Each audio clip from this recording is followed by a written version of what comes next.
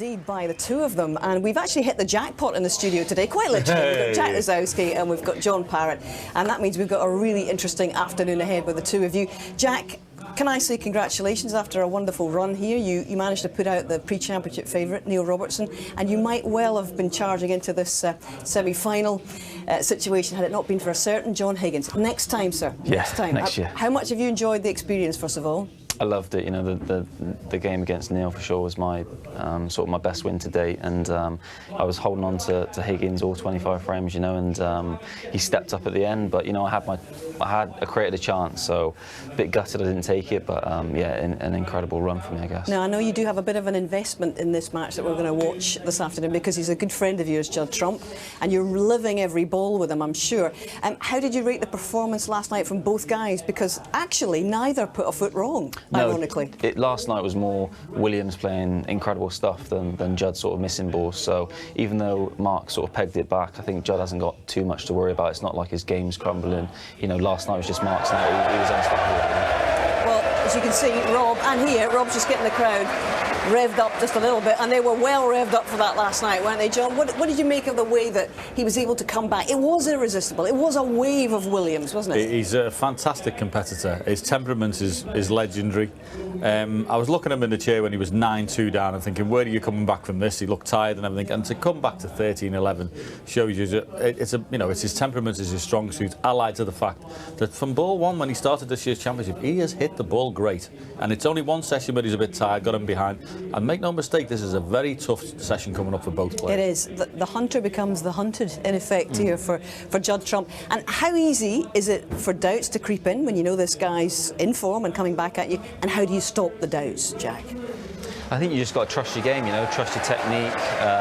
You can't really look. I think maybe the secret is not to look at the scoreboard too much. You know, if you're obviously you want to keep a lead, but then sometimes when you go behind, the pressure does sort of come off. You've got less to lose, and then you can play your best stuff. But it's just about giving every shot, every frame your best. Okay. That's what I think, anyway. All right. Well, I'm sure they'll both do that. But just to let you into how loose Mark Williams was feeling afterwards. His wife Jo posted this video last night on social media, and this is Mark. He's playing table tennis with his coach and fellow player Lee Walker here, as if not a care in the world, John. And that really is the essence of Mark Williams right there. I tell you, hope we didn't win. Lee Walker's got to be rubbish at table tennis to be big with a cue case. No, he's listen, as you say, his temperament is unbelievable. He's horizontal. He doesn't bother him. I've just walked in the practice room there before, looking at him, and I'm giggling their heads up before. You'd never think he'd come out for a semi-final World Championship. Absolutely. You know, I think I might ask Ken Doherty to demonstrate that one, Ken. Have you got the cue case handy? Yeah, I've got the cue handy, Hazel, but I'm not going to try that table tennis just using the cue. But I hear him in the practice room, Judd Trump behind me, going through his usual practice routines, looking very calm. Mark Williams was in earlier, looking very calm as well. I'll be in at the practice room doing some demos and answering some questions, so please get in touch using the usual platforms. Don't forget the hashtag BBC Snooker, and as long as not naughty snooker or break-offs, I should be okay. Well said. All right, well, let's introduce you to our commentary team this afternoon. And before I do that, I should actually let you know that there are only two guys in history who've actually managed to overturn a 6-frame deficit in a semi-final. One you've just heard from, Ken Doherty. The other, a certain Shaun Murphy, who's in our commentary box today alongside Dennis Taylor. And first of all, I'll talk to you, Shaun, in a minute about that. But first of all, Dennis, give us your perspective on what we might be in for this afternoon. Yeah, this little mini-session, the first mini-session, Hazel, is going to be unbelievable. And if Mark can carry on the way he played, I mean, his long potting was back to his brilliant best. I mean, he made 10 centuries in his first 2 matches, and he's back to his brilliant best. And the atmosphere here this afternoon is going to be unbelievable. And I think it's all about Judd's long potting. If he starts knocking the long ones, and he's been missing a few of those, but they're both playing some fantastic snooker. I can't wait for this. Absolutely. Shaun, I mentioned that situation last year in the semi-final. You know what it takes to grab hold of the momentum and keep rolling. What does it feel like, and how do you re-summon it in the next session, as Mark Williams is trying to do? Well, you get the crowd on your side, simple as that, and Mark did that yesterday, coming from 7-1 behind when they walked out yesterday morning, now just back within 2. If he can get this Crucible crowd on his side, they love to see a comeback. They could be the 12th man this afternoon. You never know. And Dennis, finally, what do you feel is the key for Judd trump today? I think the long potting, if he starts knocking the long ones in, Mark's going to have his hands full. But Mark started knocking the long ones in, and he's just a revelation. I mean, he never ceases to amaze me how he's producing the best snooker of his career at the age of 47. Fantastic. I wonder, guys, how close it's going to go today. Enjoy your afternoon. We'll be listening to every word. Thank you so much. All right, it is almost time. The gentlemen are ready. A place in the final is on the line this afternoon. Between them, they've started 6 finals in the past. Both guys know what it takes to get there. But which one of these brilliant champions will take that big step again today? Rob Walker is waiting for the final act in this semi-final. All yours, Rob. Good afternoon, ladies and gentlemen. Welcome to what could be one of the greatest sessions of semi-final snooker we have ever seen at the Crucible. 2 of the most decorated players in history, and only one of them is returning for tomorrow's Betfred World Snooker Championship final. What a match and what a backdrop. It's showtime in Sheffield.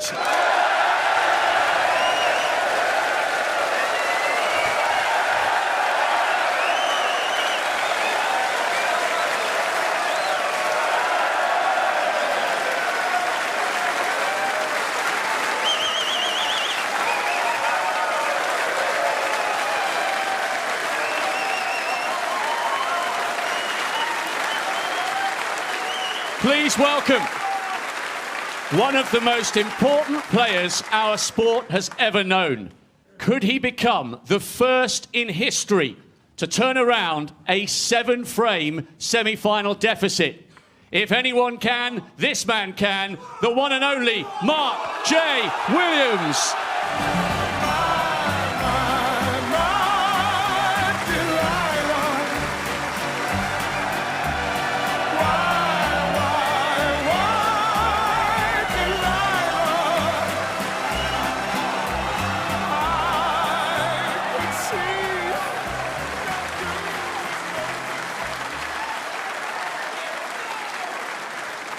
And his opponent, the outstanding performer of the last 3 years.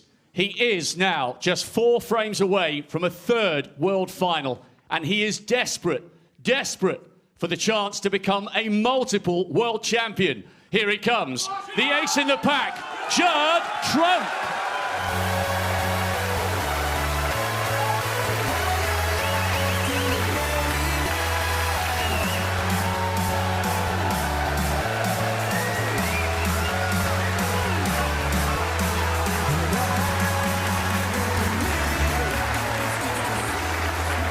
So the stage is set. A possible 9 more frames to play today in the race to reach 17. Let's share one of the great afternoons in any sporting year. Semi-final Saturday afternoon at the Crucible with Shaun and Dennis. All yours, guys. Thank you very much, Hazel. Smiles all around from both players. Standing ovation before this Thank you. Frame final 25. session. Judd Trump to break.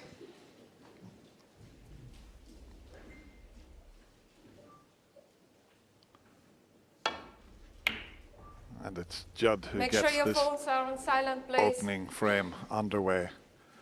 What an atmosphere, Shaun. Good afternoon, Dennis. Good afternoon, everybody. What a reception these 2 players just received from this magnificent Crucible crowd. And what a match they've served up to us so far. Credit must be given to Mark Williams, particularly for last night's session. Played very, very well to get back within 2 frames. Judd made century breaks in the 2 frames he won, so it wasn't as if he played badly.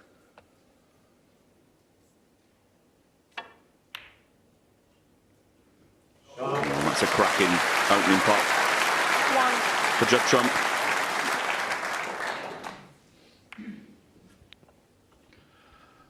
Not a bad way to start. It'd be interesting to see if he's going to play one of his special positional shots here. He certainly is. That's a cracker. Made that look very easy. 4. But he makes some shots that other players just can't. It's amazing sometimes.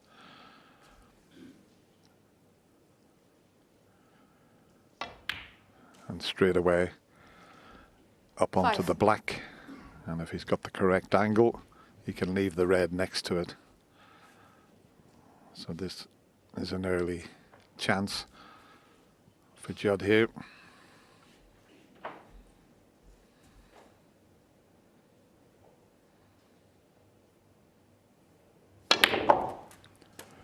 Hadn't quite got the angle to get back onto that red.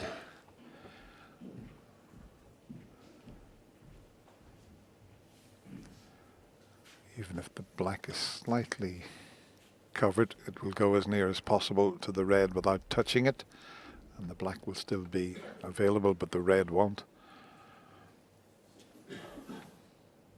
Well, the red might still be available into the left corner.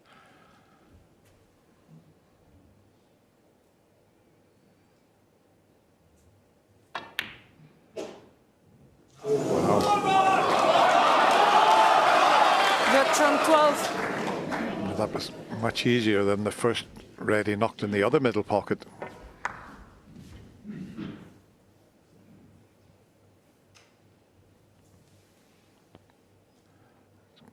Got to get all the way back for the blue here.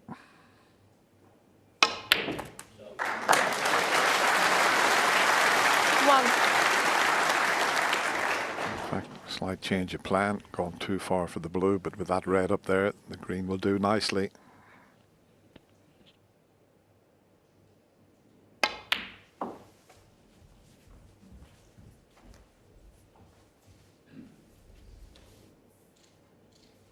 Four.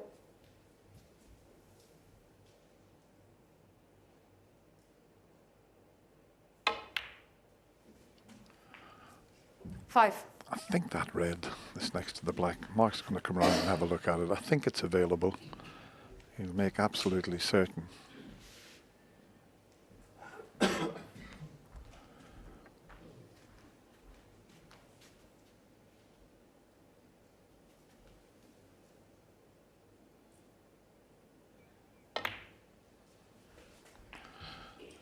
definitely pots, which will clear the black spot area. 10.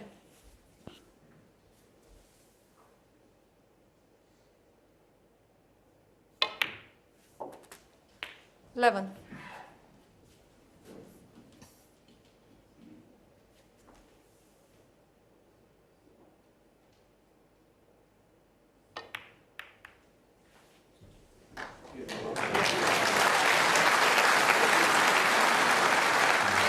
Trademark Mark Williams shot where he just floats the ball into the pocket.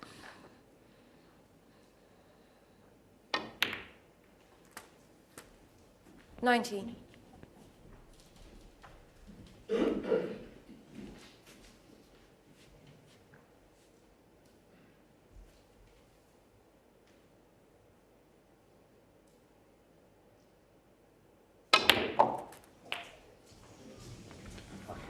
Absolutely massive, massive kick. That's one of the biggest we've seen in the whole tournament. Took all the pace out of the cue ball. Watch the balls jump. Not Mark's fault at all, that. Extra debris on the table. Creates more friction. And we see the balls bounce. So, barring a miracle recovery red, that could be it for Mark Williams for this visit. If that red passes the blue into the yellow pocket, I'm sure he'll take it on.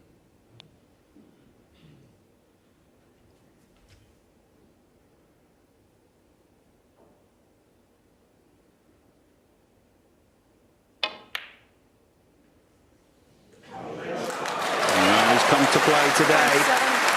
By the looks of things, he's here, he means business.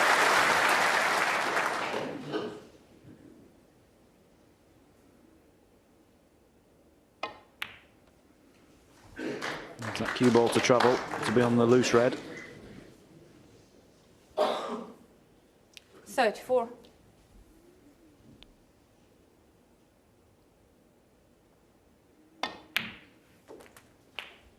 35. And now we'll have to play a cannon into the cluster of reds. Goes without saying, the most important part here is don't forget about the pot. I think he's unlucky. 42. Very unfortunate there.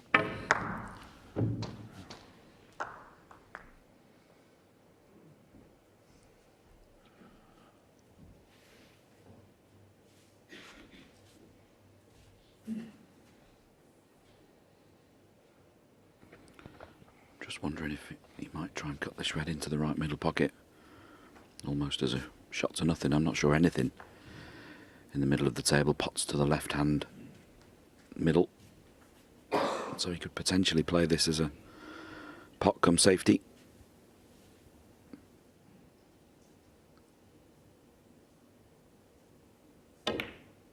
Yeah, he did try and pot it. Just on the near jaw, as you see. He has left that red. Mark Sent the Williams, cue ball too far. 42. He's left the red to the left middle. Man, that was very difficult. Thought a good safety shot there might have been the order of the day.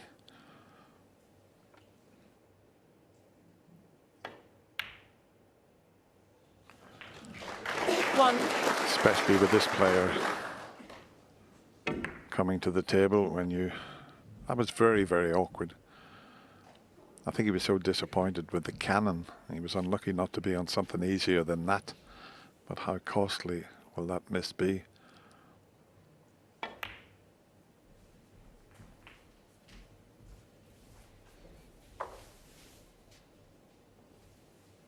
Six.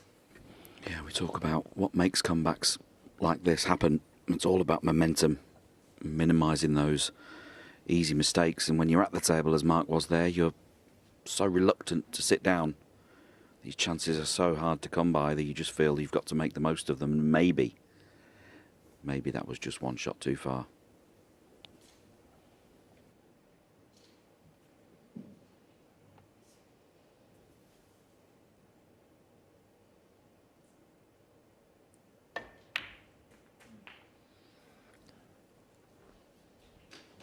Seven.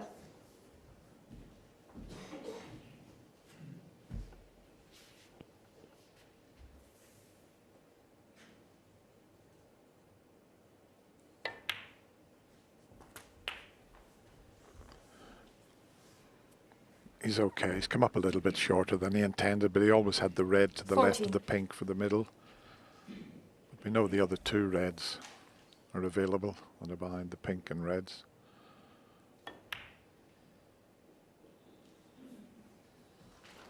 Fifteen.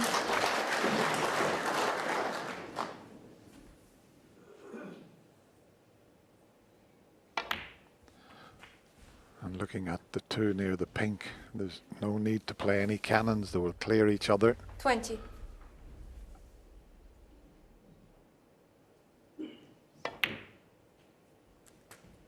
$21.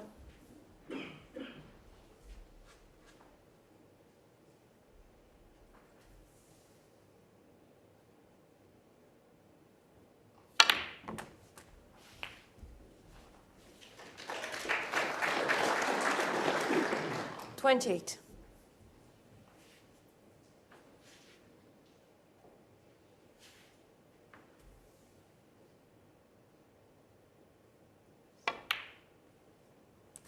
$29.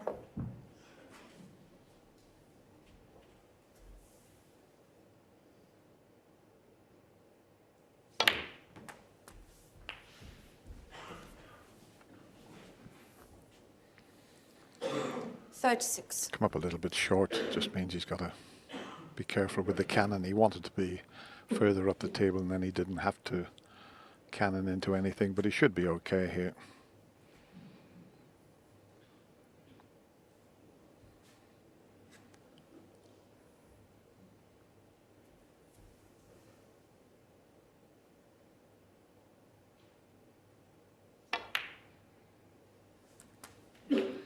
$37. It's a delicate little one now into the middle pocket.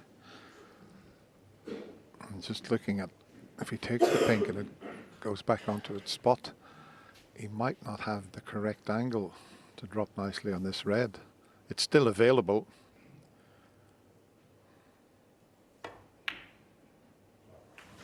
And he's played it well.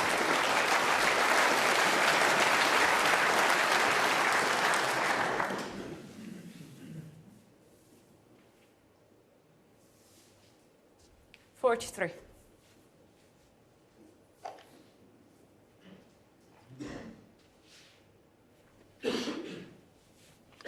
He's just checking.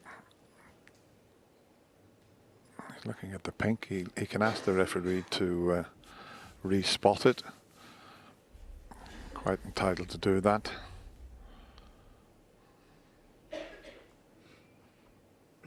And that's a bit tight. He might need a little trace of side to create the angle.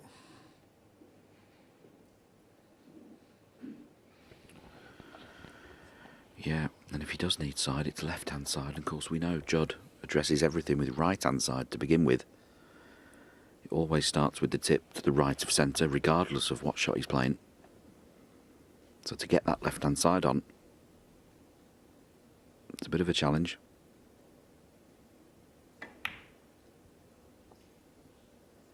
It just crept in the near jaw.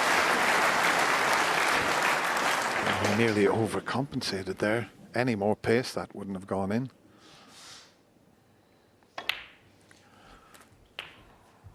So that one mistake from Mark is proving very costly.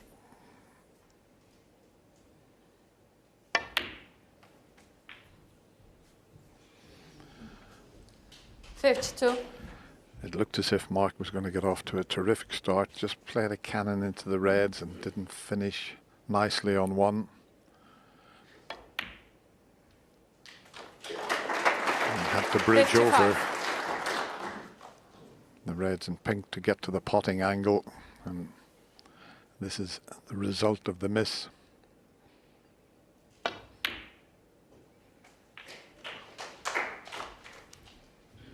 $59.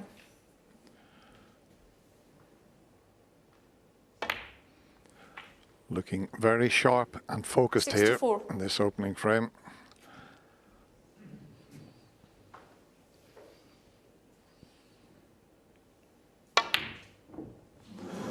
Doesn't matter about missing the pink with his right hand. It's the start that Judd was after. Mark had his chance there, but it's Judd Trump who takes this opening frame of this session, and he now leads 14-11. And I wonder how important to stifle the momentum from last night of Mark Williams that was from Judd. Yeah, massive first frame, and it wasn't that easy a break at the end. You know, the last red's just gone in off the near knuckle. I think it was just the pace that kept it in, and you know, that'll settle him nicely, and got another free frame of lead, so a little bit more space to breathe, I guess. Yes, absolutely. Maybe Mark too aggressive. That was the consensus in the commentary box with that, that red. We know the game's changed, and basically players now saying if there's a chance coming, I'm going for it. But sometimes there's just pushing the boat as a little too far. Mark's been unlucky, and sometimes you almost feel like you should be on it. But you've got a position here before he plays the shot. We're going to watch it. Look at he can clip this red onto the side cushion, very thin. Put it there as an insurance policy against the clearance. Stick the white in the balk area. Got a nice 42-point lead. Wait for a better chance than this. This is a very high tariff shot he's playing into a blind pocket. And of course he carries on and misses it and loses the frame off it. So as an opening frame, when it was so important to get right one behind, was that just a little bit too much? We shall see. Did you speak to Judd this morning? I know you saw him in the practice area. See him in the practice table, yeah. No, I saw him last night with the lads when I had some food with them, but yeah, I can't say we spoke about snooker at all, but yeah, all in good spirits anyway. Did he seem calm? Yeah, he seemed calm. I think he knew Williams just played really well. Okay. Well, I wonder how calm he's feeling now, because he's managed to eke out that three-frame advantage. Mark Williams, the break. Mark Williams to break.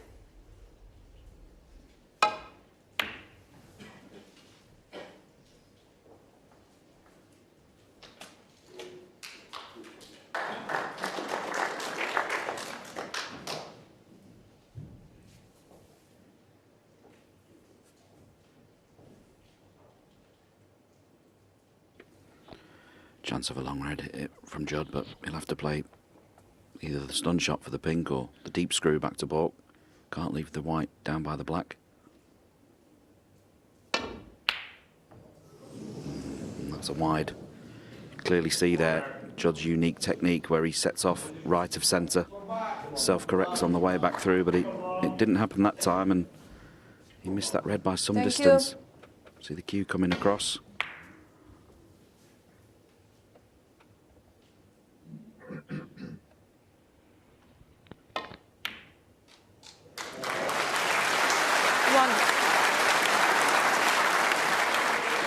That might just give Mark a little bit of encouragement, seeing Judd miss that long pot by such a margin.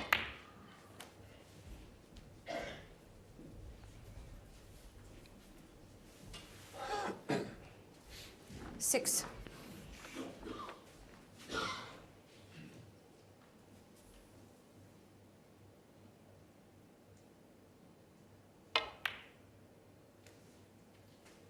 Seven.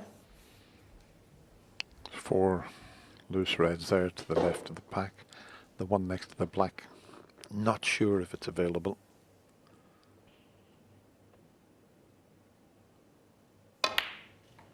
Well, that tells you it is, and look at this shot.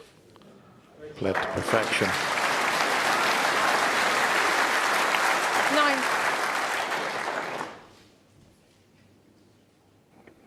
A good example there for anyone trying to learn how to break build. If you're going to go towards a cushion, use it and come off it back into play.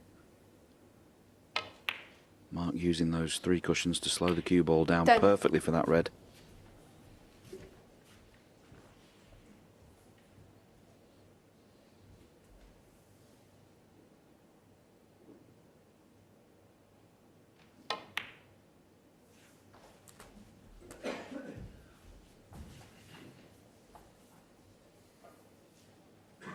$17.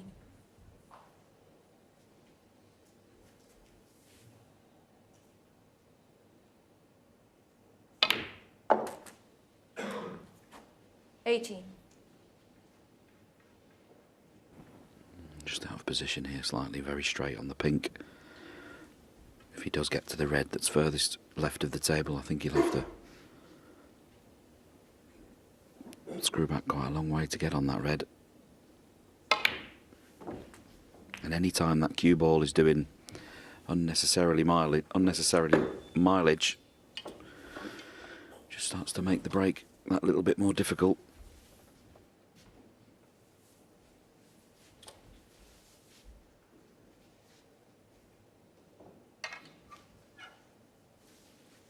$24.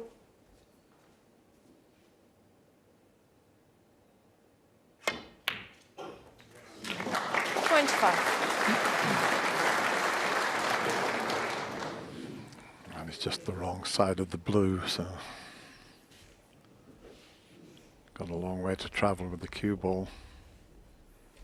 Don't think the 2 reds are nowhere near a plant to the left corner. Well, this is a brave shot. He's going to take the brown on. He had a quick glance to see if one of those 2 reds will pass the pink into the right corner. This is a very brave shot here.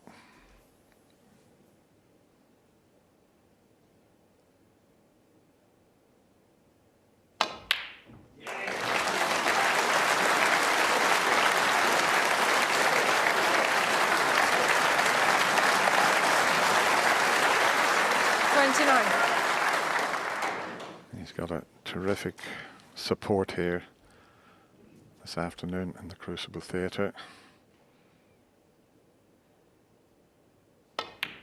Great shot. 30. Once again, looks to be straight on the blue, but that loose red shouldn't be a problem. But imperative he gets a good angle 35. on the black or the blue, depending on how he feels. Much easier to hold for the black. 36. The pack better to go into from the blue, but this is an early key shot in this frame.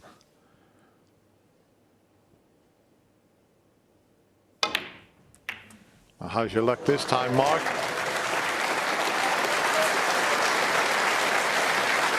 43. A lot better. There's a gap through to a pot here.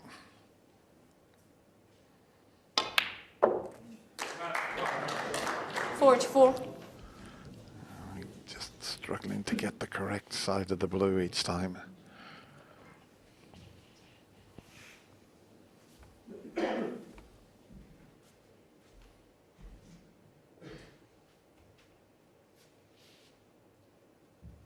He does play with an incredibly hard tip, Mark Williams. It's harder than any I've ever seen. You can hear it when he strikes the cue ball. It sounds hard.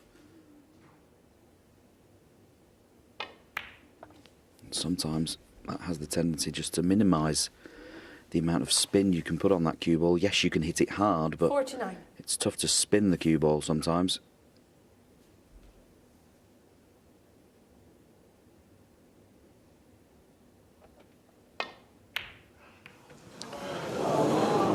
Wow. Where did that come from? Mark Williams, 49. Just shows you the importance of getting the correct side of the blue, but I didn't see this coming. He had every chance of winning the opening frame. He was in there to win this second frame.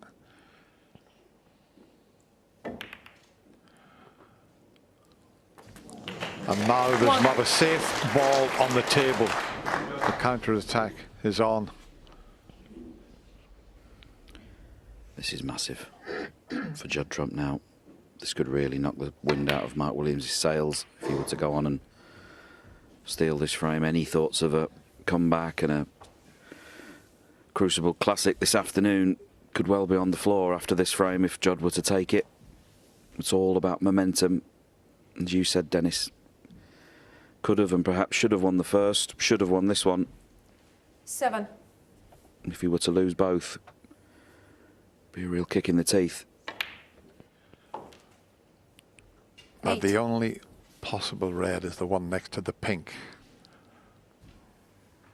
Could prevent Judd from clearing up here. But you'd think there wouldn't be a problem bringing that into play whenever he needs it. 13.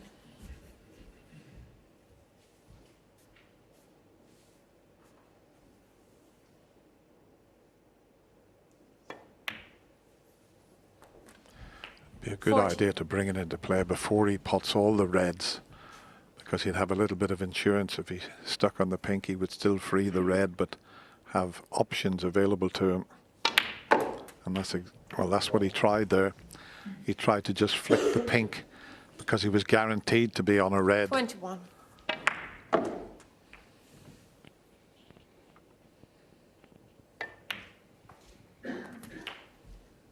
22.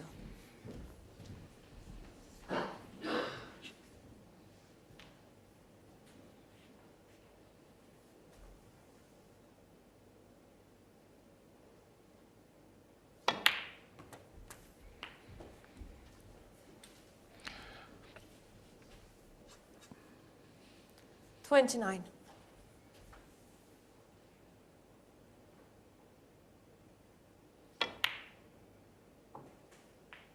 30. Oh, he wanted to leave an angle on the blue to be able to maybe just cannon the pink and red into the open, but he's dead straight, so he's only going to get one chance to bring that difficult red into play. So you can see there, dead straight on the blue.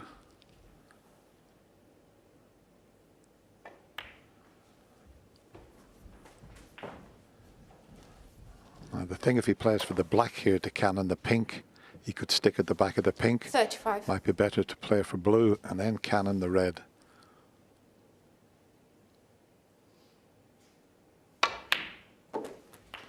So he's got the one chance to bring that red into play.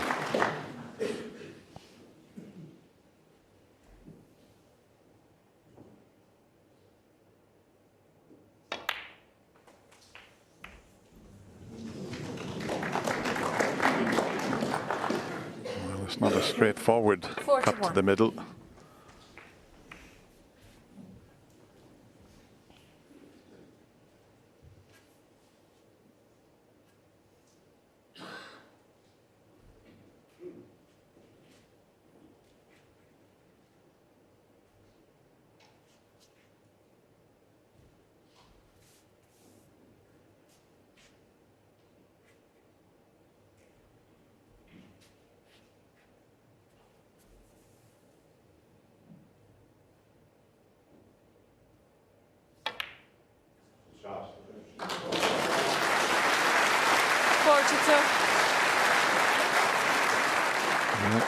Very good red, but not an ideal position.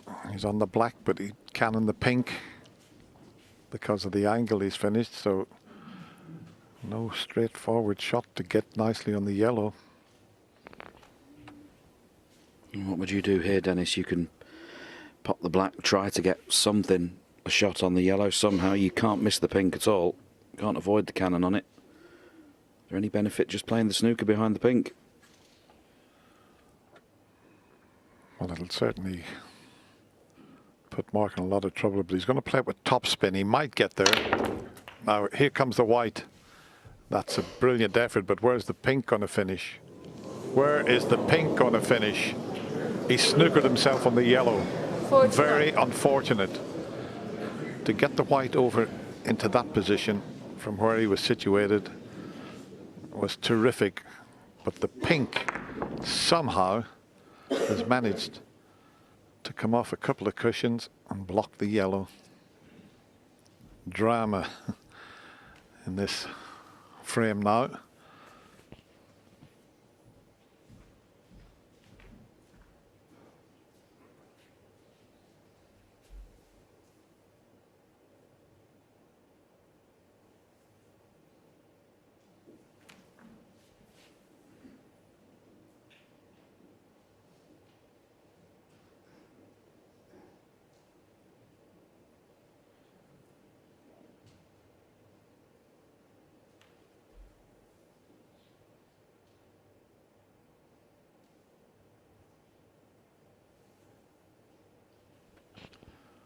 Not that easy to play a telling safety shot, the way they finished up.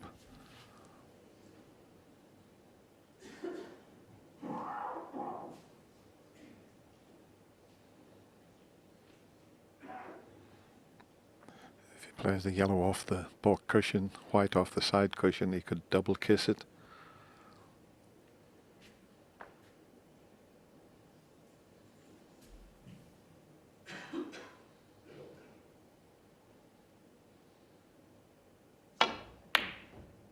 And he's got the double kiss. Is he going to be fortunate?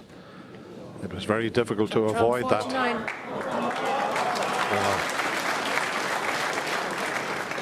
What a shot Mark William is faced with here.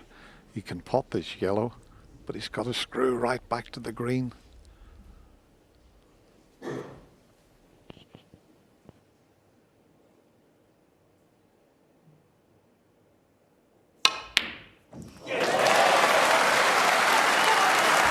That's a fabulous pot on the yellow, screwing back for the green.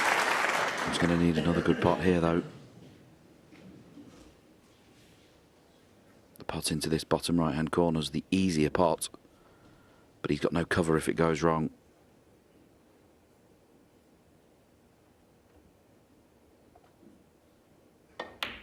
He played it all out.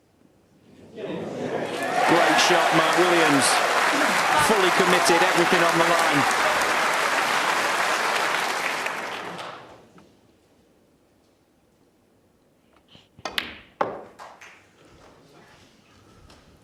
Nine.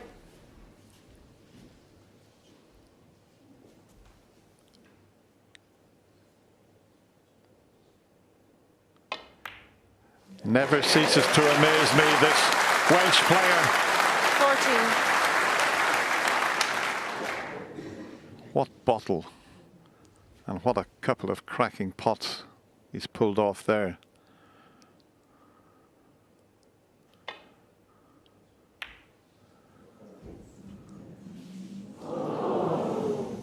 Mark Williams, Judd. 14. Well, I think he'll come back to the table, but he needs one snooker.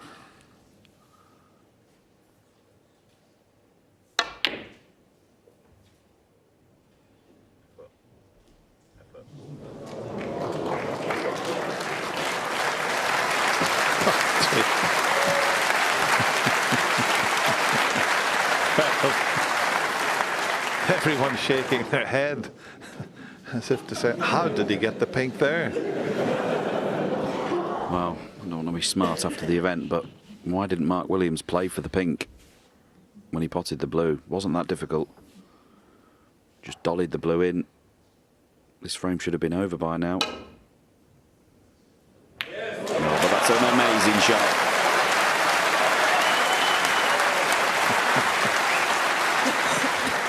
That escape, he had so much side on that to create the angle. A little bit too thin this time. So Judd's got to try and get the snooker and keep the pink safe also. Mark going to double this pink up into the right corner pocket.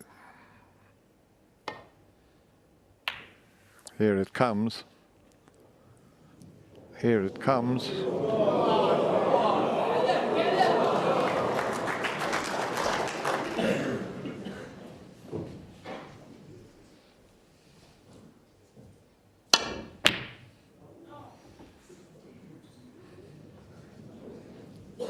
What about that for a safety shot?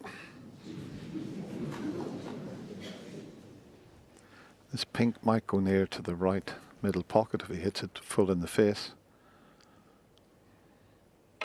But he's just tickling it over the pocket.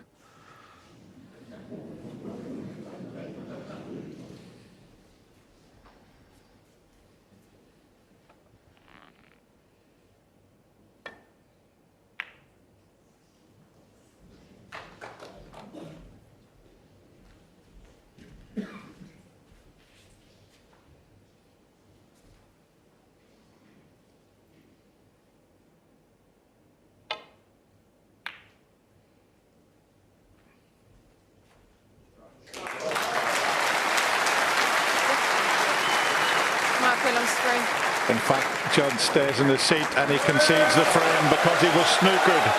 And what a frame the Welsh potting machine has pulled off there. And he closes the gap again to just 2 frames. It's 14-12. Well, every frame's a 3-part drama at the moment, isn't it? We're living every ball in here, and you've got to see there was so much to talk about in that one. But Jack, from Judd's point of view, snookering himself was the kind of undoing of that frame from his point of view, wasn't it? Yeah, he just needed a few more shots, pots. He's playing the black here with a load of right-hand side, so the white's coming off the cushion. It's going to check over, get closer to the yellow, and then, you know, you just can't account for that. The pink's gone, banging's pretty much the worst place. Very unlucky, and then he played a safety shot and double kissed the yellow. But the way Williams took these 2 shots, John, I wonder what it tells us about how he's feeling about things out there. I think he's still got his nerve, don't you? And he's got one heck of a cue action. That's a beautiful, almost too good with that strike. And then, look, you've got to play the green and you've got to play it the correct way, which is how he does it. So he's played it at a nice pace, even pace, straight in the middle of the pocket from the angle, never touched the jaw. Fantastic, but I have to say, Judd was cursed there. He was absolutely cursed, because that was a fabulous shot to get up to the yellow, and for the pink to come round and go right in the line of it. Very unlucky. It's interesting, we're now back where we were, the 2-frame gap, and Shaun Murphy made a good point about getting the momentum and getting the crowd on your side. Everybody loves an underdog at the Crucible. Everybody wants to see it go close, and I guess when you're out there, Jack, you felt that too. You can't take it personally, can you? No, there's something about the crowd here. They want to see the games go close. You know, I felt it, and it definitely helps. But you know, you can feel like they're making a little bit more noise when Mark's sort of winning the frame. Everyone likes a close game. Yeah, I also think they love Mark Williams. Full stop. I mean, what's not to like about him? I think they've seen him over the years. They do him, you know, under the arm with the cue shots, and he's just got a lovely personality and way about him. He's got a good sense of humour. he's very likeable. I think that's why they like him. Yep, indeed. And I think even 4 years ago when he and John Higgins were in that final, there was a sort of air of nostalgia about it. Perhaps, maybe, will we ever see this sort of thing again? How wrong we were. He's right in the thick of it as we go back to frame 27. Judd Trump to break.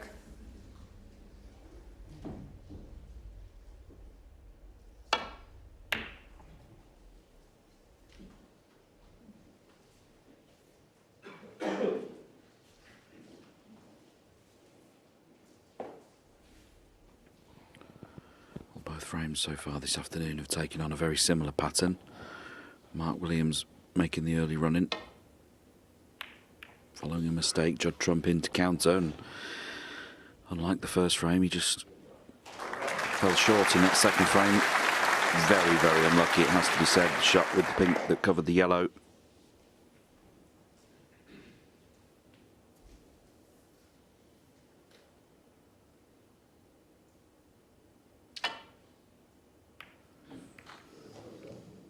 The cue ball's running loose. If it comes much further down the table, Mark Williams might be interested in this red left of the pink.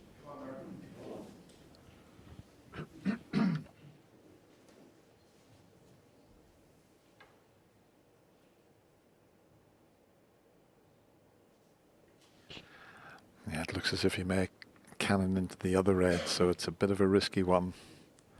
If it was a slightly better angle and he wasn't cannoning the red, I'm sure he would take it on. He's still thinking about it.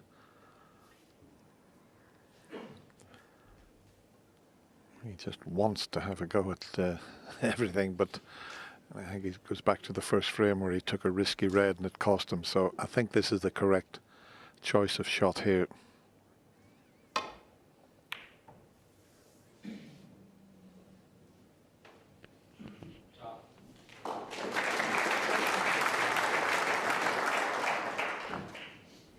Yeah, there's a very, very fine line between playing to the crowd, trying to play the entertaining shot, get the crowd on your side, using that momentum in making the comeback and throwing your opponent a lifeline. And I think that shot there from Mark Williams was the correct one.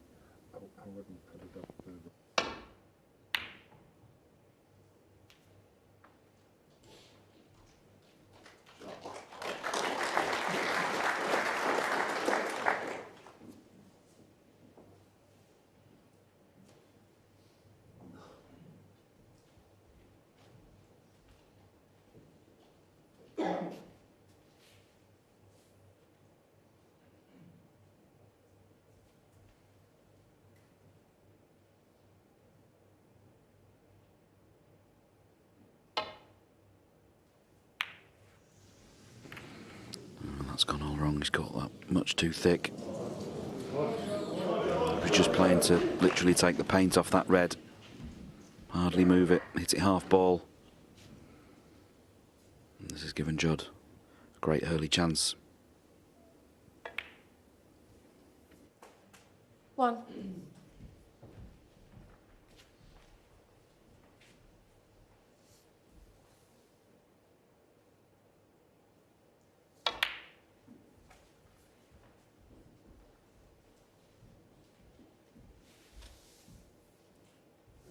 Four.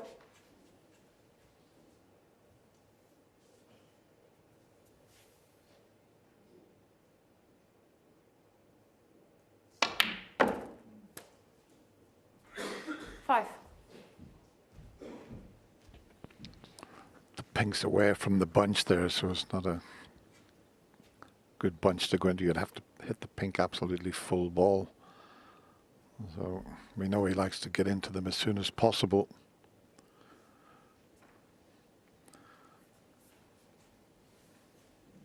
Just a little insect on the table there.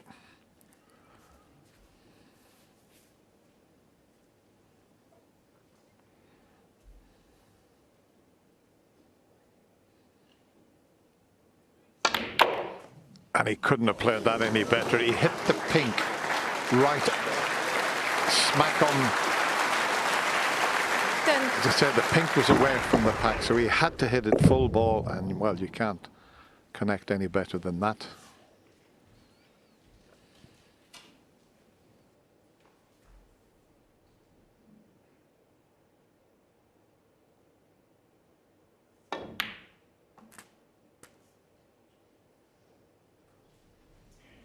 11. Both players struggling this afternoon getting top side of the blue.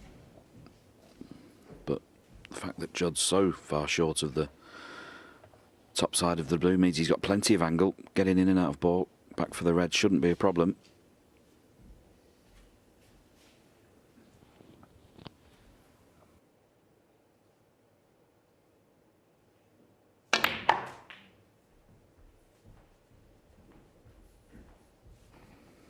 Doesn't want that cue ball in behind the pink. Caused him a few problems in the previous frame. 16. Now he's looking a little bit crestfallen about that shot. I think he was playing for the 3 reds underneath the pink into this bottom right-hand corner pocket, and the cue ball took the wrong line and was short. I don't think that red to the left of the 3 stuck together under the pink spot is available. And this is very missable.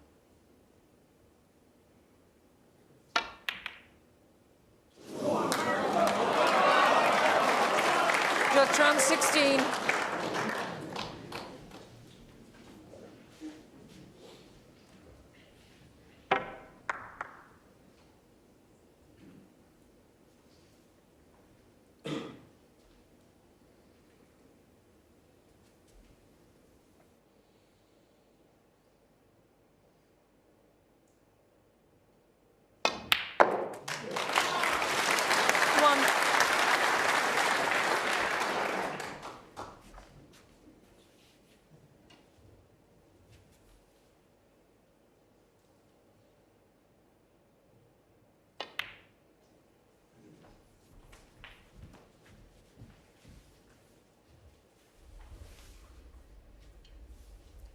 Seven.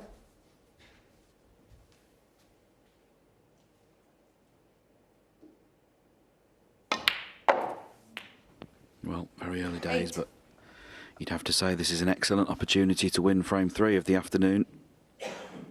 Doesn't need to worry about the 2 reds underneath the black. He doesn't need those. He can win with the others. He'd love to move that red from the left-hand corner pocket. That's blocking the path of the black into that pocket.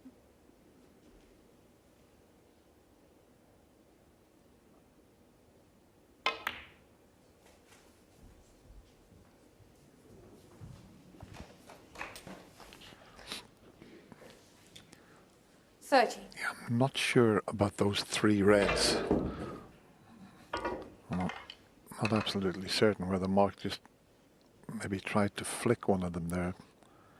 He can get up for the blue off this again. Well, he can hold it with the spider, well held. 14. Just those 3 reds to the left of the pink. Not sure which of them are available. He's got the 2 open there, as you can see.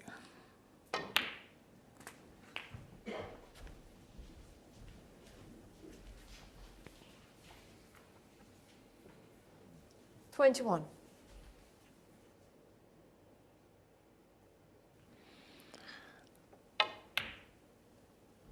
Yeah, you can see those 22. 3 reds are just blocking each other. The right one will go to the right middle pocket, but not into this corner.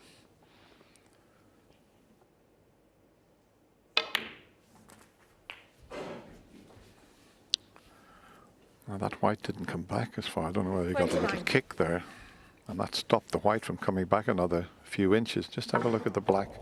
Just jump slightly. So instead of taking the end of the 3 reds, he's going to take the other one now.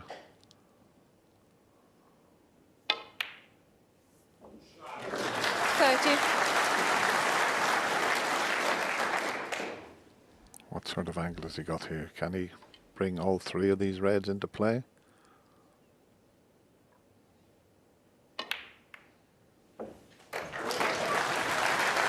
He's okay the way he's walking around the table. He can get through to the one that's going to be closest to the pink. 36.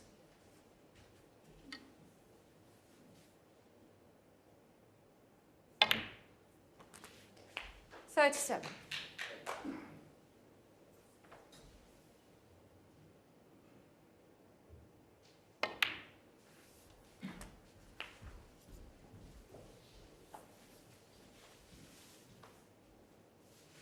43. 27-point lead. If he takes these reds in open play, he won't need to worry about the two behind the black, as was mentioned earlier. 44.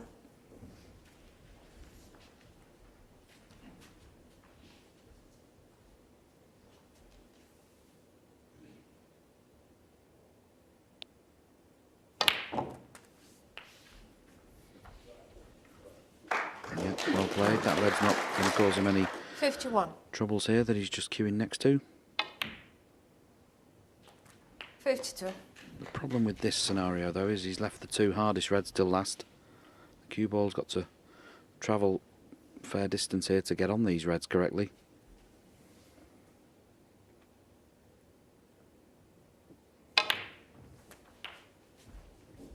.43 the difference now. So if he pops a red and a black here, 59. Judd will be able to tie. He'd love to get that red that's over on the left-hand side of the table in the pocket as well, to pretty much secure this frame.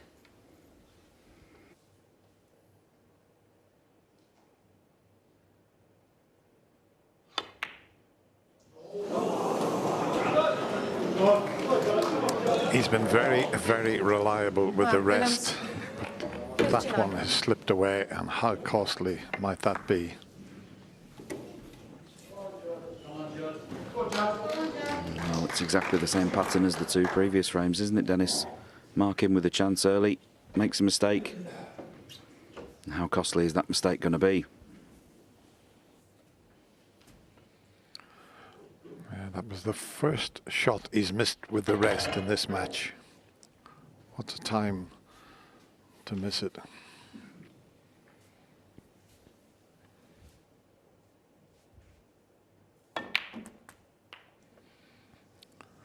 Oh, trying to make sure he got a good angle on the black to bring the two reds out. He's overdone it. Change of plan.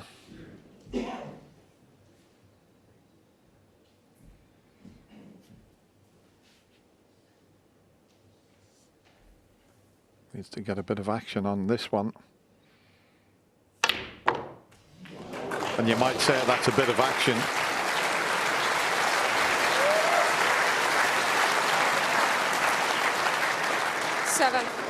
Some of these shots, he makes them look so easy. But it's still a cut back into a blind pocket. He can't see the pocket in his eye line. And that's the problem there. Always tricky little shots when you're cutting them back. Thank you. Having to swerve it shouldn't be a problem.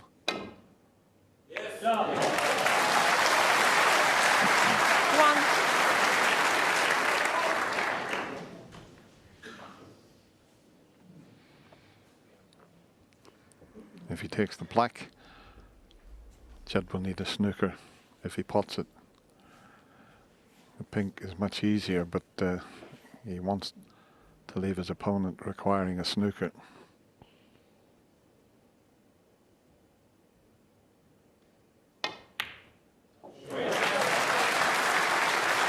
Well, I think he may have snookered himself here.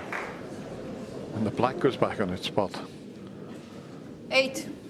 Wow. It's not easy. You can go past the yellow off the side cushion. But he did play a shot earlier with so much side to escape from a snooker. He's got to do it again. You watch the amount of side and swerve inside to get the angle, to get to the reds. Has he got enough on it? He sure has.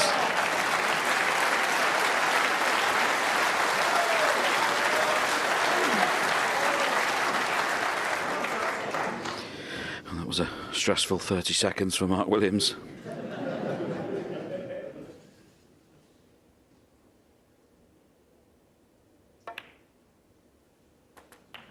And now what level of stress is he going to put himself through here as Judd Trump mounts the comeback, looking for that one snooker? Colours all on their spots.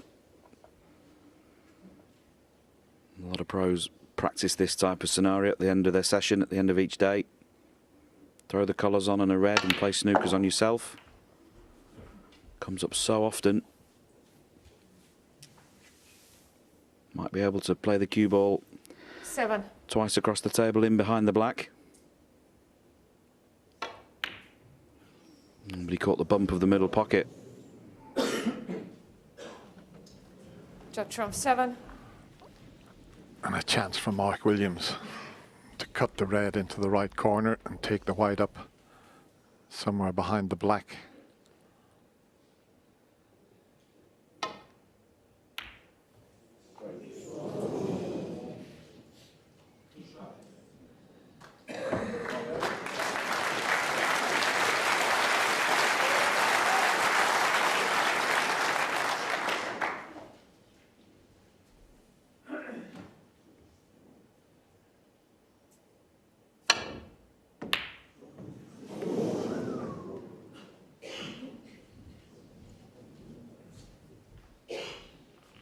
He had to play that at that pace to get the side on it to escape from the snooker.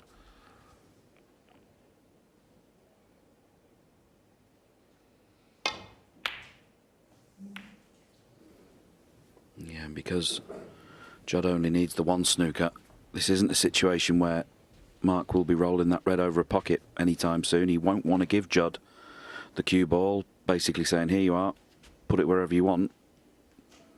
And so the old-fashioned method was always, when your opponent needs snookers, play snookers on them yourself.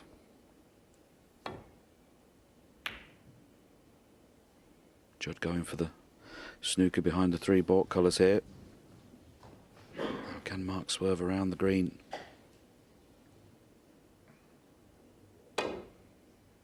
He could. And has he got the snooker back?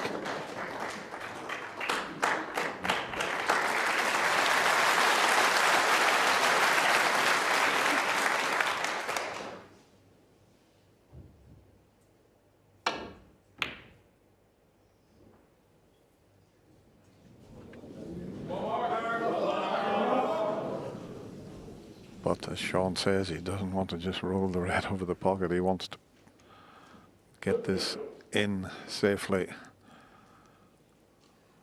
But it's not easy.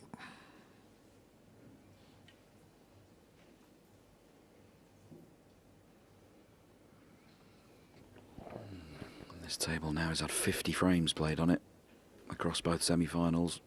The cloth will have worn a lot since it's been here for a couple of days. These cushions will be playing tight down the rails into the pocket, so this isn't an easy pot at all if he goes for it.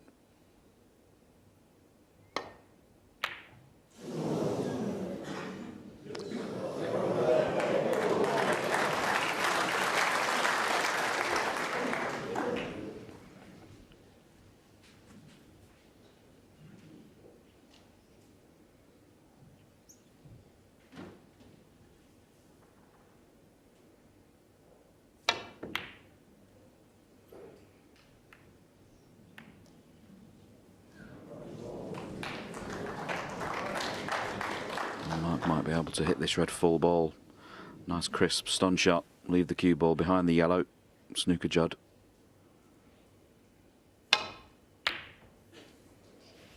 Red's running loose. I think he's okay.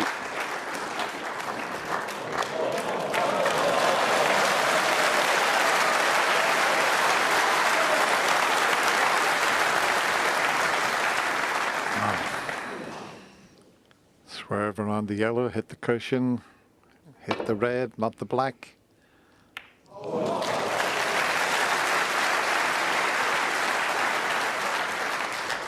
This crowd this afternoon have really got involved in this match, and why wouldn't they? Fascinating semi-final this.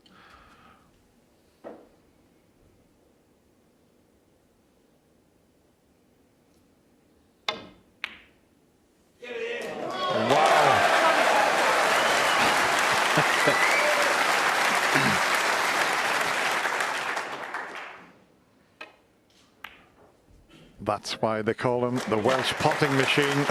That was some pot. 6.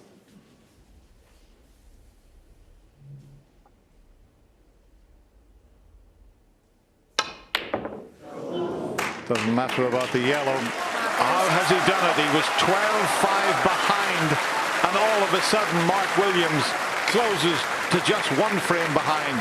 It's 14-13 to Judd Trump. Yep, you're absolutely right, Dennis. 7-1 and 9-2 down. There's just one in it. And Jack, you were saying this has got a decider written all over it. Yeah, I think it looks like it could definitely be that way. You know, the way Mark's just sticking with him, and what is it now? 1 frame in it. So what is it basically? Best of 5. Mark needs to sort of win 4. Yeah, it's I think it's going down to the crunch. I think it's going all the way. What do you think, John? You may be right. Mark Williams has been in early, a couple of the frames, hasn't quite seen it off. What was a little worrying was Judd came in with a really good chance there in the last frame and he lost the cue ball. Very unusual, didn't get up past the blue, played a blue in and out of book, so I thought, oh, the 3 reds, they must be potable. And when he comes to the table, there's nothing there. So he actually ended up with the cue ball and in no man's land, not like him at all, and he'd be kicking himself if he let that chance go begging.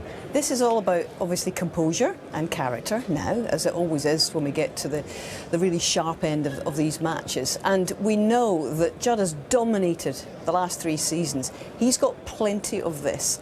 How sorely have you seen him tested in matches over the last few years, and what do you think gets him over the line, Jack?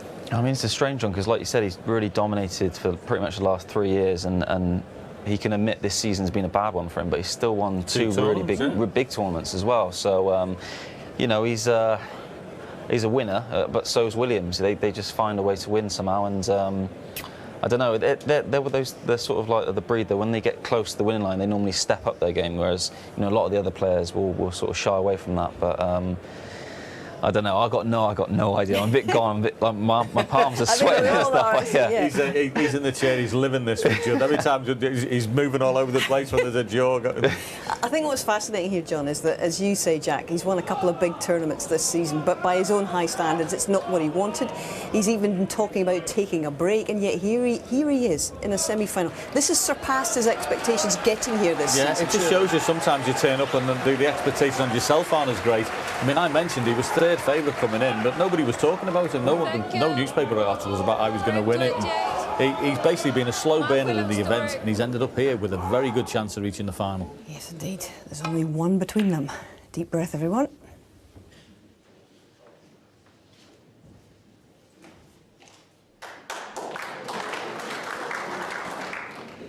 Wow. Mark Williams will be putting everything he's got into winning this frame. He hasn't been this close in the match since the 1st frame.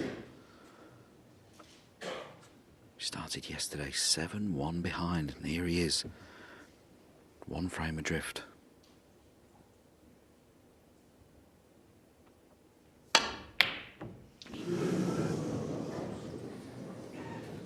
I mean, Judd, when he gets in amongst the balls, is fantastic, but his long pots haven't been coming off.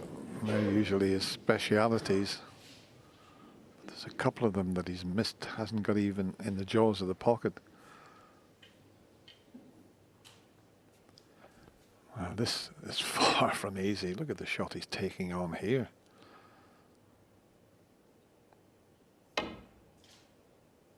Unbelievable. 1. Amazing. Bridging over the green, and he drops it in dead weight for the black. I can't tell you how difficult that shot was.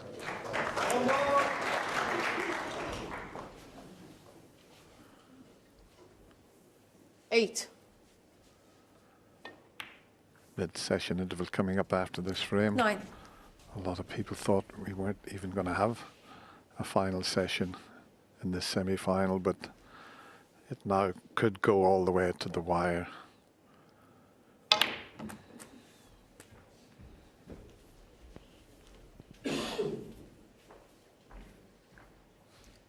$16.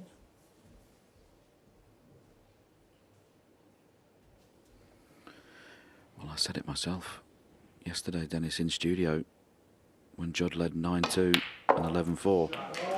It looked like it was a bit of a procession, not just to the finish line, but to win with a session to spare. But hasn't Mark Williams dug this out from his boots to get back into this match? And if he were to go ahead and win this match, it would have to be up there with one of the best comebacks of all 22. time we've seen at the Crucible.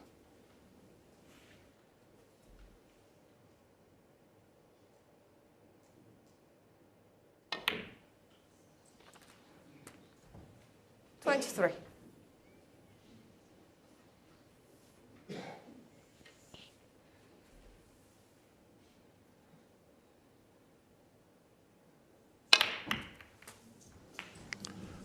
No. Well, I say no. He might just be okay for the 30. middle pocket. Played it well enough. He thought it would knock one of the reds on for the left corner, but he's got it for the middle. Delicate little one. A delicate little one, and it's right in the heart of the pocket.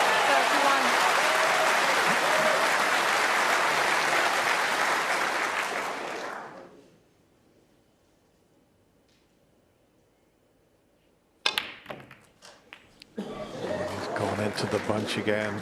I think there might be one. 38. That's tight. The one, yeah, that looks as if it will pot.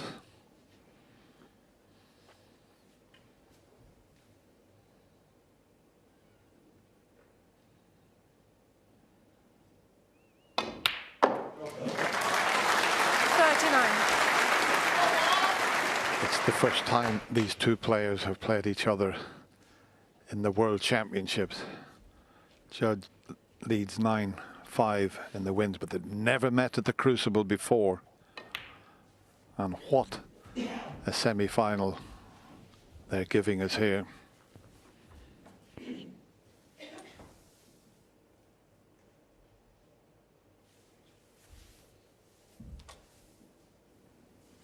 This amazing venue that's seen so many great matches over the years. So many thrills, comebacks, late night finishes. They've all happened here. Mark just needs to be careful of that red 45. that he's queuing over. It's underneath his cue. Referee keeping a close eye.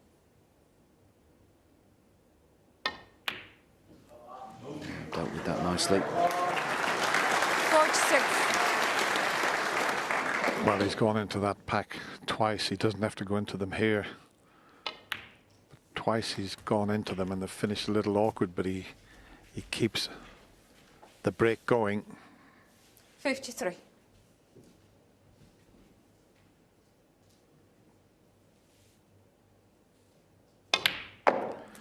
And this 54. is the shot coming up here. 54 in front. If he gets the cannon correctly, we could be all square.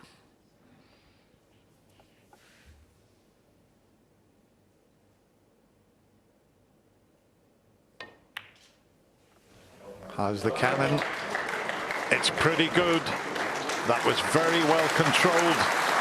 Didn't 61. crash into them. It was a tough cutback on the black. Played to perfection. Well, this is amazing, Shaun. 62. So I don't know anyone else who would have played that cannon like Mark Williams. The finesse of a surgeon.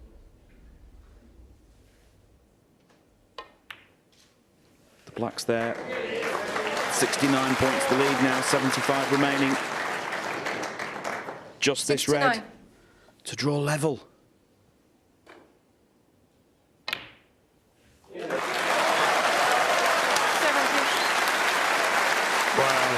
His wife Jo there, who supports her husband so much, she must be so proud of this fight back here. Well, she's seen it all before, but this is something very special we're all witnessing here.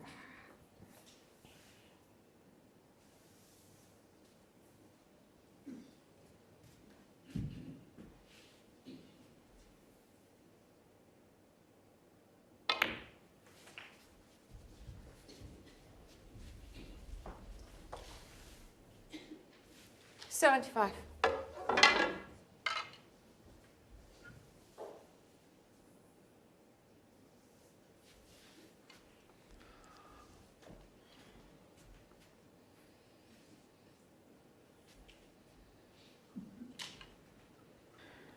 Yeah, He's just concerned here about knocking the pink in.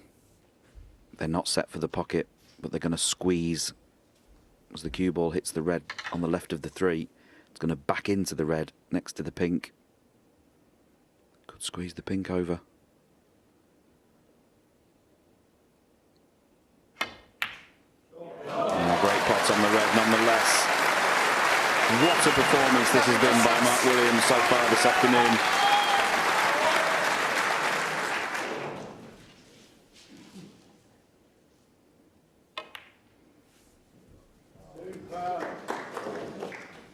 But for that mistake in the first frame, 83. could have won all 4. 84.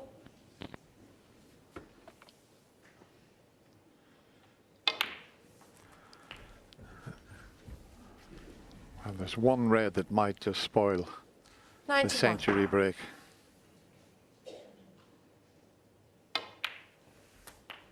$92. And in fact, he doesn't need the difficult red. He only needs the easy red. But what a way to go to the mid-session interval.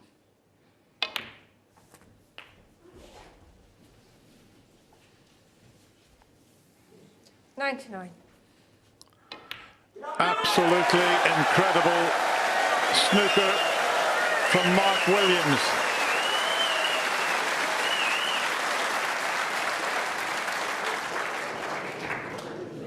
And if the double goes in, that'll bring the house down. 105.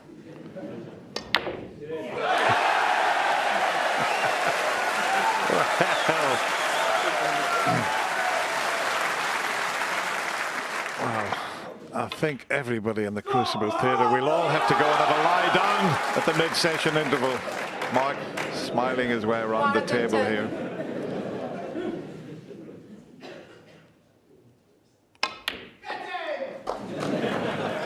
They'll be shouting out on the shot. Judd will go to the mid-session interval, compose himself.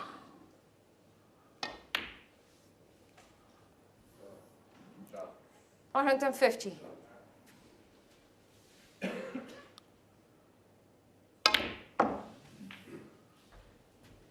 $119.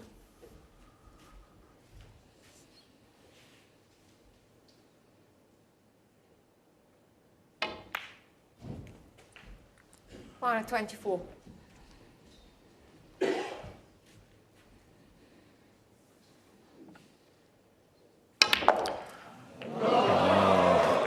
One of Judd's exhibition shots to finish off with there.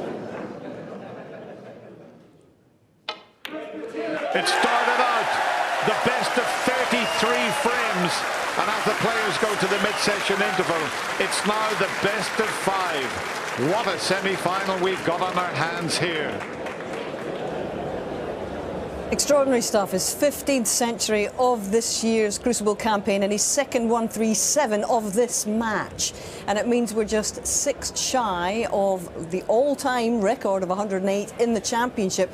And Mark himself is only 1 shy of Stephen Hendry's total of 16. That was the best ever made in one championship a few years back, guys. This is truly astonishing stuff, isn't it? What fortitude.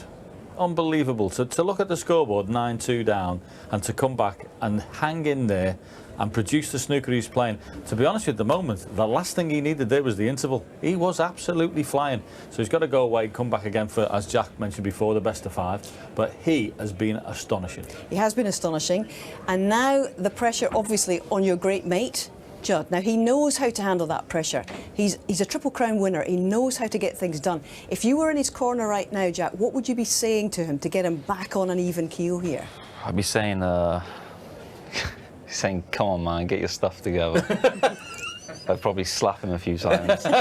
No, it's the best of 5. Mark's played great to come back at him, you know. He's had a few chances here and there, missing a few long pots. So I'd just chill him out 5 minutes and then practice for 10 minutes, get your cueing back, hit a few long ones. But yeah, Mark's just playing incredible stuff. You know, the way he's making these breaks, he splits the balls and he doesn't even hit the ball hard. You know, he's like don't know if there's something in this rock hard tip. I might have to try it, but he's just, I don't know, it's beautiful. It is amazing to watch. And in fact, Jack, when he was in here after one of his earlier victories, I think it was against Jackson Page, he came in and he actually talked about the fact that he and Lee Walker have worked very consciously at trying to strike the ball just that little bit harder, because he's watched people like you do this in the game now, and he thinks that that's the way possibly to increase his longevity in the game. I think that may be something. I also think that you saw from the opening red that he knocked in the last frame. I think he's just decided he's going out on his terms. He's going to play the game on his terms. He's going to attack the table. It either goes in or it doesn't. But one thing he's not going to do is shy away from anything.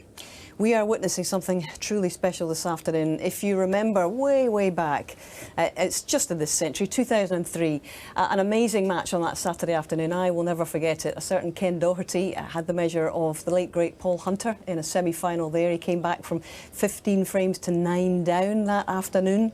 Ken, you remember it very well. An astonishing situation, that one, and that goes down as one of the great games. And do you think we're witnessing something similar today? Absolutely, Hazel. Yeah, it brings a lot of memories back. But, you know, Mark Williams has done tremendously well. As John said, probably the interval has come at a bad time because he has so much momentum with him. And what you can't do is look at the winning line. You just take each frame as they come along, and you've got to play each frame as almost like it's the last one. And I think that's what sort of kept me going. But what a shot Mark Williams played in that last frame. Have a look at this shot. He's bridging over the green. He has a long red, and what he does, he keeps his head down, concentrating on the shot, keeping nice and still.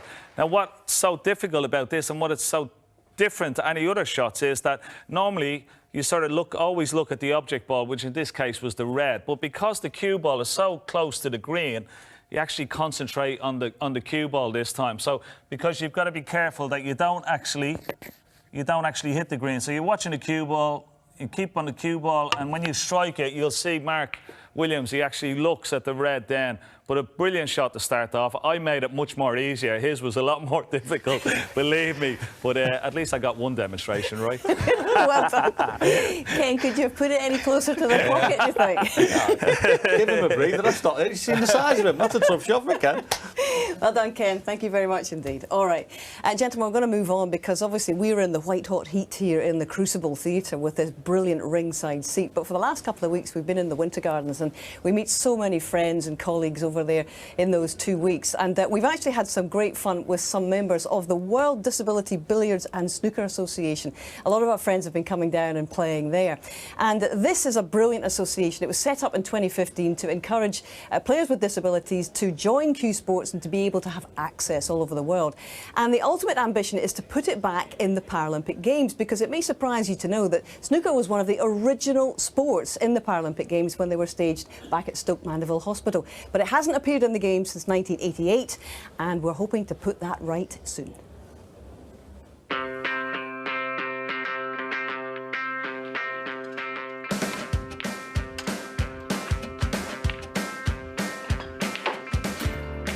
This is our first full disability snooker event since returning from lockdown.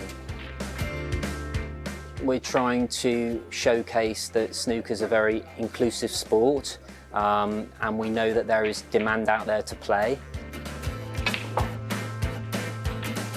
It's a really crazy time to get involved, because obviously before COVID we had so many good ideas and things going forward. We've obviously stopped a little bit in our tracks, but we're looking to go abroad again. We've got some really exciting things moving forward from it. We've even got a lot more players now as well. I mean, this is up to 80 odd people entering this tournament, which is a record for World Disability Snooker.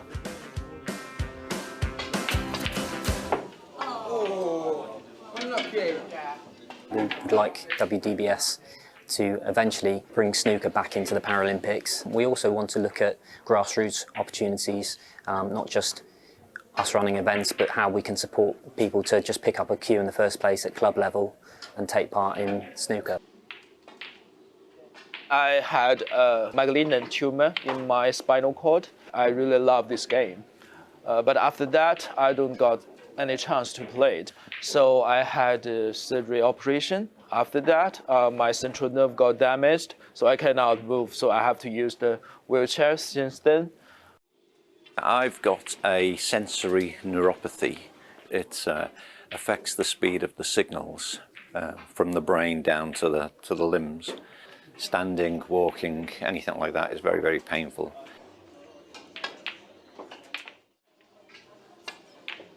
It's really, really good, yeah. I really like it because I like watching the balls. I like the atmosphere here, and it's really nice. Like, we're like, everyone likes to play in that.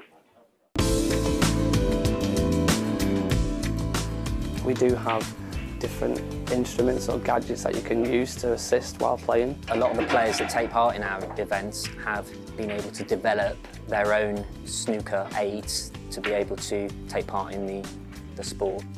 Steve Davis was one of the first to bring out this little attachment to go onto a rest years ago, but I've seen quite a few. I think it's amazing what people can do with all the different gadgets and things. I think the way they run it, they've got the refs here, everyone's dressed up. I'm the most underdressed person in the room.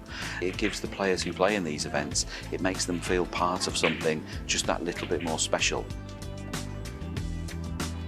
No, I didn't think I got a chance to wear this, but when I make the entry of this event, the dress code asked you have to wear this, so I bought this from the internet. And I thought I could be the only Chinese in this event, so I bought this sticker with me and I just put it on. Everyone looks the part. Even people who are just paid customers look over it. It makes them turn their head and say, what's going on here? And even that is enough for them to say, do you know what, I was at the club today and there's a snooker event going on for disability players, and all of a sudden that could then spread the word to anybody who's just overhearing, overlooking, you know, and people will share things when they see things like that on social media. And it's all good, positive press that we need going forward. I think it's clear to see behind me, you know, participation is way up. It's really great to see that in snooker, we talk about it all the time, you know, there are no obstacles in snooker. It's all about ability and interest and just getting involved. It's great here to see the camaraderie that exists amongst the players, the support networks that they've got. And, you know, everyone leaves, win or lose, with a smile on their face. Some players, it takes a lot to come for the first time. Players can be very nervous. We want to offer them a really welcoming, friendly atmosphere, and we hope that they do get that, and that's what our feedback shows. It's great to be able to showcase disability snooker at the World Championship. Everybody's watching the World Championship. It's showcased around the world, and not everyone knows about disability snooker, and not everyone will know that it exists. Come and see us, come and speak to us, because we really are looking for other people, and we're really excited to be able to show people exactly what we can do with or without a disability. Yes, and WDBS is the place to go online if you'd like more information about getting involved, and it would be very warmly welcomed to the fold. All right, we've had 2 maximum breaks in this year's Betfred World Championship. We had one from Graham Dott in qualifying, and then, of course, we had Neil Robertson, who almost took the roof off this place in a match that he played against Jack Lazowski. Made a brilliant 147 before ultimately having to bow down and say, well done, Jack, because it was Jack who went through. They're all very, very special, and I think we're going to pay tribute to the quickest one of all, because if you remember 25 years ago, it was a certain Ronnie O'Sullivan who wielded his cue like a scalpel to record the quickest and most fluent of them all. Nice hairstyle.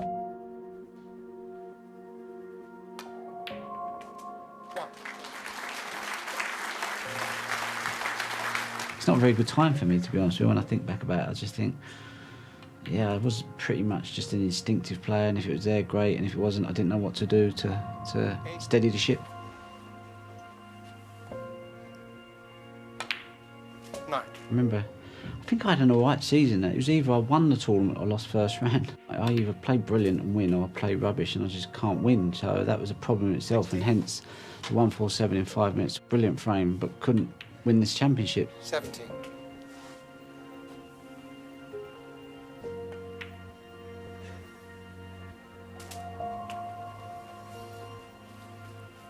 $24.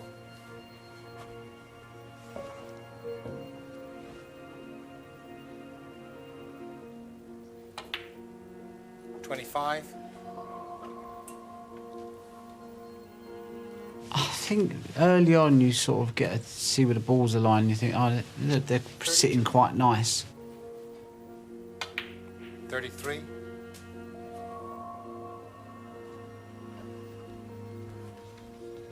Well, that's the 5th red and the 5th black coming up. And obviously the red at the bottom of the cluster will pot. 40. 41.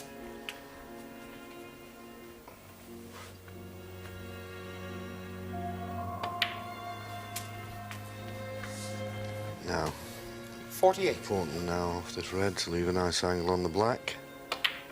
49. I think he's overdone that slightly, has he? I think I went in the pack at 56 on the black and they split really nice and I had a red in the middle and that's when I first thought, oh, OK, this could be on here. 56.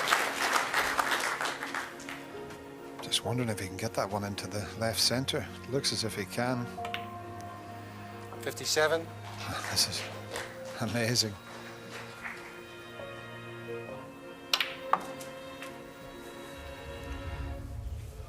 $64.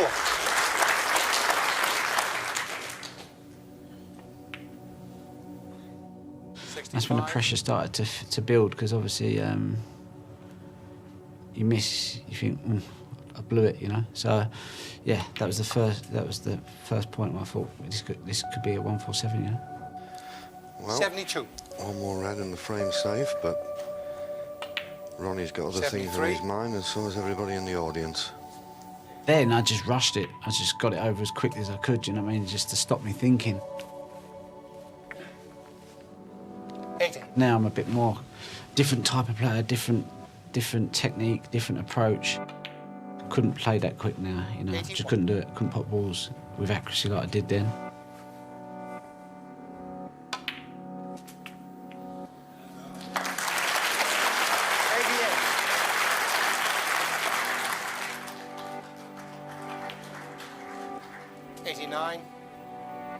Yes, and I think those two reds below the pink, one of them will pot in the left corner.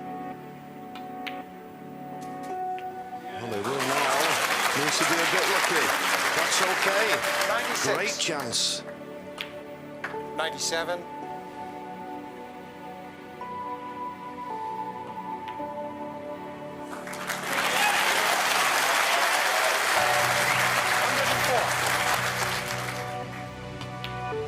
4 minutes for the century.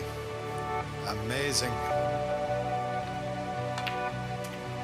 Right, this is the key shot. Needs a good angle on this red to get on the black. He's got it just. Not a record I'm actually that proud of, you know, to make the fastest 147. 147 is just a 147. Whether it took Cliff Overham 20 minutes, but it didn't matter. He still achieved that 147. They're great to make, but not that. I don't get overly excited by them. They're nice to do, though. I get excited when I do it in the final frame. 122.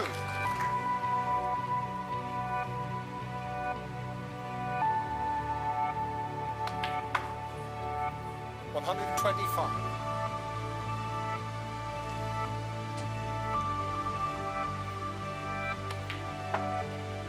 129. Perfect. Yes, absolutely perfect. 134. I don't believe this.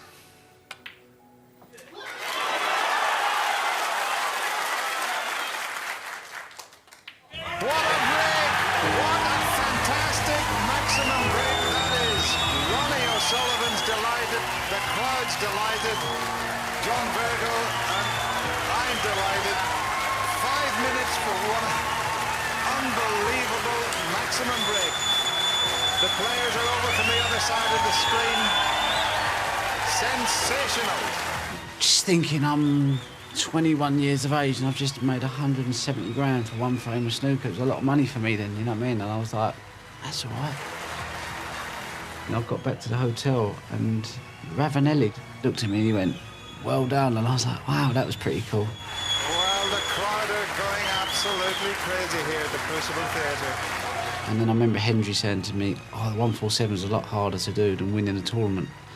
He said, like, the pressure and that.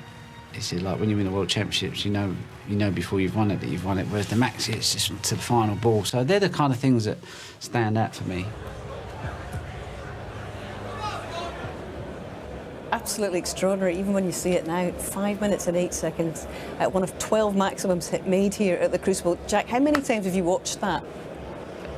Honestly, probably like over 100. I've seen it so many times, and you guys keep playing it because it's just such a great bit of like snooker history when you've got like 5 minutes to fill. Yeah, indeed. But in terms of what you learn from something like that, well, I mean, not a lot. I'm not trying to play it. That you just can't. That's just like raw, natural, crazy genius. Basically, if you try and do that out there, you know, good luck to anyone. Fun enough, he's been saying that it probably couldn't happen again now because the pace of the referees, with the greatest of respect to the referees, it's not as it was back then. That was Len Ganley, the great Len Ganley. Absolutely, it is, yeah. But even his cue action has completely changed. I mean, you've seen the length of his bridge hand when he played then, but it was like a computer game. I mean, it's a long time since I've seen that, but that will never, ever be beaten. There's a statement. It'll never be beaten.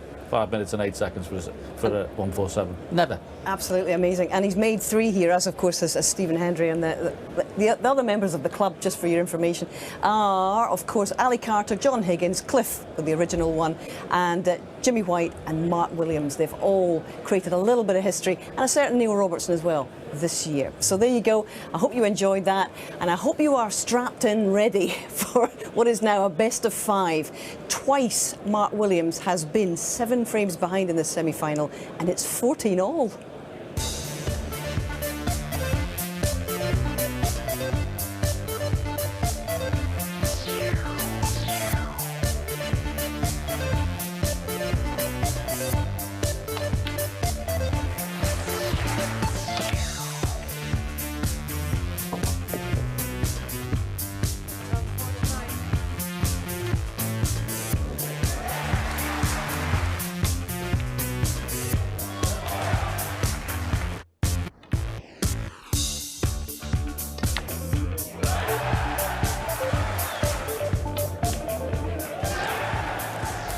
Who will be the first man into this year's Betfred World Championship? Mark Williams or Judd Trump?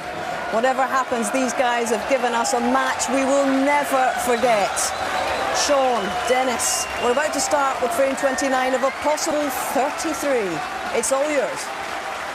And players getting a standing ovation again as they come back after the mid-session interval. Thank you. And just before you joined us backstage, they were chatting away and having a laugh. Judd Trump to break. So settle down. Settle down now, please. Everyone, for the final frames of this wonderful, wonderful semi-final. And as I said, Judd looked very relaxed. He looked very tense as he went to the mid-session interval, but he's had a chat with a few of his friends, and he was very relaxed backstage. So here we go with the best of 5.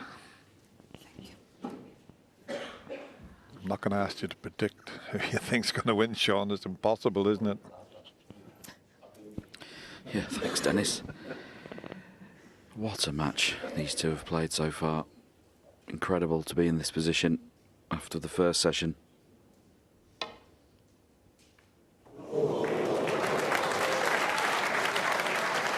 That was a thin one.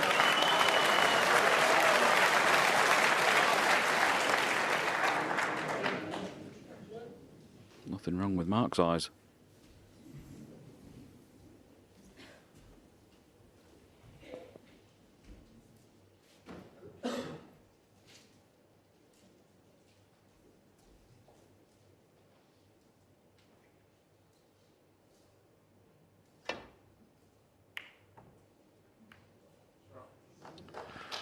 Much too thin there from Judd. That's the first slight mistake. And there's a long red for Mark to go at.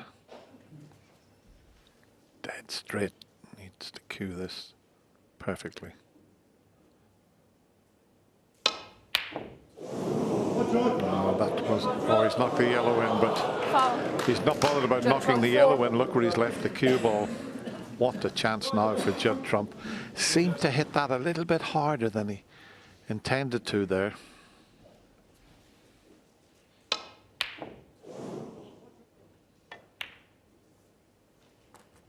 One. Having lost 3 of the first 4, this is exactly the type of chance that Judd Trump would have given anything for on the resumption. Straight back in the reds, chance to score.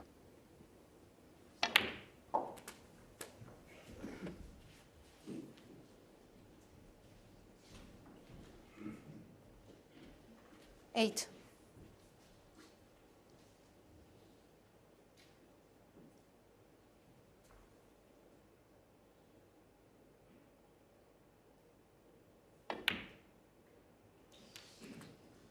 Nine.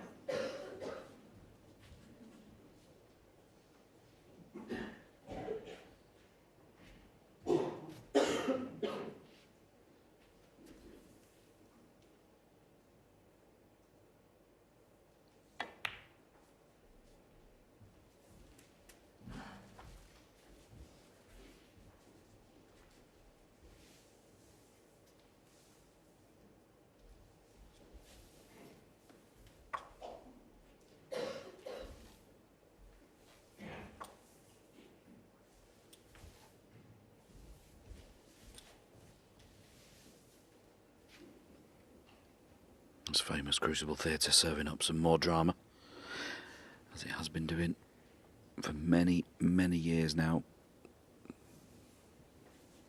15.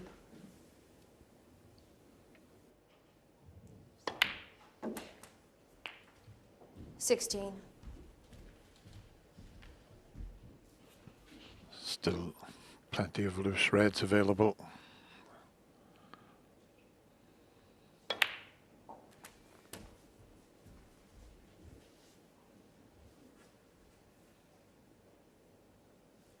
$23.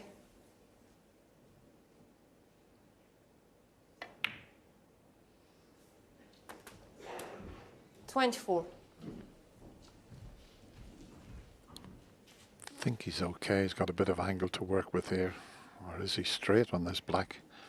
Oh, there's not a lot of angle there.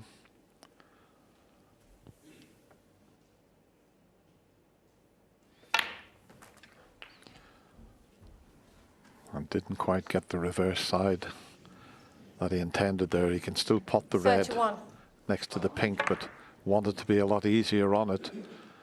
And what a shot this will be if he takes on, because he's going to send the reds all over the place. That's what he thinks about that shot. So here we go.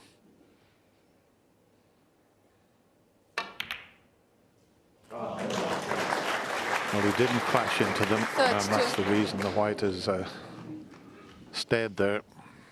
Shows you the importance of getting on the red as you would like. That was a bit awkward.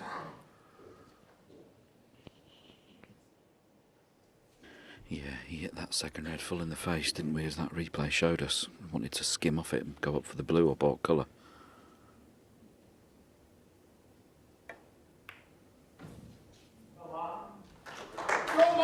Judd Trump, 32.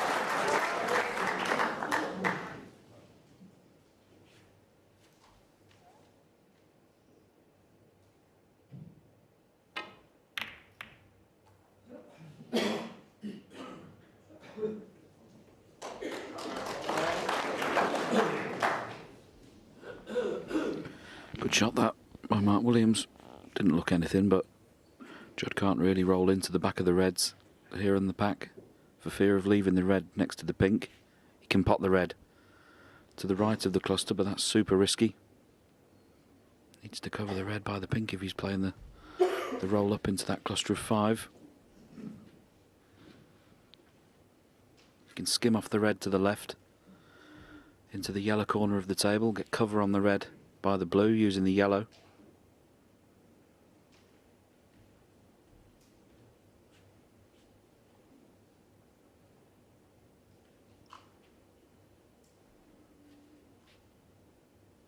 He might just roll to this red on the side cushion. Wouldn't leave a pot.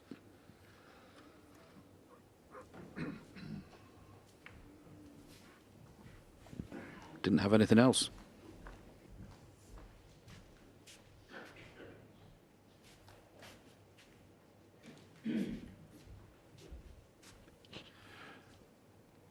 Be hoping to get back towards the black Might even decide to have a go at the pot here, but it's the safety side of it.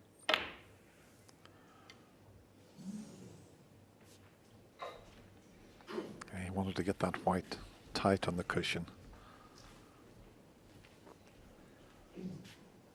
Now, is he going to be tempted? The one next to the pink is very difficult.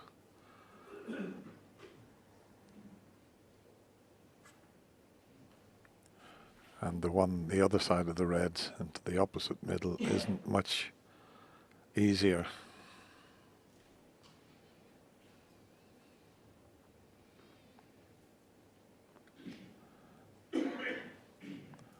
What's going on in that mind of Judd's here? You can just sense he wants to have a go.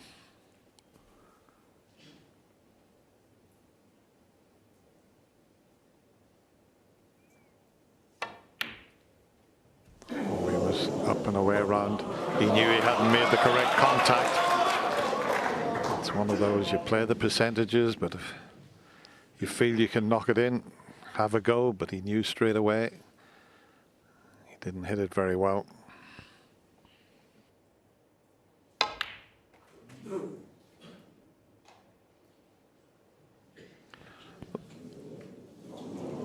One. Nearly the perfect cannon on the red there.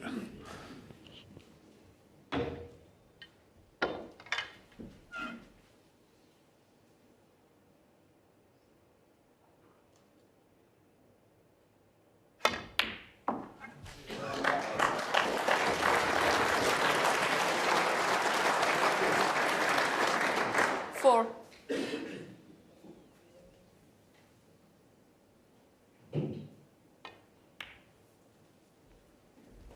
Five.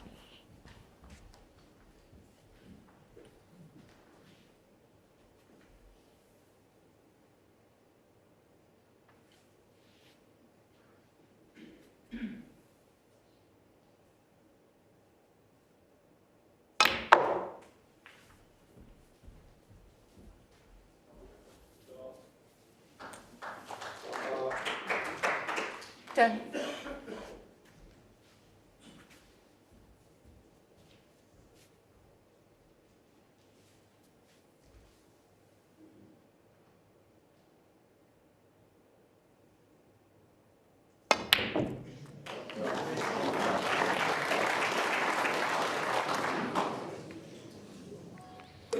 Eleven. Put your phones on silent, please. Now, what sort of angle has he got on the blue? He can play for the red. He could just run it through. He had the correct angle to drop on the red. Now, can he get nicely on 16. Yellow or green to split the 5 reds?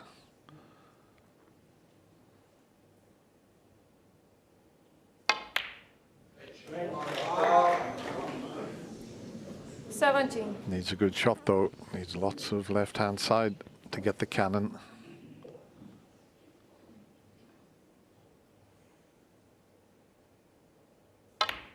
The yellow's in. How's the cannon? Not quite. It was more of a cutback on the yellow. He wasn't perfectly on the yellow to make that cannon easy.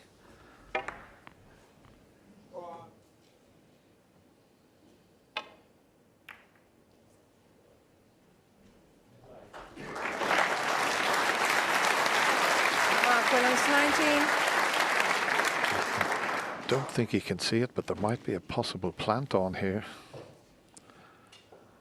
There's 2 reds that might go into the, or one of them might be able to be planted in. Well, they're not on, as you can see, so.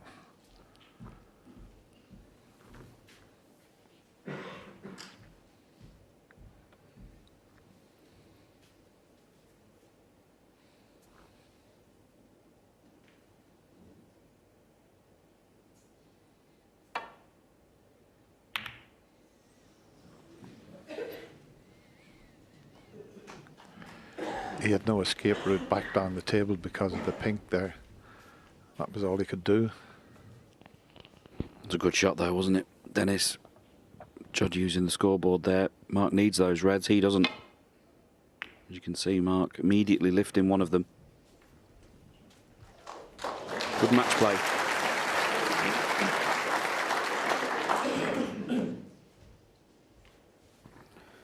And now Judd will be super reluctant to play the red on the right-hand side cushion. Can clearly see it, as you can see, but he won't want to go anywhere near it. That's his insurance. If he lets Mark in for the counter clearance, that's the red that's going to cause the trouble. So he's trying to come up with any other shot that doesn't involve moving that red. And that's why he's played off 2. Trying to rest into the back of the reds. Needs to go. And because he can see the red on the side cushion, because he has that full ball contact, he's going to get one more free go at that if he wants.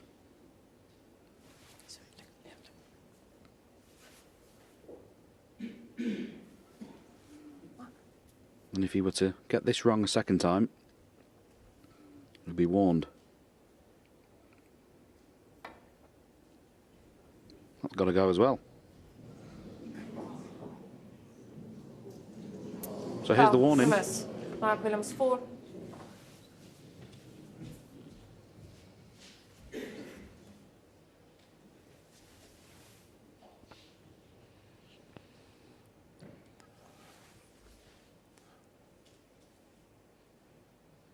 Ronnie O'Sullivan had a similar situation where he was bridging over a ball and he missed twice and then had to change his shot selection, and that's exactly what's happening Judd here.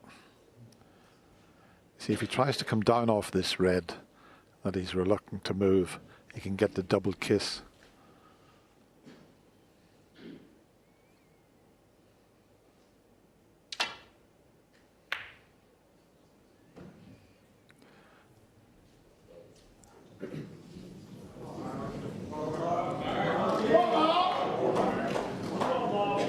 Nothing easy for Mark to go at here.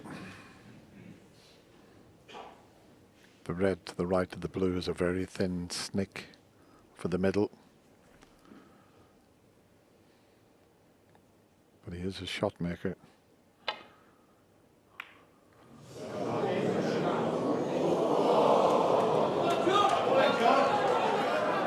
Well, how close was that? And if that goes in, what a chance he had to take the frame. He had the perfect angle on the blue to cannon the 4 reds. And he was fractions away from pulling it off. Now, he needed to come back maybe a little bit further. We show you the cutback. I mean, I thought he'd got it. But just caught that right jaw of the pocket.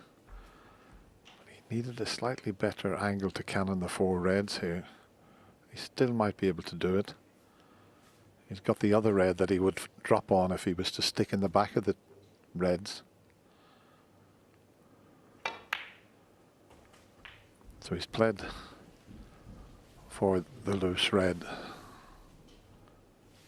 So he's got to be absolutely perfect on the colour this time.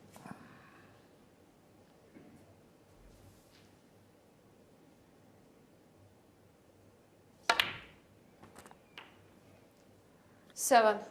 And this is the key shot. Doesn't want to stick in the reds.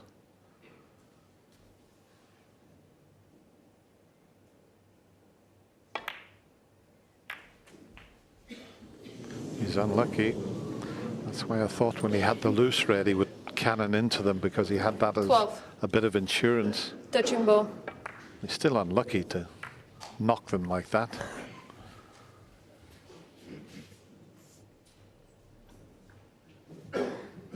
21 points ahead, touching ball.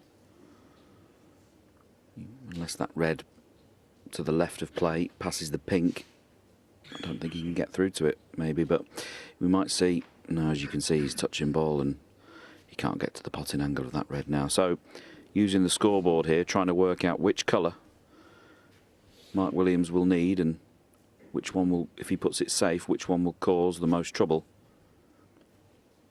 He can play away and hit any colour he wants. He's already deemed to have hit the red, with it being touching ball. And of course, if the red he's touching moves, it's a foul. And if he risks trying to put a colour safe, he's got to be careful he doesn't leave one of those reds into either corner pocket. So that's why he's giving it plenty of thought here.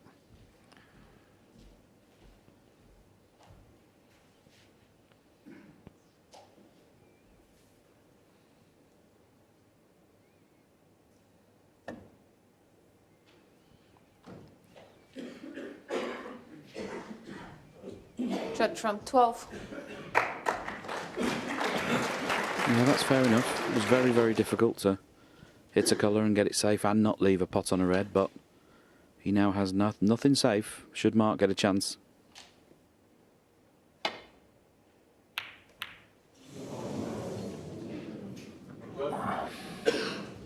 Total mishit. No way should have been cannoning into the black there. And this red does cut in past the pink, as you can clearly see.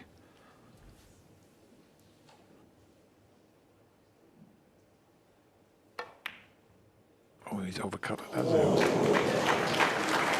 1. I think everyone in the Crucible thought he'd overcut this one. Brown ball.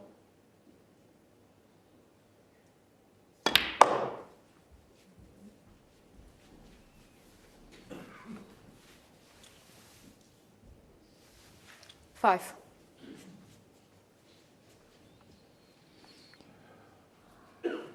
He's just looking to see if the back of the two reds pots in the right corner is very, very tight. And if it doesn't, he's got to get an angle on the colour here. See if you've got the white near the black, that still doesn't pot, I don't think.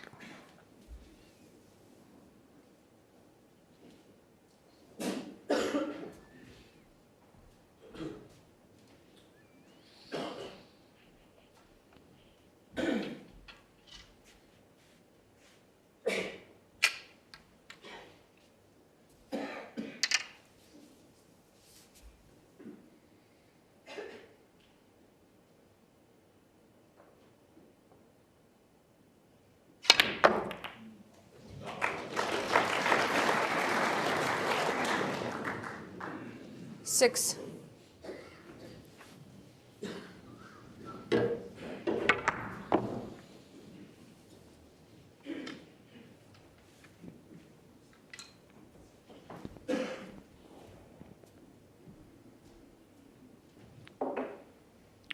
So 27, the difference. Blue for 32, red, and a colour. And he'll be across the line in this frame, but he's reaching over that pink. Needs to be very careful. The referee will be on hand to make sure he doesn't touch it with his waistcoat.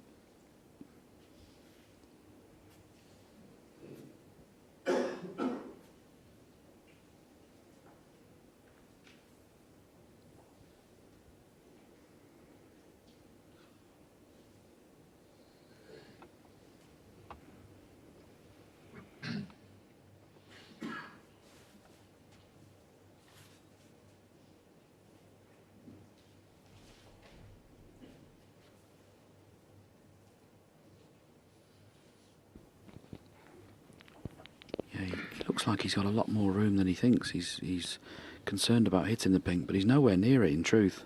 Coming up to a minute and a half on this shot alone. Can play the green. Green. Green ball.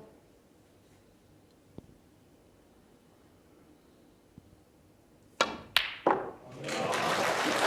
that's a great shot. Not the shot he wanted to play either. Not always easy to reset mentally when you have to play a shot you don't really want to play. It really was a wonderful recovery pot there.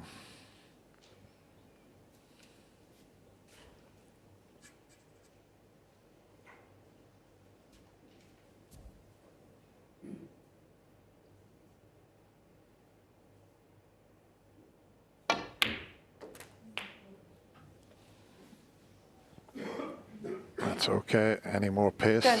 He was heading for the middle pocket, but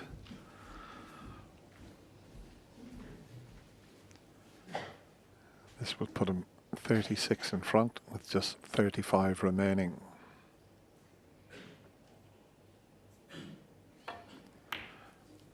He's lost the last 3 frames, but showing an awful lot of character and bottle out there in this first frame 50. after the mid-session interval.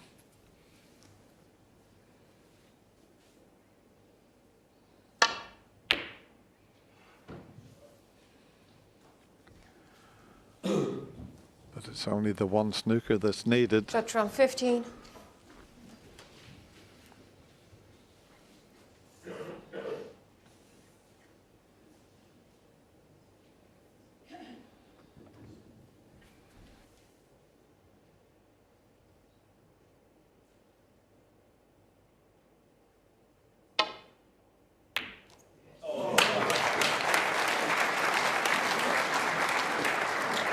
One. Now, can he get the white right up near the yellow? Here it comes, and he's given himself a decent chance putting the cue ball there to get the snooker that he requires. 8. Tight in behind the brown. He got a kick. He got a horrendous kick there. Mark Williams 8. He still got the snooker, but he wanted the white tight in behind the brown. But listen, this is not a gimme to escape from this.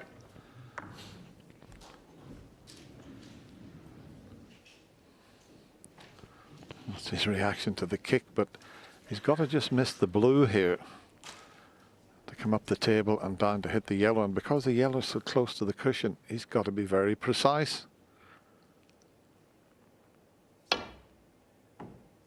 Well played. Good escape.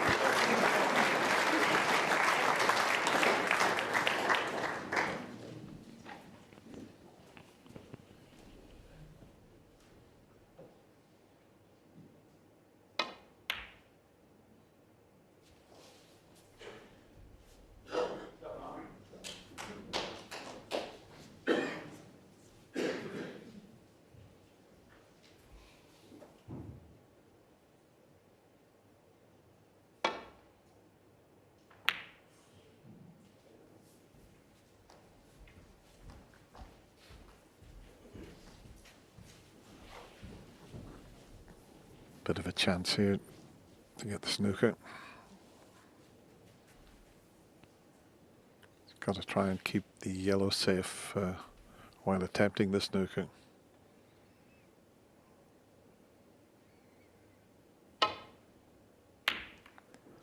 Well, he decided to pot the yellow, and well, maybe not a bad idea, but he had a chance of a snooker, but he thought, if I can pot the yellow, I can get the snooker in behind the brown. But that's all academic now.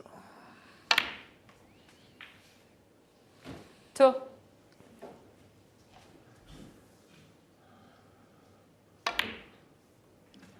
Five.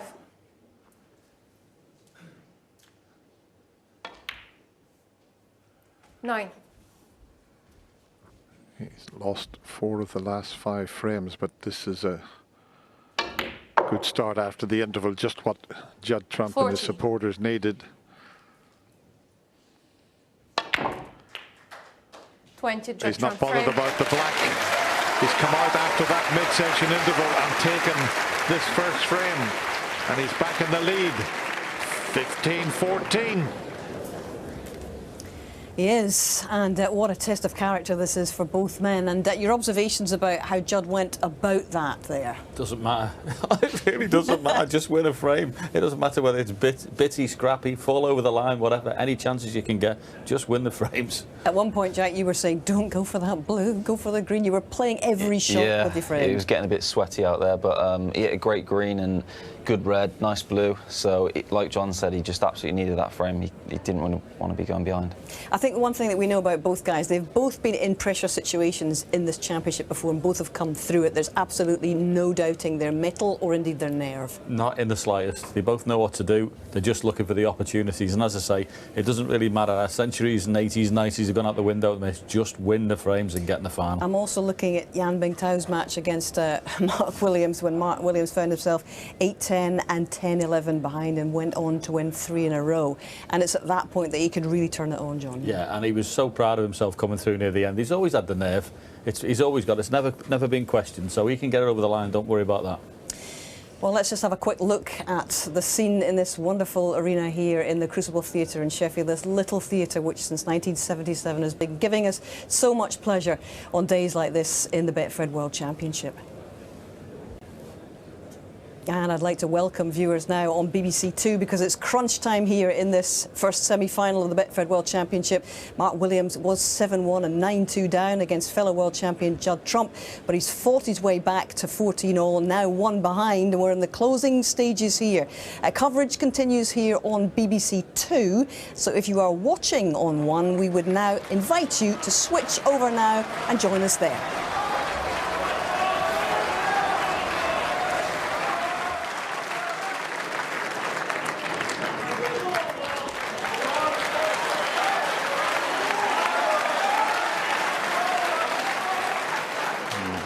Thank you. Great reception. 30. Both Mark players Williams to break. left the arena. They're back in, and the battle continues. Wales versus England.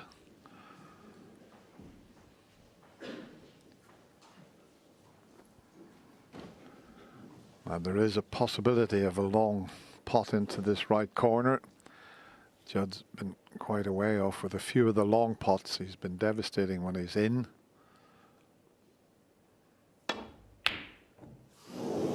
Where's the red going?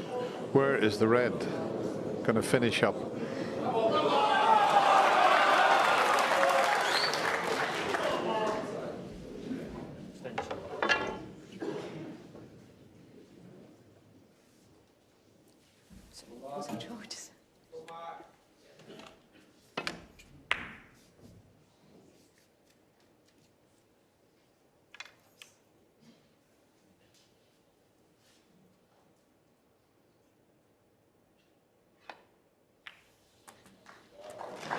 One.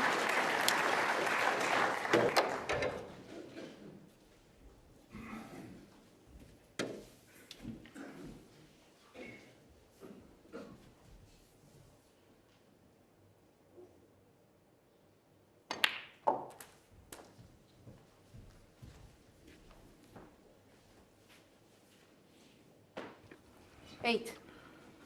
Chance for Mark to play a gentle stun into the corner red of the pack to hold position for the black. Nicely played, and that's just brought 9.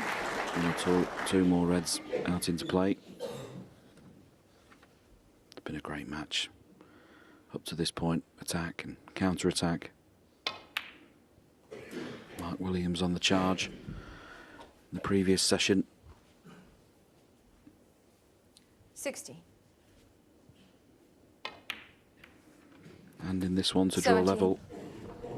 But as we're getting towards the line now, every single mistake becomes magnified.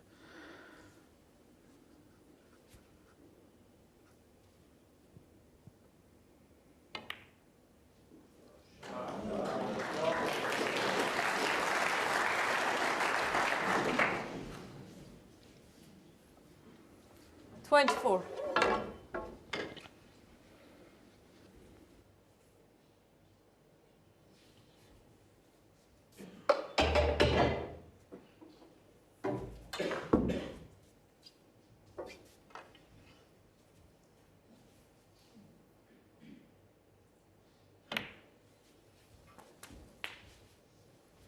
$25.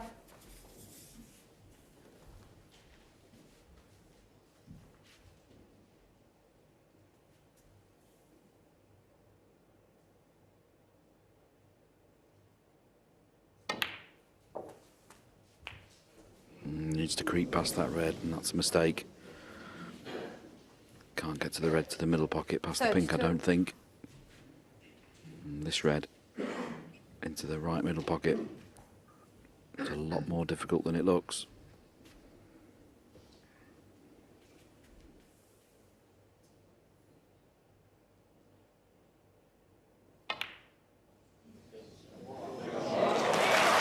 Very, very nice.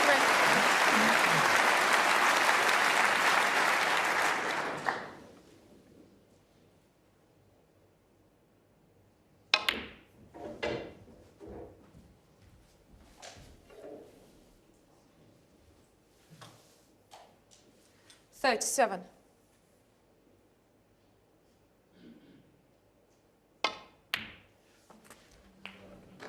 $38. I mean, that was made to look very easy. That stun run through is such a tough shot to pull off.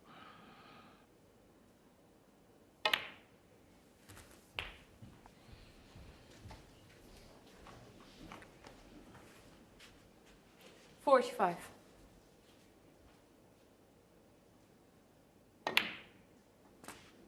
$46.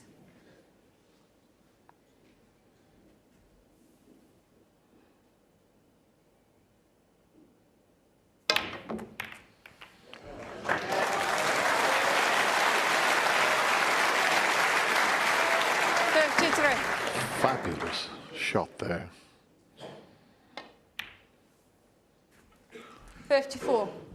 Well, this is the sort of form that he showed against his fellow Welsh compatriots, Michael White and Jackson Page, when he made 10 century breaks.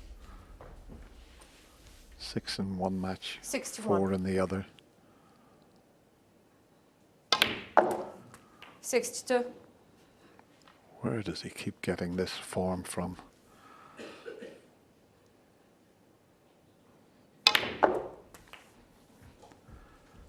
Well, this is awesome from the Welshman here. 69.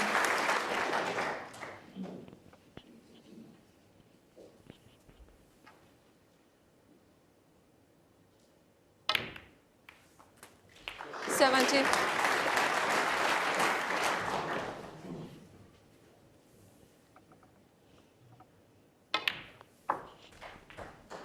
Well, it hasn't taken very long to clinch the frame. 76. 77. What a semi-final.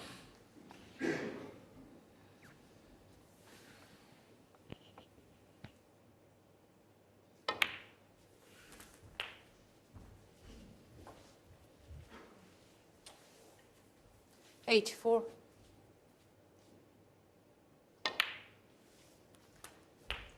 85.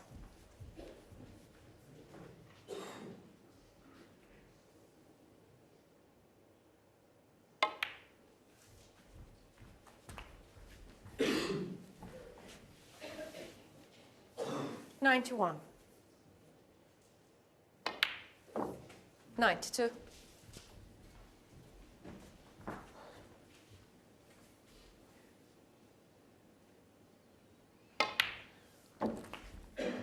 He's already made 15 centuries in this year's Betfred World Championship.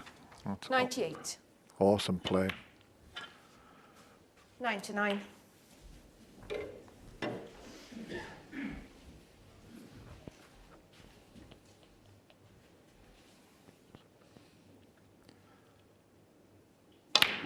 Make that 16 centuries.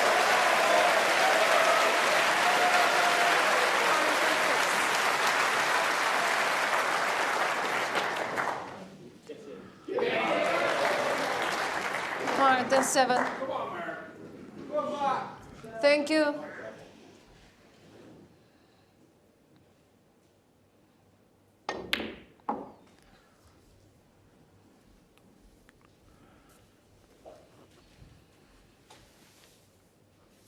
$111.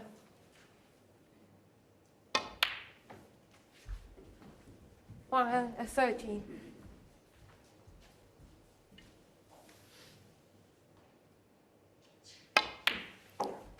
116.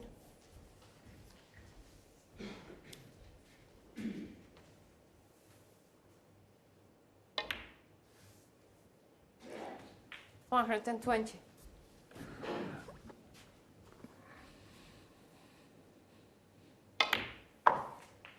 125. It's 2002 since Stephen Hendry made 16 centuries at the Crucible in the World Championship. The Welsh potting machine has equalled that. Unbelievable. Mark Williams, and well, that's what they think about it. He's all squared again. It's 15 frames each. Oh, this is absolutely just pure class, and that 16th century of this year's championship. Now, this is the guy that said, I'm not a championship contender, I can't play any better than that, when he stuck 6 in against Jackson Page earlier on. Surely this has got to be some of the best form we have ever seen in 30 years of playing. It's just like a good bottle of wine. He just keeps getting better. I mean, honestly, I was watching him play going around the table there, and he looked like he was in the club. I mean, he looked like every positional shot was fantastic, split the pack up, he was perfect. I mean, does he not know what the scoreboard is? Well, that's exactly the point, Jack, because it does look, as we get towards the finishing line, that the tension levels seem to be lifting from him. He seems to be freed up by this. Yeah, he's absolutely just an unbelievable player. And, you know, he's matched Hendry's record there, and he's done it.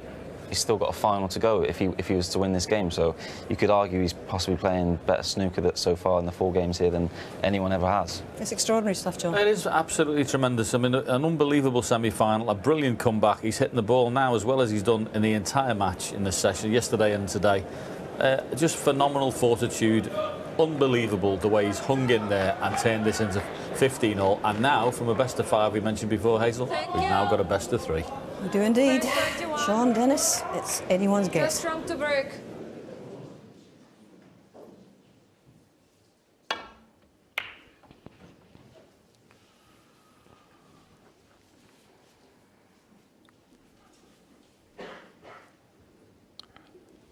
There's a possibility here.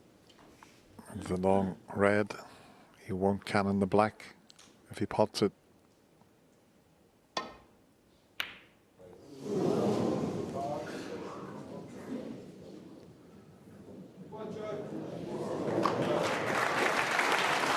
Yeah, and you could see the grimace on Mark Williams's face, excuse me, as he went back to his chair there.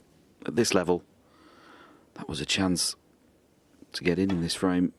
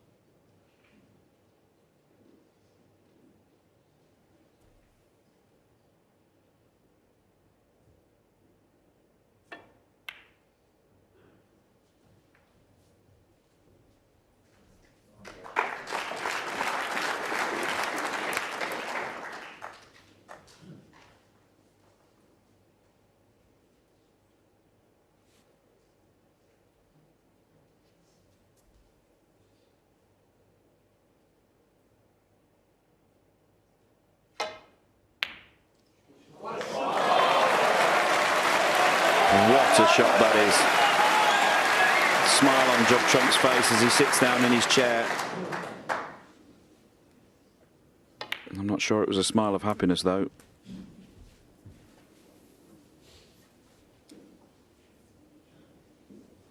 Eight.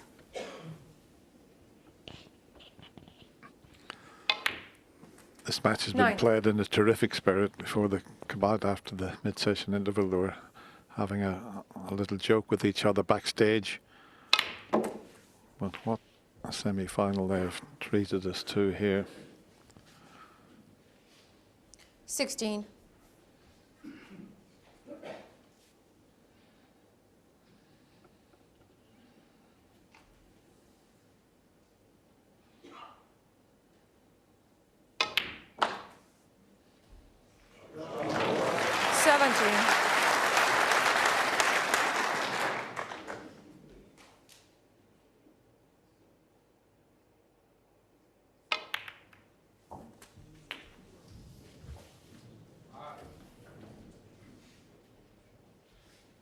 24.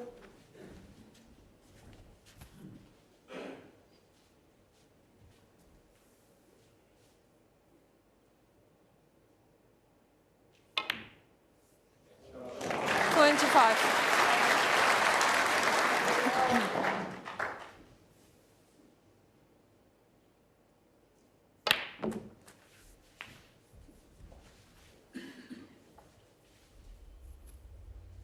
Thirty-two.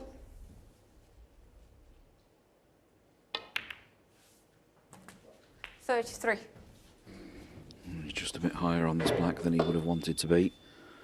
Been very strong with the rest so far in this match. It's going to need a good pot here. Nothing to do with the cue ball. Beyond the red next to the white as we look.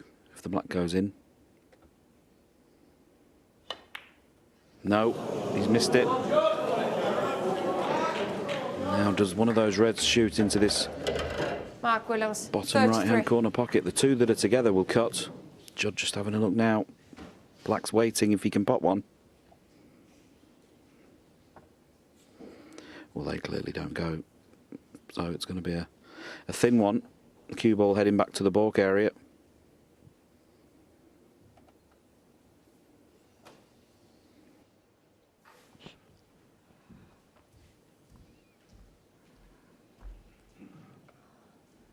Just a little bit of a stretch to get to this one.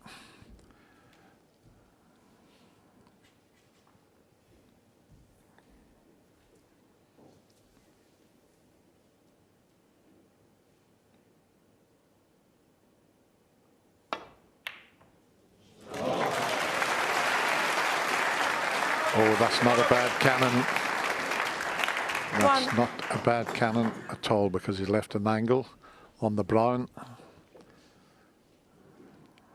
That will take the white back up into the reds.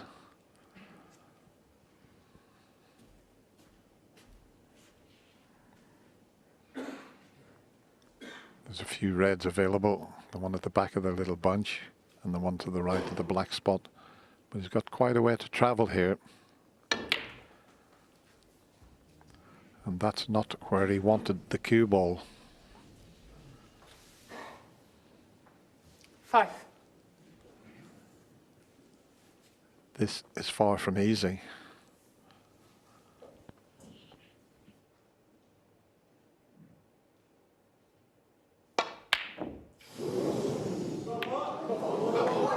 That wasn't easy, and how's the double kiss? He might have got away with this.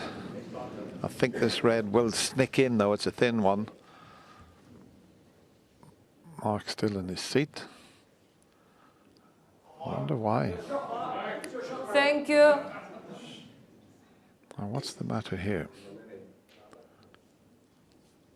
Is it this one? Okay. Just look straight into the light. Yeah, I think he just looked straight into the light. The staging lights around the rig here above the table. And you're just looking up at the screens which are built in for the crowd. You're trying to see what your opponent's doing. Yeah, and if you just happen to look directly into one of those lights, they're quite blinding. There you can see the corner of the rig.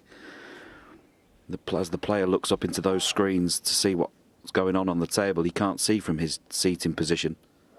If you just look into one of those lights, it can be quite blinding, and that's what's happened here. Just needs to take a second here.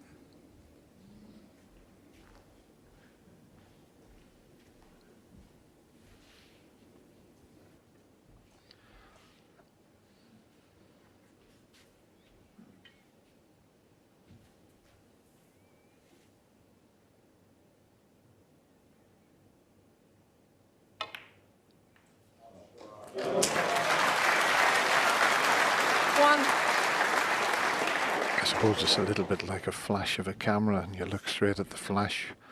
It takes a while for it to get back to normal.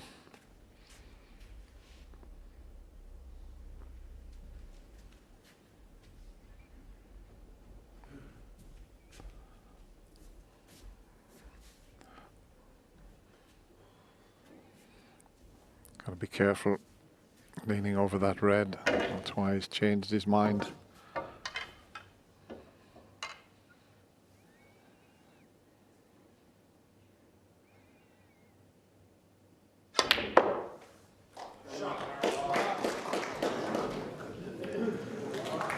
Going to need the rest again.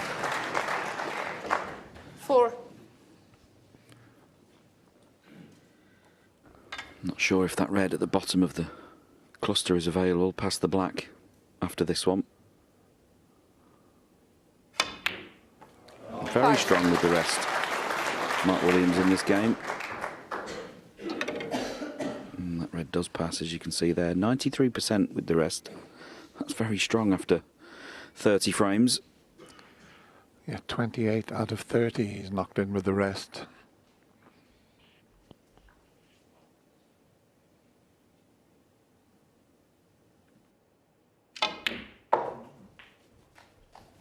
Yeah, trying to power the cue ball in across the table for that red at the bottom of the little cluster of 5, but way short, as you can see. So just a safety shot. Happy to leave the red and black where they are. Happy to leave that red on the cushion. Doesn't need that. Yeah, there's 2 reds that he's going to come around and have a look at, but they're not a plant. They'd be going on to the red and black, as you can clearly see there.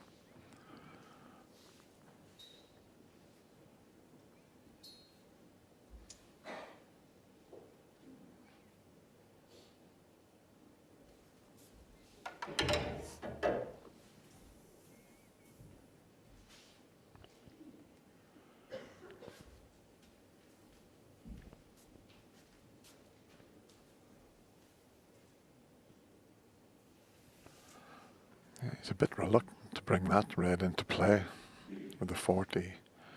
Or what is he, 38 in front?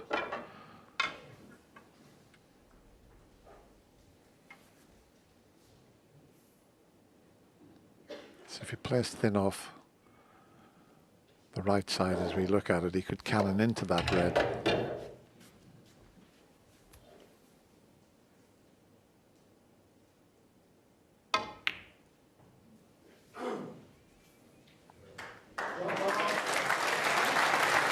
Mark Williams 10. Very clever. Decided in the end to forfeit, leaving the red safe. He's played a pretty good shot. Oh, the black's in. It's not in, but fun and games now.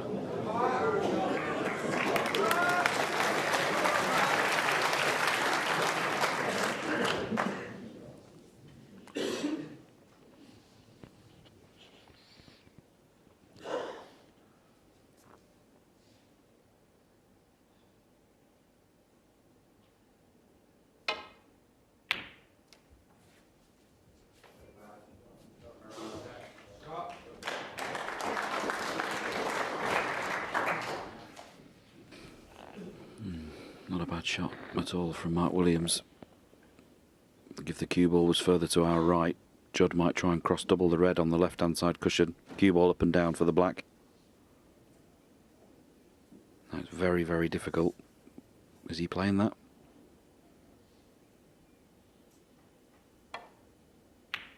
No, just the containing safety.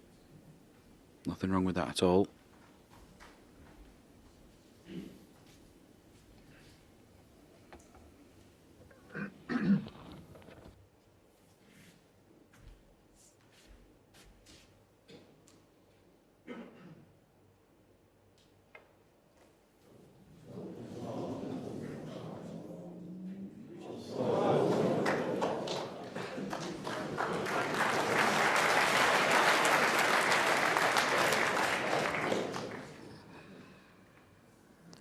A little bit of a stalemate at the moment with the 2 reds up the other end of the table, and it doesn't help that the black's blocking this pocket.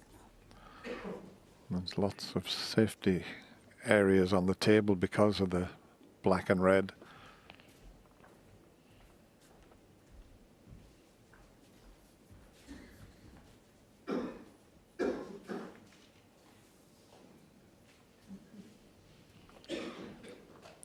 It'll be up to Mark to try and break the stalemate because he's got the lead. Judd will just keep tapping into them, and then, I mean, if it kept on like this for quite some time, the referee could say, well, we're going to give you 3 more shots, boys, and then we'll have to think about a re-rack. But we're not at that stage just yet. But I've seen that happen before.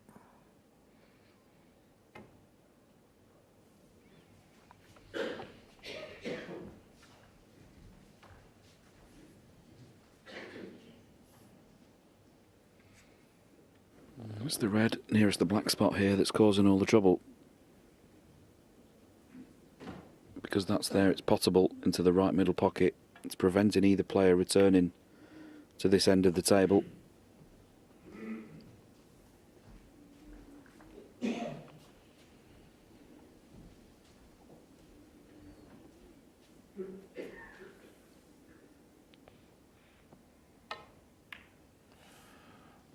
That's solved the problem now. No chance of a stalemate.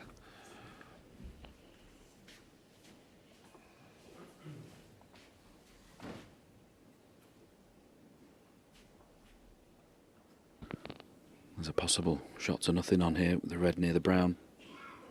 Pop that in the yellow pocket. Natural path for the cue ball. Back towards this back cushion. The black would be on from there. That's what he's played.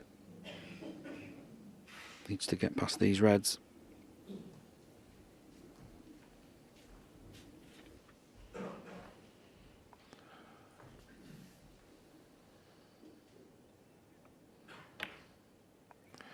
Well, he's tying all the reds up at the moment.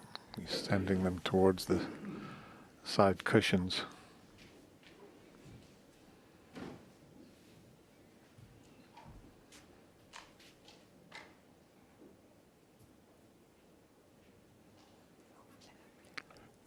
Looks like there's a little bit of the red sticking out next to the yellow, but not enough to take the pot on. That's where he'd love to get the cue ball anywhere past the black spot. If he did manage to pot a red, the black would be available, or anywhere over the left side of the table, the black would be available. Can he see enough of this red? He certainly could. What a shot that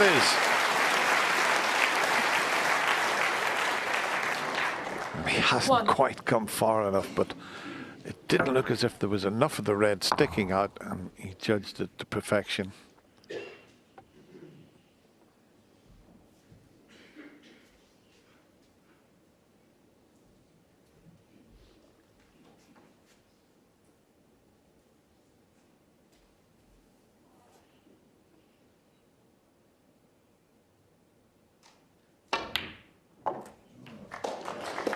Another wonderful pot and position there. 7.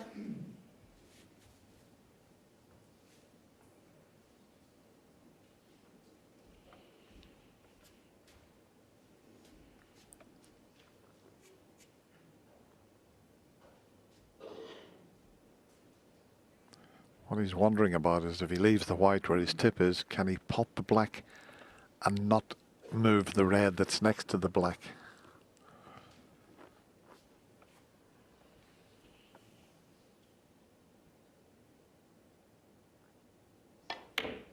Oh, that is unbelievable. I mean, that is 7. Incredible. What a heavy contact. Thank you. And a kick that was at this stage of a semi-final. Well, look at that. The ball left the bed of the table and it prevented the red from going in. Can't believe it.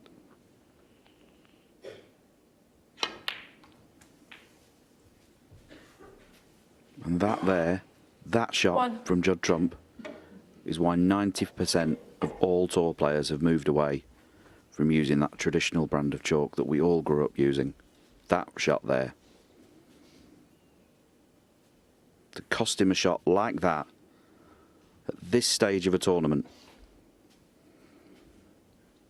Not sure why anyone would continue using it.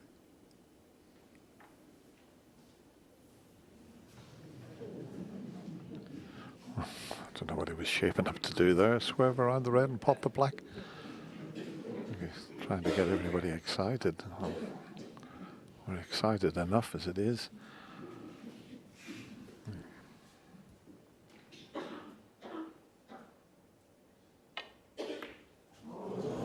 Everybody thought he missed the blue. He played to put the blue safe.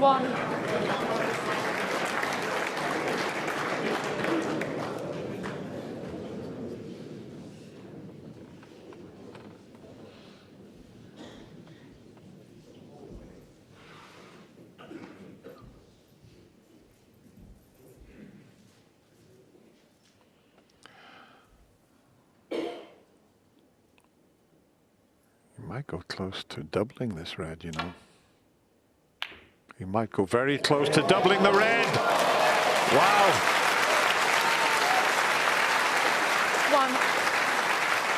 What a shot. How can he pot the black and avoid cannoning that red that's next to it? That was always a possibility. So after the kick, he's pulled out a shot like that.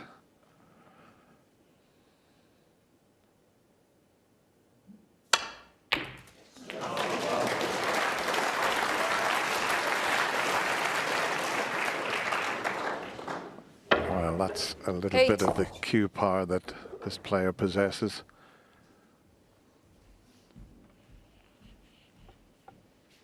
And now with the blue waiting over the pocket that Mark put there, I wonder if Judd will be interested in playing this red. Lots of left-hand side. And just stroke the cue ball off the cushion. And just try and glance one of those two reds with the blue waiting. Needs to move those reds. Yeah, that is what he played. And you can see as his arm drops to the table how disappointed he was. Just trying to cannon the reds under the pink there and retain position for the blue. And what a shot he's faced with now to pot the green and cannon the reds. There's the green, here comes the white. Looks good to me. Oh, is he on that one next to the pink? That's a brilliant effort. That was a terrific pot, and to get the cue ball into the reds was exceptional.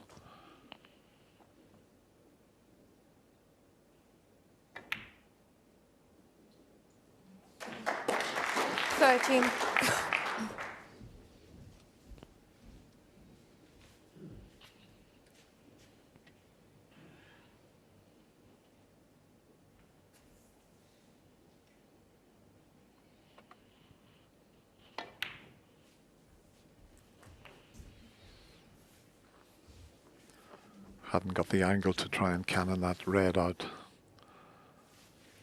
So we have to wait for another chance. Yeah, he might just pop this red and play for the blue to drop in behind that red down the cushion.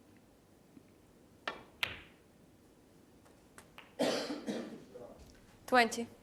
Don't think he has the angle there to move it. Looks like the cue ball's going above the red on its natural path, but he could play to just drop in behind it with the blue waiting over the middle. And it always looked high to me, that. 27. 5 points behind now. Nothing safe. This is all about keeping that red away from your opponent.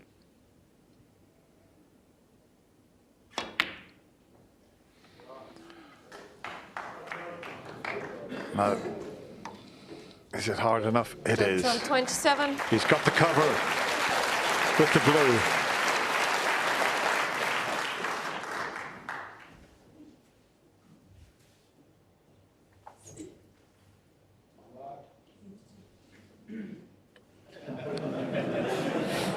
Somebody said, come on, Mark, and he gestures to hand the cue to them. do well to get this save.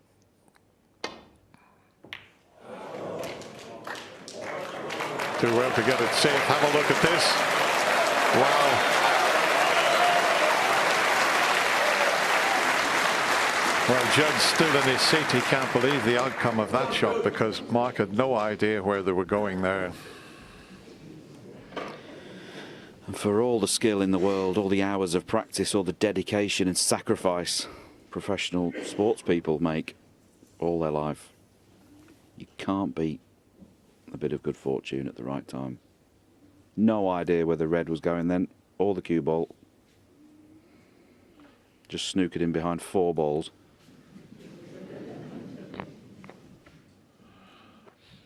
Well, the escape off one cushion.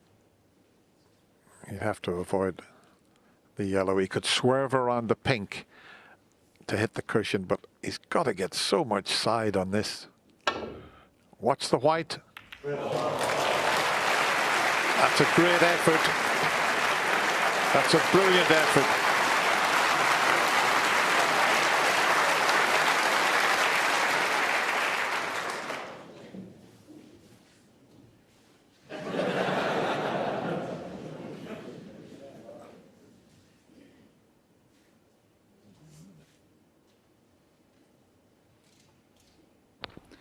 Interesting little interaction there, Mark.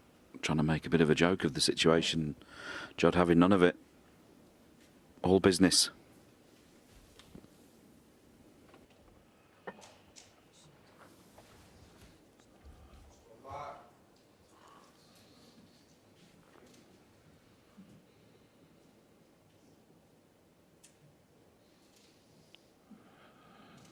You're looking at a man that's been in 4 finals here. The Crucible Theatre. He's won 3 of them in 2000, 2003, and then 15 years after his second, he wins a 3rd. That was remarkable. What we're watching here is remarkable.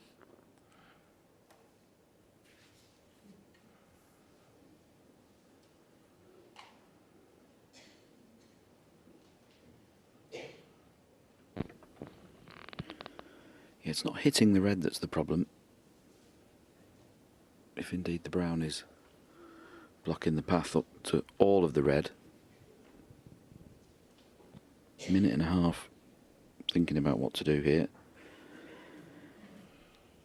Well, you can see the red full in the face, but it's looks much like a double kiss if he plays the red up and down. That's why he's considering coming off the ball cushion.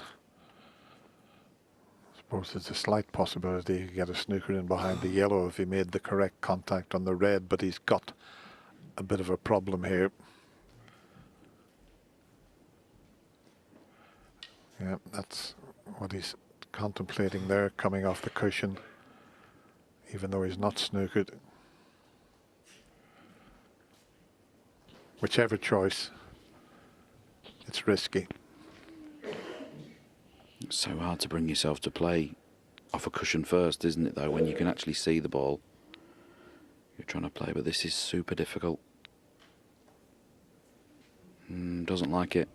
I don't like it either.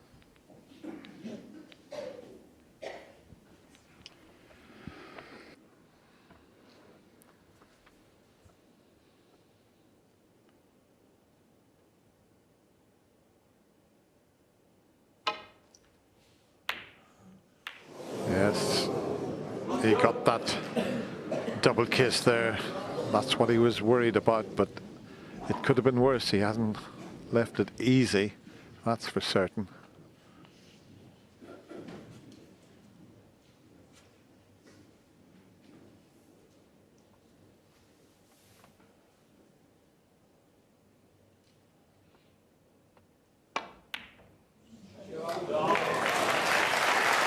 That's a great pot. It really is. And a very nice angle on the black to get towards the yellow. If the pink passes the blue into the middle, as we see the replay of the red, got the cue ball off the 2 cushions back for the black. Now which pocket will he play for the yellow in? Played into a zone. Doesn't want to hit the yellow. Doesn't want to hit the yellow. 8. Why does this always happen here? Well, there's the possibility of a snooker behind the brown.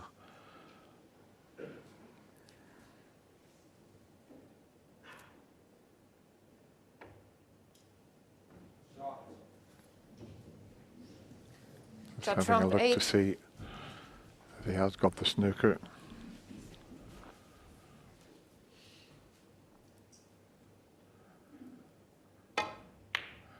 And he didn't. You could see enough of it, but is he hard enough to get in behind the pink? He tried to get in behind the black.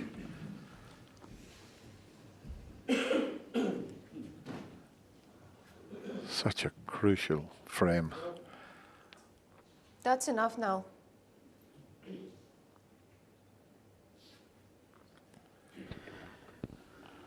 It's 31st frame.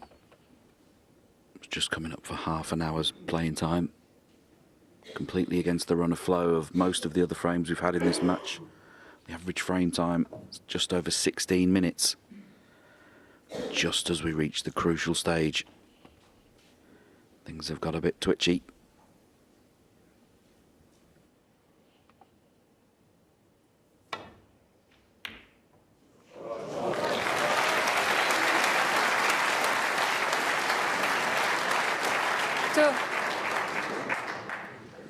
Well, he's knocked an unbelievable yellow in, but look where he's left the cue ball.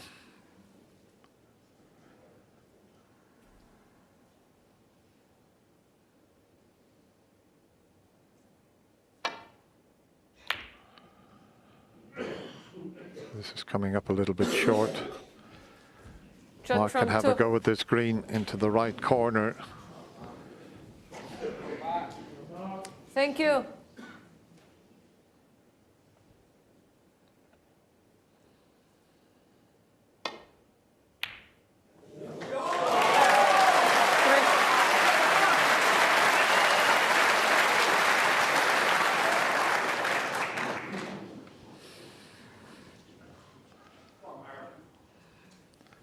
Yeah, don't need them shouting out at this stage.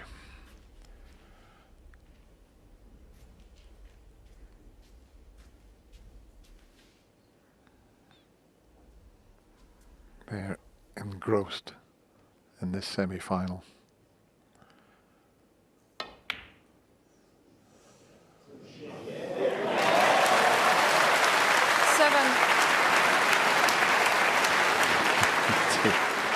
I mean, what an effort, and the white has just gone a little bit too far. If it stops 3 or 4 inches, he just rolls the blue in and he's on the pink, but what an effort. But the courage, Dennis, to go all out for it. There was no thinking of what happens if I miss it. If he missed it, he left it. To have the courage to play that shot at this moment is outrageous. Wow, is he lining up to take the blue up into the corner? Oh, dear me.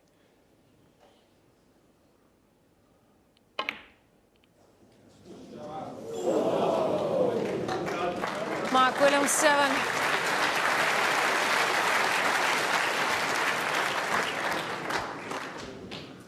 Well, it's still the toss of a coin. Who's going to take this frame, this vital frame?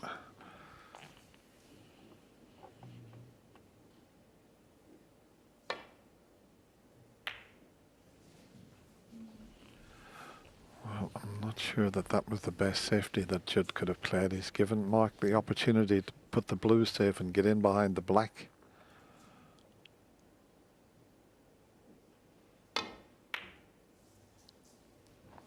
And this looks pretty good.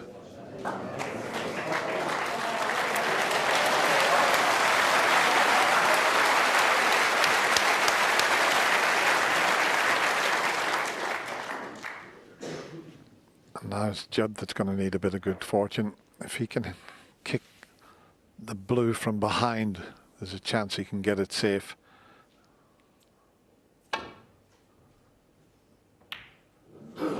Caught it half ball. There's that previous safety shot that Judd played that gave Mark the opportunity to get the snooker behind the black, but he needs blue and pink.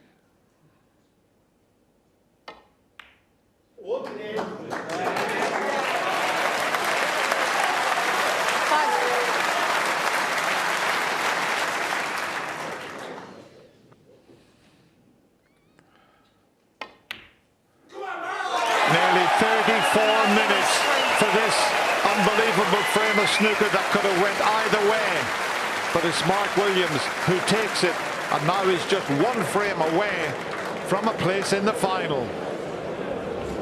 Would you believe it? Frame 31 of a possible 33. Mark Williams hits the front for the first time. Timing is run, John. Unbelievable session of snooker. That frame had a bit of everything. Kicks, all sorts of things going on. Chances for both players. Judd looked like he was winning it. Mark looked like he was winning it. I mean, some brilliant shots. Green and brown for Mark Williams were fantastic. Ultimately, though, Judd did play a poor safety there. He asked himself for trouble there. When he's played the shot with the blue to the side cushion, as soon as he's played that, we've gone, uh-oh, you're in trouble here. He needed to have the cue ball higher than the blue, so that shot wasn't on. And when he's left it there, Mark Williams jumped all over it and played the safety. Brilliant, got the snooker. What's your assessment, Jack, of how both men are coping with the incredible tension out there? I mean, it is palpable. We are sweaty palms in here, you've got to say. I think Mark's hitting the ball with more authority than Judd. Judd's hit a few there and just not quite got the spin on the shot. But that's probably because Mark sort of kept him cold today. He's had a lot more table time and oh, you know, I can't call it. I'm drained. I prefer these centres and that. You're looking like you're wilting just a little bit in here. Yeah. It's fantastic to watch. I know that in 2020 we had two semi-finals that went the distance on the same day. That was the very first time it has happened. But if Mark Williams were to go on and complete this, it would be, without question, the greatest comeback in the history of semi-finals at the Crucible, because it's never been done from 7 behind. There's no doubt about it. I mean, it's a phenomenal performance, whether he wins or loses. But if he does it, I've never seen anything like it, and it's incredible. And the thing now is that at this stage, it's the ability to think clearly now. That's what it's down to. It's the ability to be, is this the right shot? Yes, play it properly. But sometimes your brain can get fuzzy out there, you don't know what you're doing. You've got to think clearly and play the right shot. And you've done this. You found yourself in exactly the same situation, 1 down, 2 to play against Neil Robertson, and managed to be able to compose yourself. What does he need right now, Judd Trump? Just to win the frame any means possible, you know, because that now he's behind. If he can get into a decider and he can nick this frame and maybe almost feel like he can relax, and then he's got a free shot at winning the match. And amazingly, Mark Williams has got 2 bites at the cherry. He has. The 47-year-old bidding for yet another final.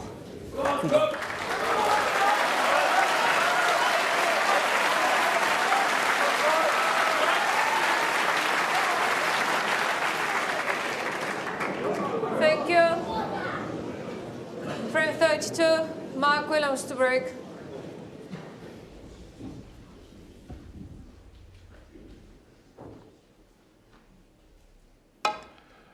That's Mark Williams who gets this frame underway.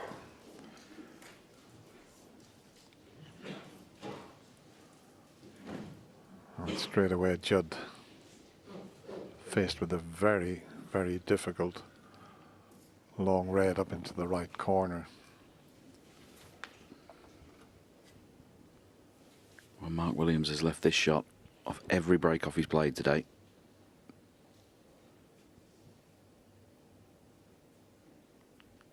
Judd's missed them all so far. Is this the one he's going to get?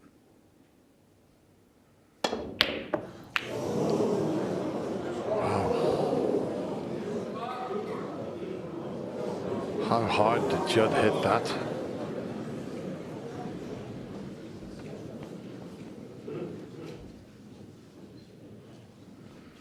Yeah, you can see he dresses with right hand side, came across trying to self-correct.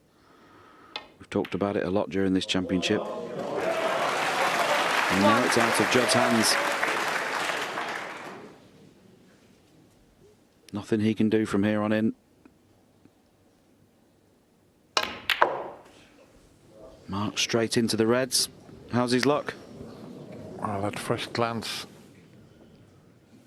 He's not on 6. an easy one, that's for certain. All covering each other.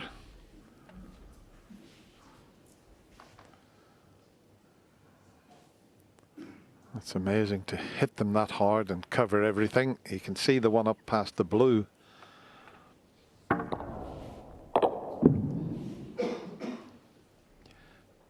And it's a must pot because of the red over the right corner.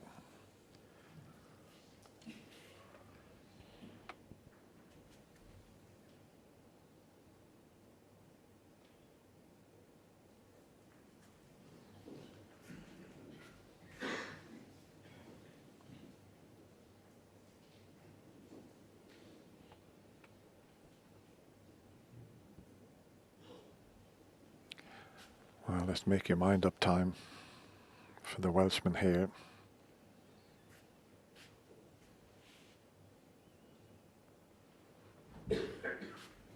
I think he wants to take this on. So here we go.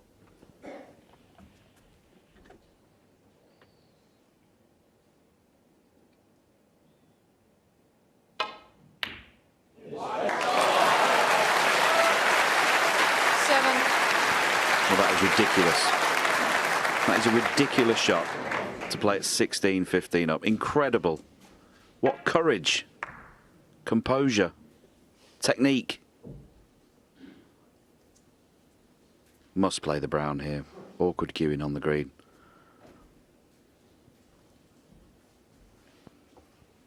Needs to make every shot as straightforward as possible at this moment. And there is a gap if he wishes to. I mean, he could hold for the pink or black, but there's a nice little gap that he could get 11. back up onto the blue, but we know what he's like.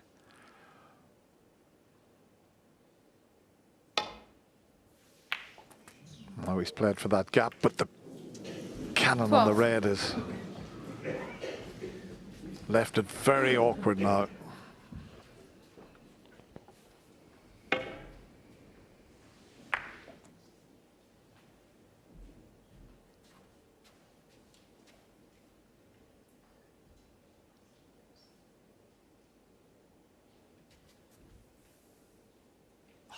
Would you please stop? Is it somebody calling or?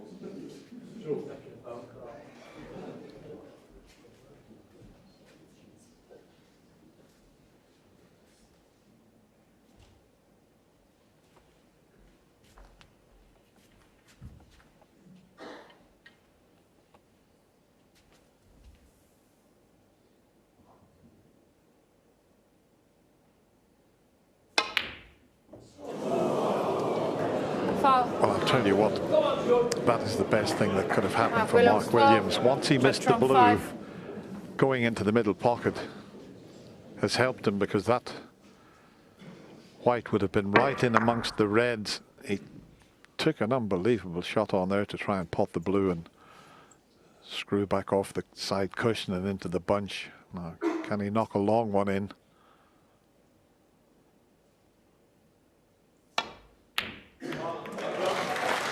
He's unlucky, I think. If he's not on the pink, he's cursed.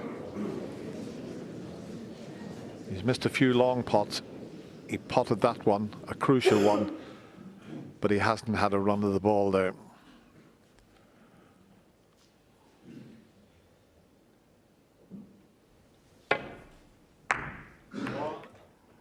Very unfortunate.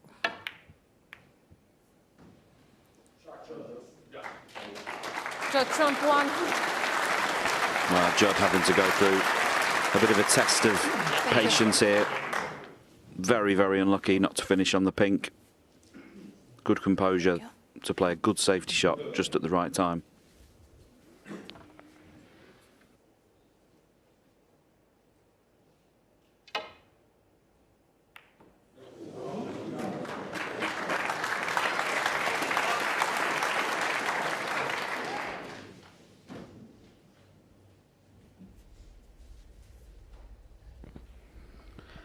Big target behind the yellow and brown. You think if a player could get the cue ball on the baulk cushion behind those two colours, have a big advantage.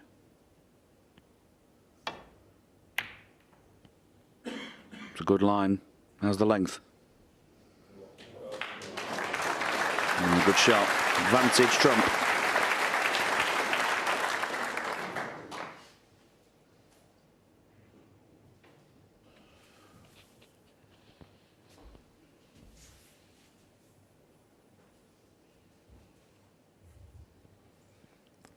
There is a gap between the yellow and brown, but there's nothing available by the looks of things to get back down the table, so he'll have to give this a little bit of thought as he spotted a potential escape route.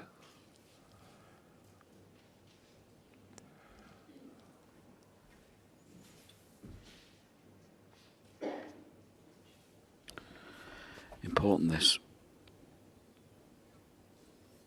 this to check, does he have a full ball contact? I think he does. Because if he plays a safety shot and tries to skim off any reds, it'll be very, very important to the 3 misses in your out rule. So you can clearly see he does have a full ball contact there. So if he plays a 2-cushion skimmer, he'll only get 2 goes at it.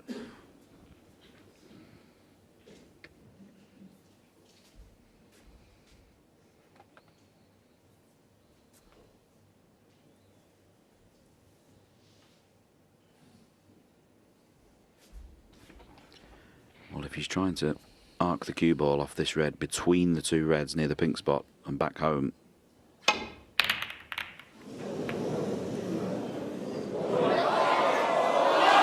my goodness.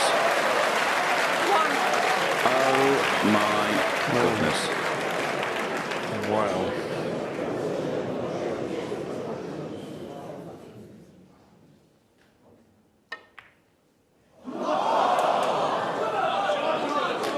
After that amazing fluke, he's missed cutting the black in. And look at how the table's sitting now. It was a thin cut, and he just sent it onto the near jaw and the don't go in. So an unbelievable fluke. But he's got to sit down and see how many Judd can make.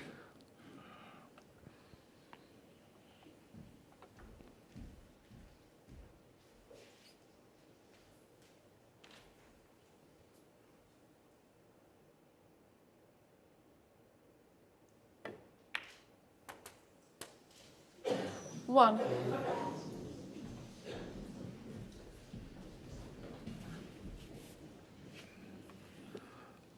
Only just enough room past that red, as you can see.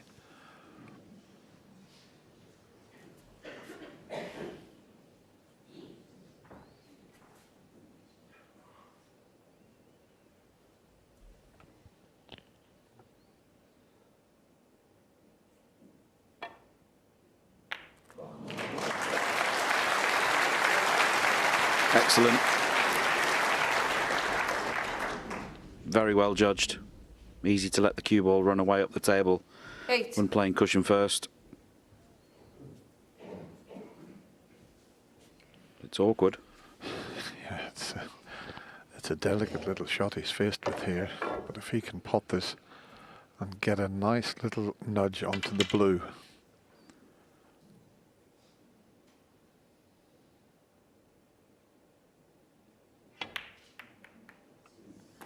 And he's played it well.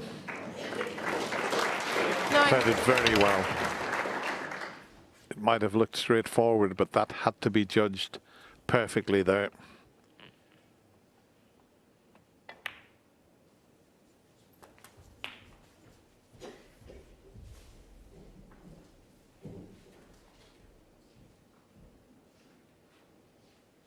$16.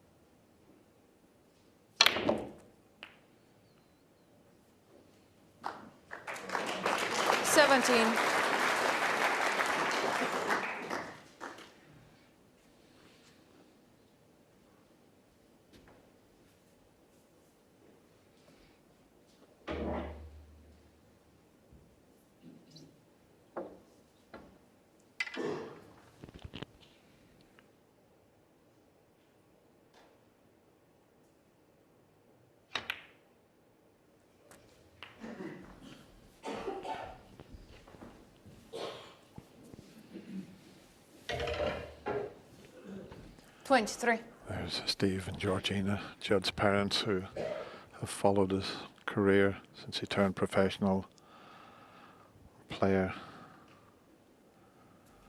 Unbelievable player who's won 23 ranking titles.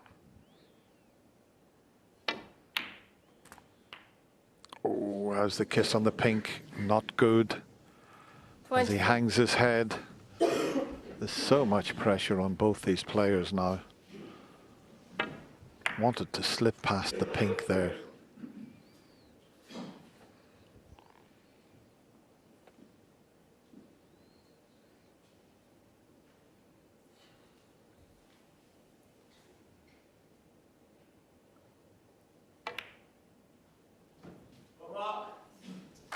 Judd's on 24.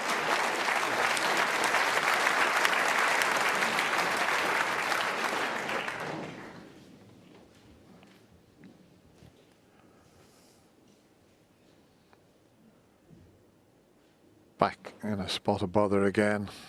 That remarkable shot that he played and the fluke that he got was incredible. Not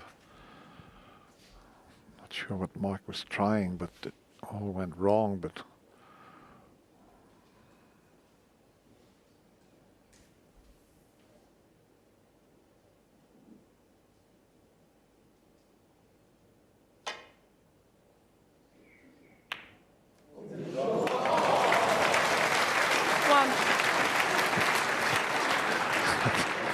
he thought he might just cannon the pink, but what a pot again. Some of the shots he's pulled off.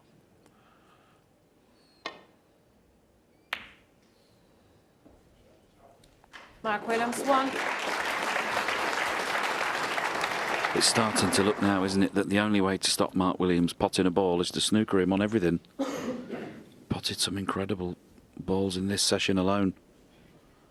And had that cannon on the pink gone a little bit nicer, that might have been a chance to win. Now can Judd pot this red? He can. And what a shot of his own. And can he get past the reds for the pink? Yeah, he certainly can, Shaun. But that was a fabulous pot he's pulled off there.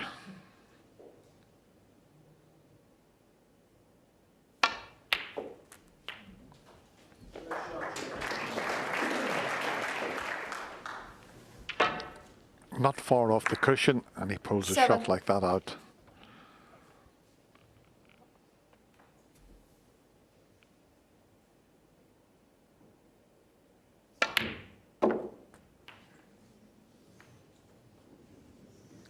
Eight. He's okay. Pretty straightforward to get on the red next to the green here. And the other two reds are available.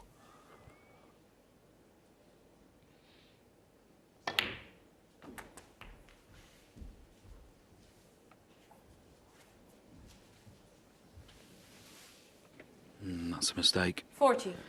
He should have been higher on the red so he could pot it and come back for the pink. And that would have made getting to the next red so much easier as it is now. He's got to create something out of this to get through the green. 50. Well, the brown is the ball that will get him up to the reds.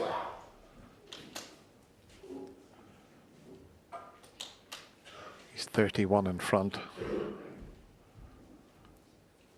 So he needs the brown and one more red.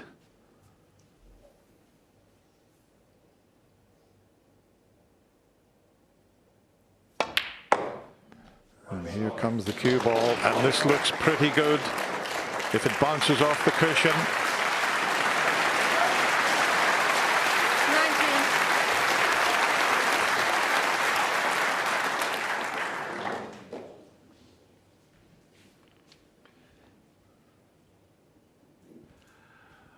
19.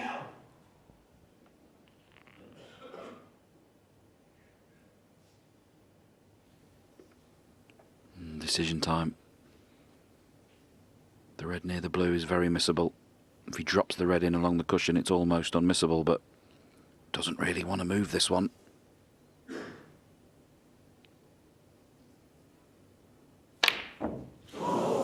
difficult at that pace, trying to force the angle. Judd, But Trump it's Judd's 19. turn for a slice of good fortune, having missed the red. That could have gone anywhere.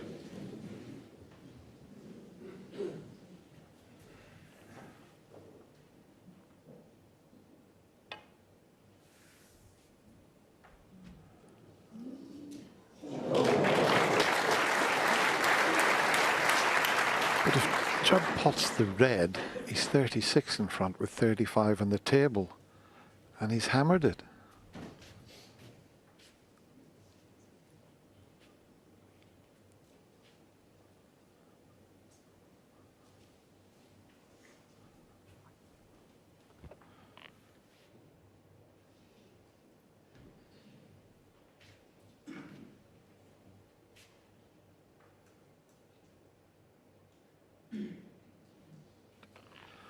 Yeah, I'm still baffled by Judd's choice of shot there when he only needed the red.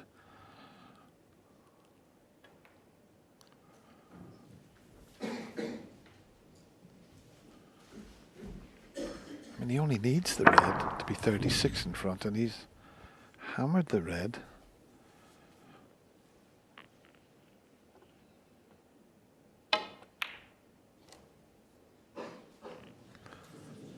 Is this hard enough? I don't think so.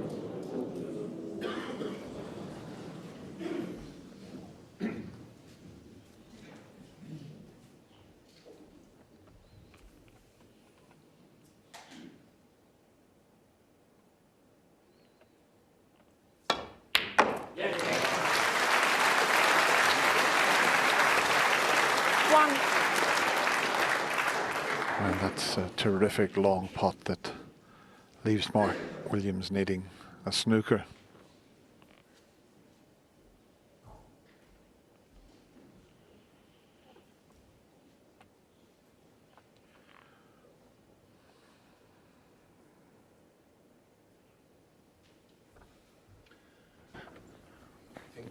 Ping ball.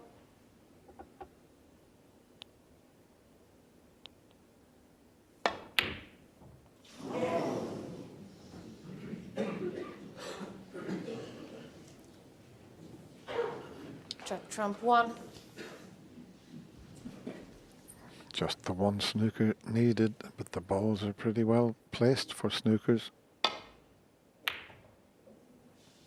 He's heading up towards the yellow and brown. This looks good. Is there a gap? No gap. Can swerve it slightly or off the back cushion.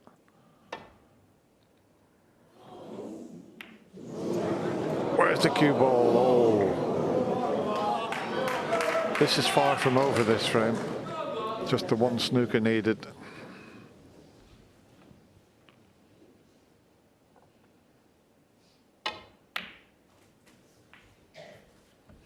One. And if he gets the next shot as he would like, there's a great chance of the snooker.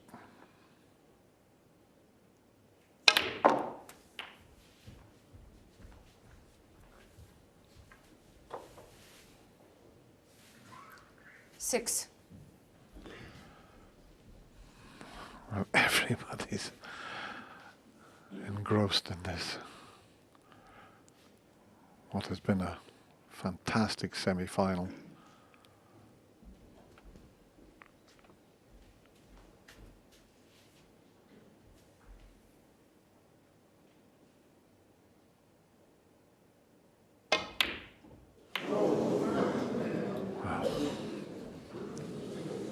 Mark Williams 6.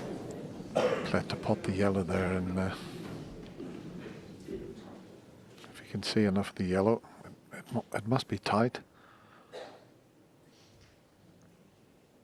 Yeah, it must be tight. He had already have been down and knocked it in.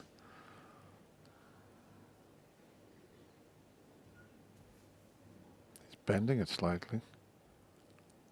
And he bent it too much. And now, I don't know if he can screw right up behind the green. He might be able to here.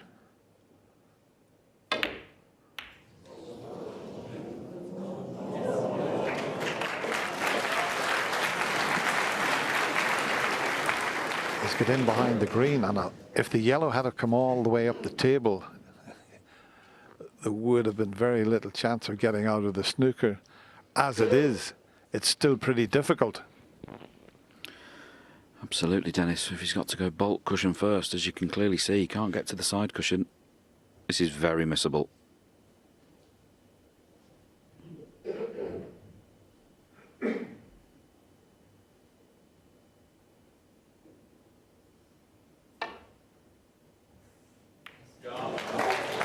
Well played.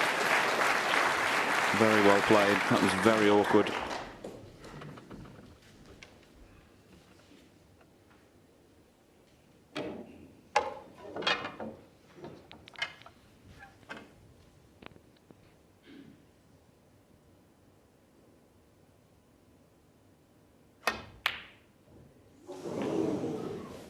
Two. Well, this will be some shot to swing this white all the way around the angles in behind the black. He's going to have to hit a good few cushions. Here it comes. 1, 2, 3, 4 cushions. 4 cushions. And just a little bit too pacey. What an effort. Williams, 2.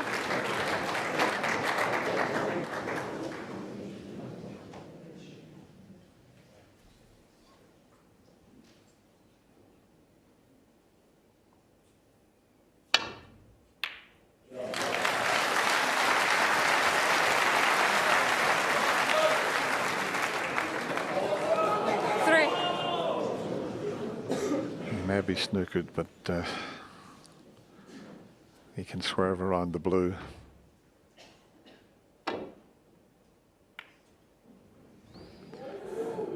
Wow, Judd's best pal is sitting in the studio, Jack Lisowski. He must be in bits. It's worse watching your good friend. Worse than being out there.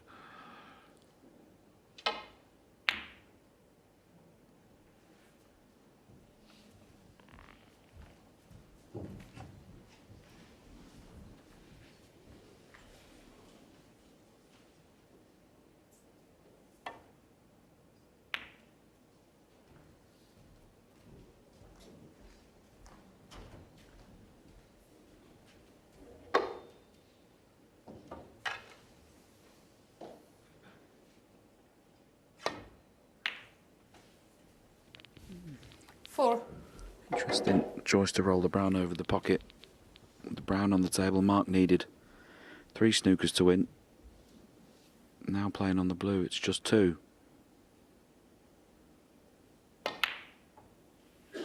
And how's the pace here? What a line. How's the pace? Mark Williams, 4. Well, if he's got the snooker, it's a pretty simple hit off the baulk cushion first.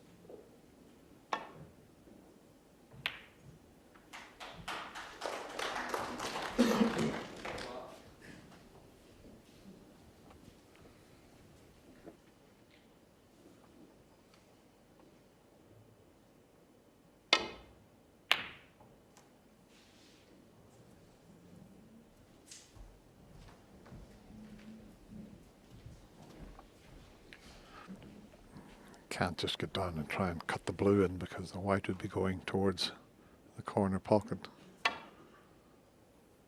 That's why he didn't even think about taking the cut on.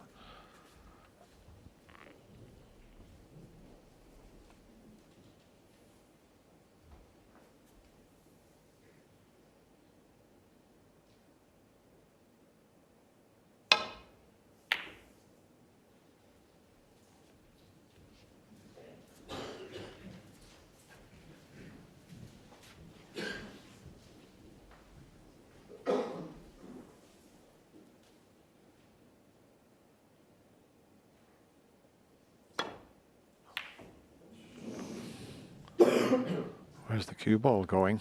Where is this white going? He shouldn't be sending it anywhere near a pocket.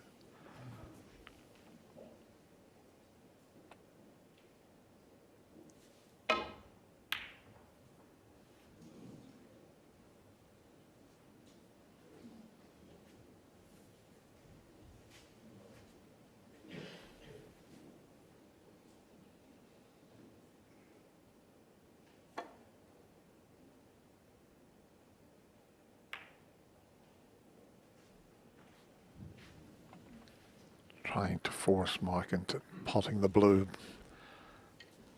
With only the one ball on the table, much more difficult to try and get snookers.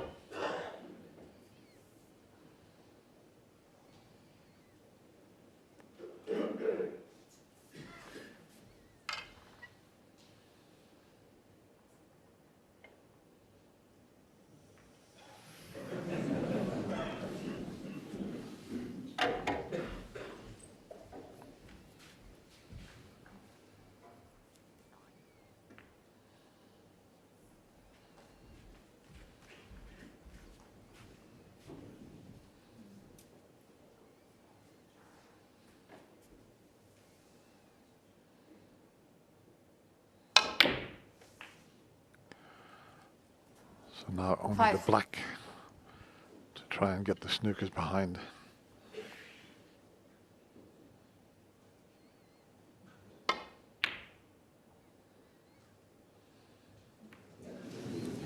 And Judd will just roll the pink in or over.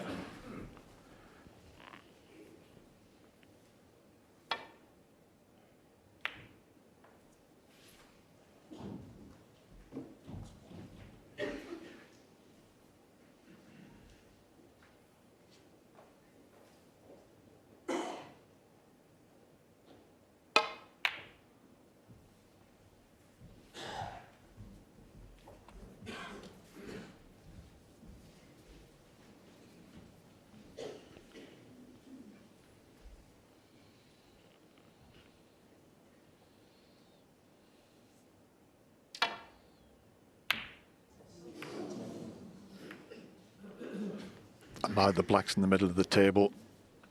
Very little chance to get two snookers.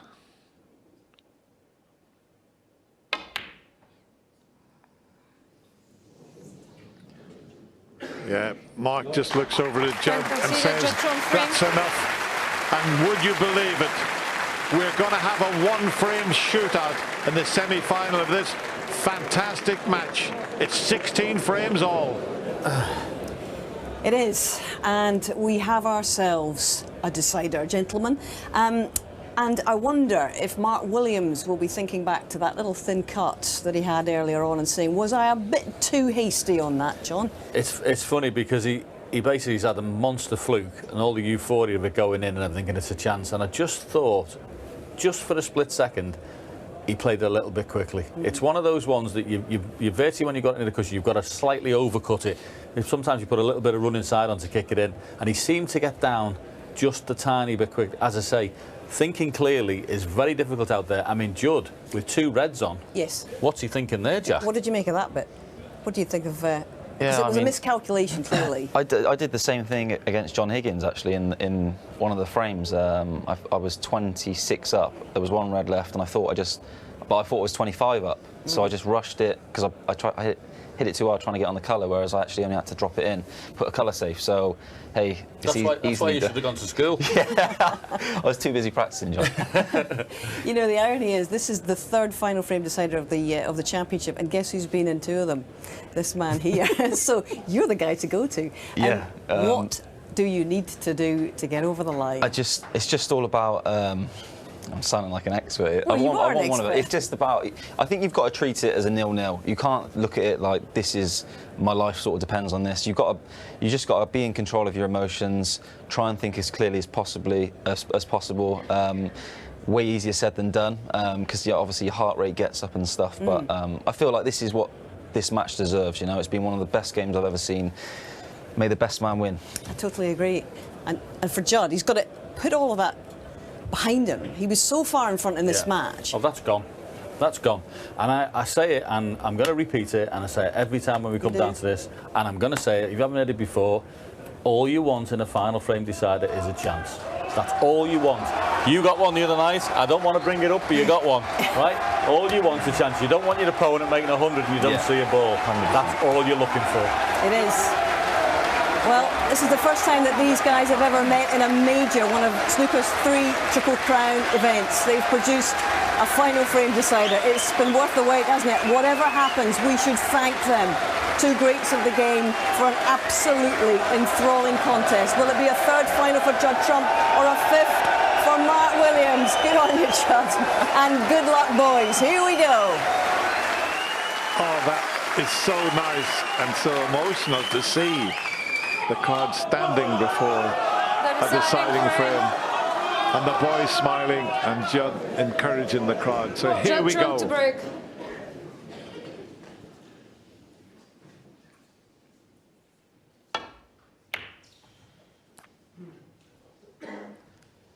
John Parrott always says that you just want one chance in the deciding frame.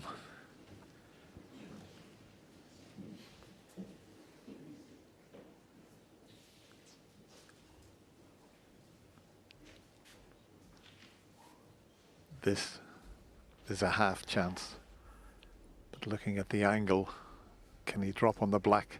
If it goes in, won't be easy. Looking at that angle.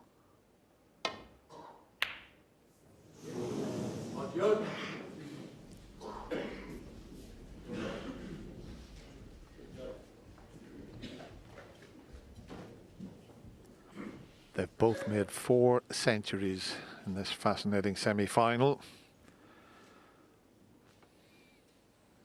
Judd has been in 2 finals and won 1.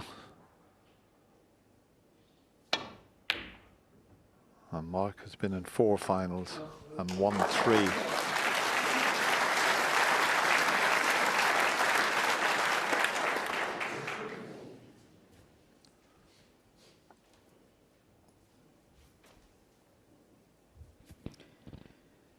Amazing they can play 32 frames and there's only 30 odd points between them in total points scored. I'll run through the stats at the start of this final frame. I don't think Judd can get through to that loose red that's just popped its head out. There you see. But that yellow is now a really good target to get the cue ball in behind, you'd feel. That's where Judd will be sighting for.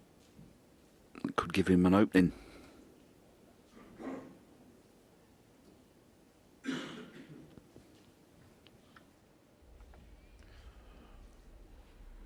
Just checking to see what would happen. He's got a path back down the table. Has he spotted something?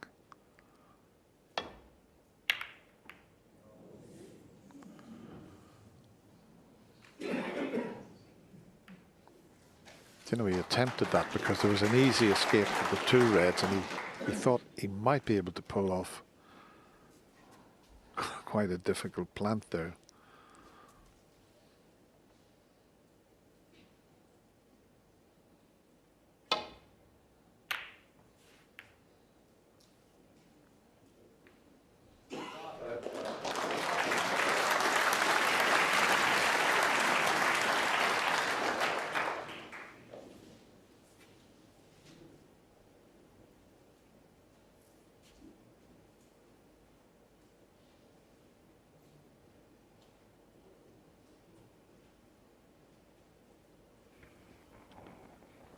Very thin if he plays off the red near the pink. If he plays off the red near the black spot, needs to be careful not to push a red over. Well, he has pushed reds to that corner. And that little flick on the green might have made the difference there.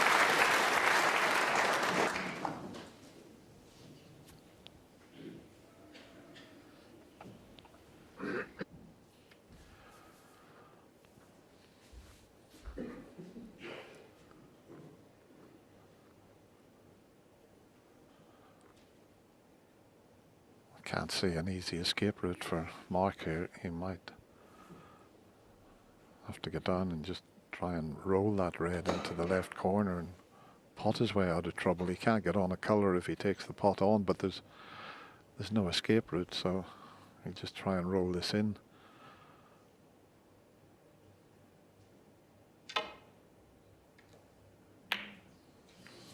It's okay.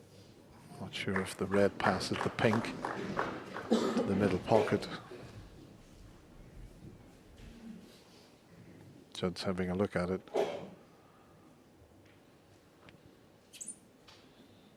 Must be tight.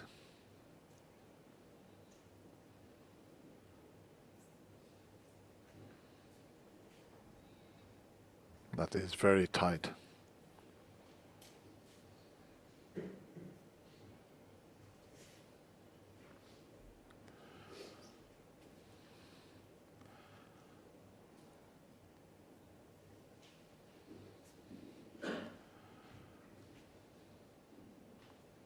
If the white was right in behind it, you might be able to roll it in.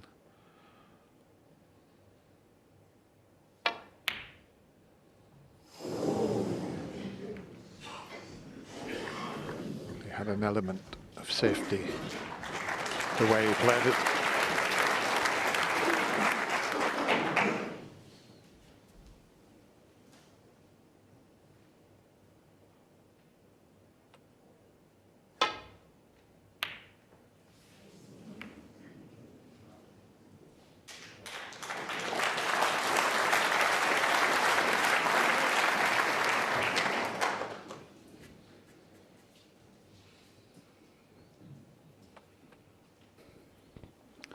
This looks like trouble.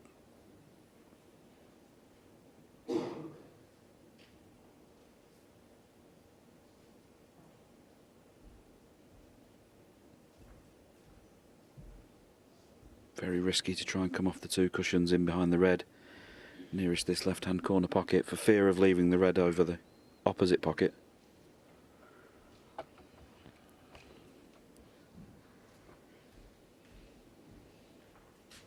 Might just have to pot his way out of trouble here. Red to the left of the black is on.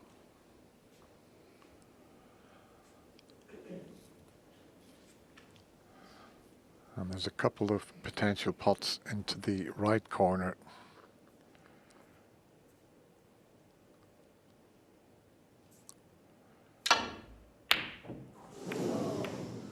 Oh, as he fluke one, it's Judd's turn to have a fluke. But if he's straight on the yellow,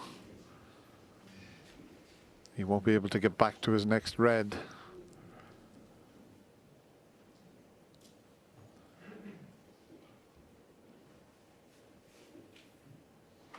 Not a great angle on the yellow. He's now looking at the brown, which would be a pretty brave shot to take on at this stage.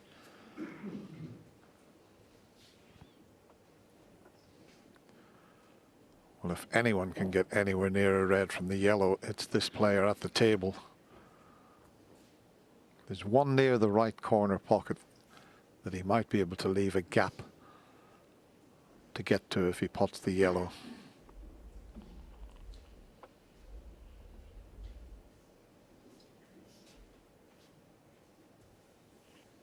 Is he going to tuck in behind it? Not a bad choice. Trump one. Yeah, and I think that is the evolution of Judd Trump as a snooker player complete. Many seasons ago, he would have just got down and played the brown, probably would have potted it. Recently, in the last few seasons, he probably would have got down and smashed the yellow in.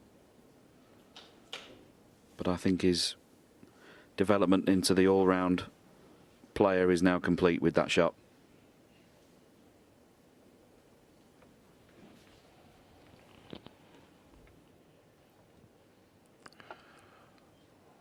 Well, I can't see an escape route for Mark.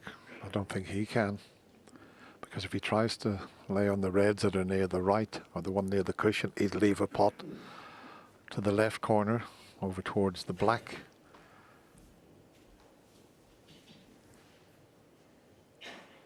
Well, what a situation to be faced with.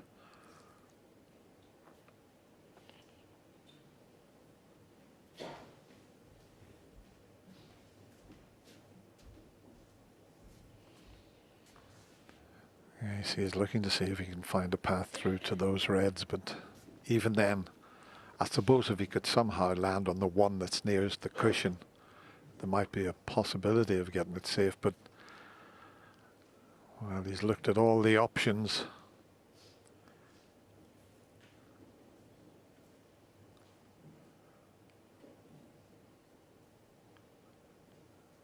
even the 2-cushion escape route's not available to him.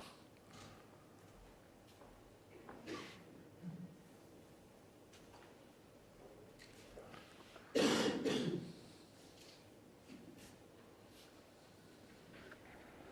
it's just, as we approach 2 minutes on this shot, it's just the margin of error to not leave the red by the black is the problem. But I agree with you, Dennis. If he doesn't play that shot, what is he going to play?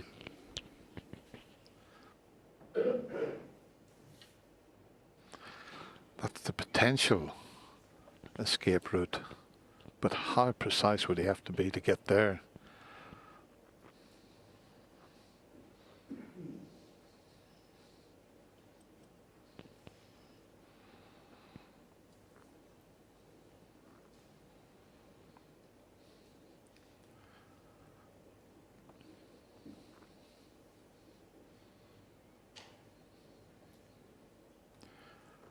And if he can't see a shot or can't work a shot out, sometimes you've got to just hit and hope.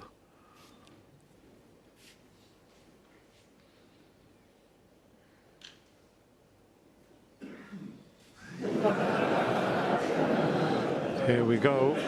Attention all pockets. Attention all pockets. Here we go. Is there anything in? There is. There's 2 in. Well, 1 in.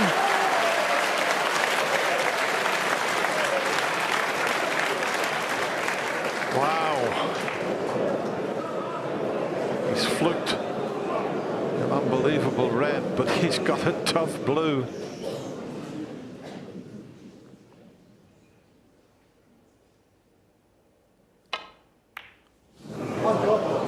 Overcut it. And now that Mark chance Williams won. is there for Judd Trump.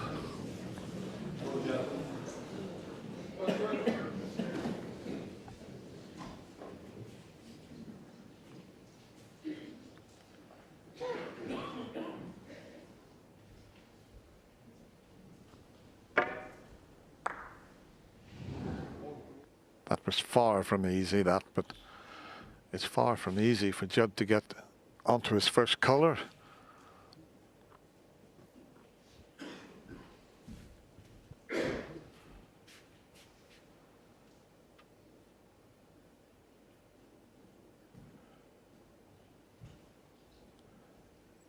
Even if he plants one red onto the one that's over the right corner, he's still got quite a bit to do with the cue ball.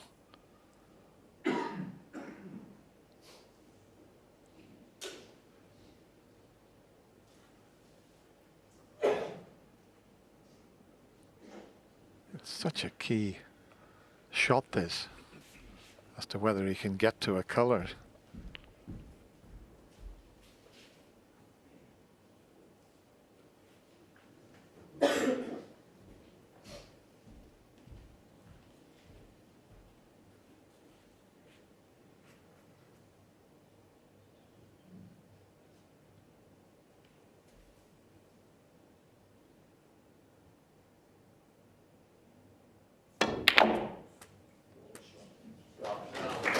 Very well there. 1. Very, very good. This wasn't easy, as Dennis said. To plant one red onto the other was straightforward, but to get the gap for the cue ball, that was a very good skill indeed. And now this is where you need the clarity of thought to think clearly when the pressure is on the most. 6. Try to make one good decision after another. Keep shot selection as straightforward as possible.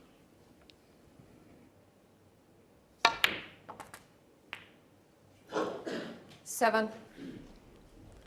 Yes, don't get ahead of yourself. It's easy to think, oh, I could get on that red that's covering the pocket where the black is, and then I could free the black up, but he doesn't have to worry about that just yet.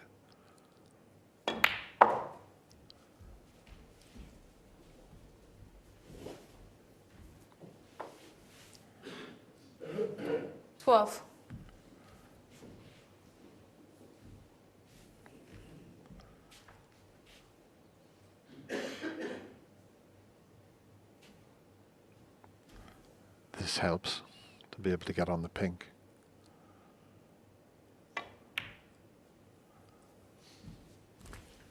$13.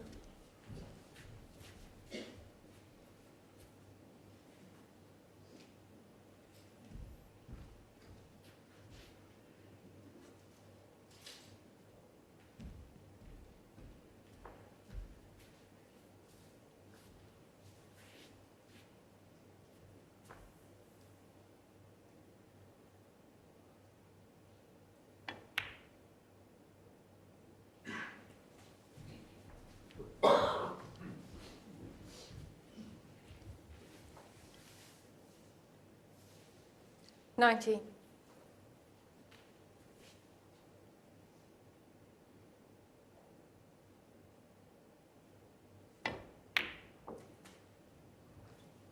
$20.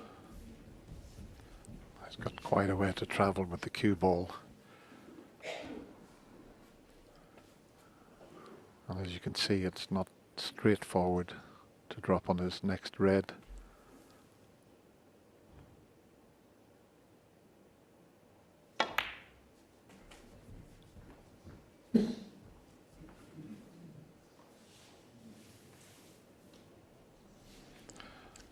Now 25. he's going to remove the one that's blocking the path for the black. So that will help.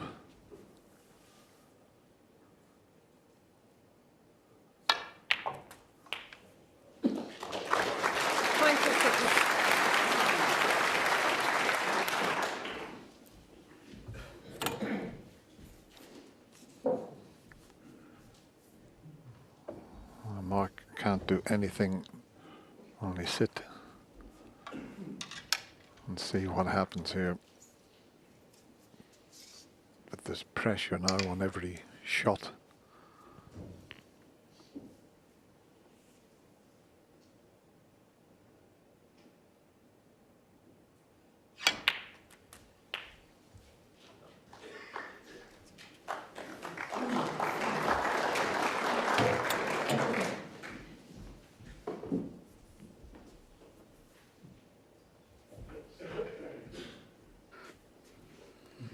Moves to 33 points.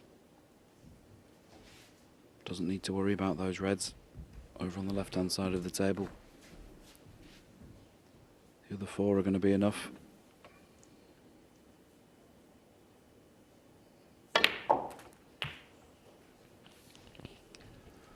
$34.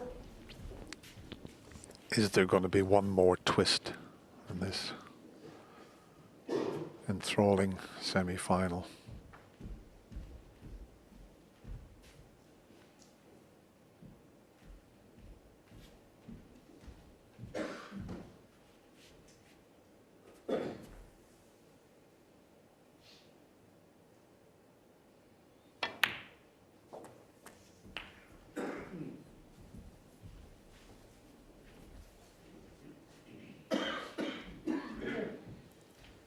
$41.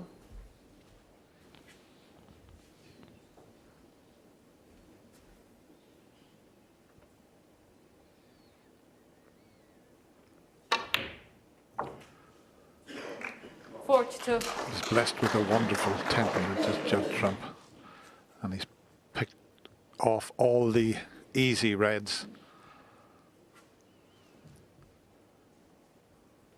Now it's starting to get a little bit more difficult. So giving himself plenty of time to play the correct shot.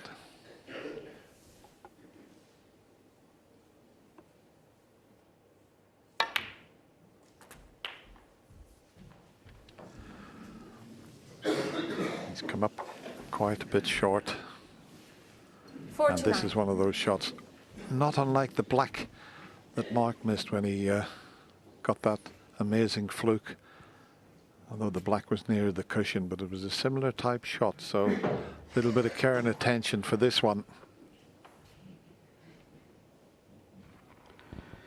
Yeah, and of course he wants to be on the black in a way that he can get to the other red by this corner as well, and that's not easy from there. You can't just drop that in with left-hand side to get out and get the angle. You'd have to stun that a little bit, and that makes the shot a bit harder.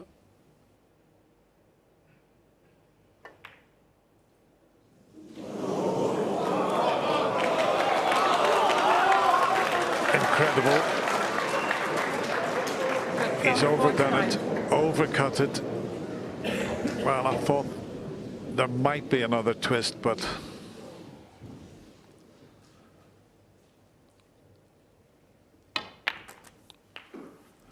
one.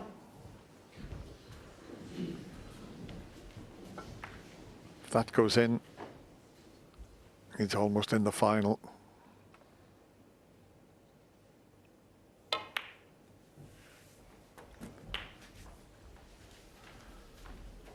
Now Judd's got to sit there and see what Mark can do, but 8. look at the 4 difficult reds.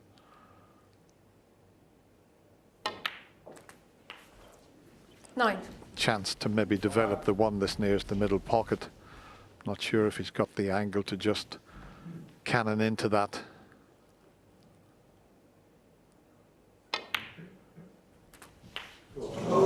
He did have, but he slipped round the back of it. But there's still a potential pot on. But every 16. single shot, as we show you the white, slip round the back of the red. Every single shot. There's so much pressure on it.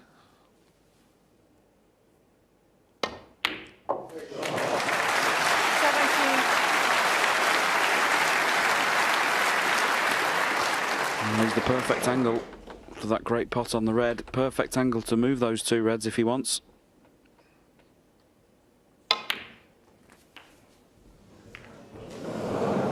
No, didn't really hit that with any conviction. There was a very tiny bit of body 24. movement there as he hit that cue ball. Just wondering if he can get in behind the yellow.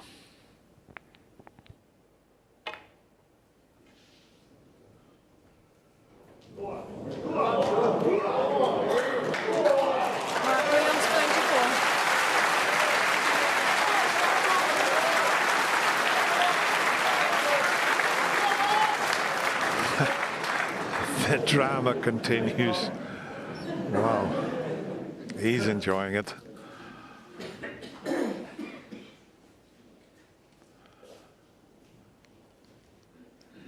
$25 points the difference.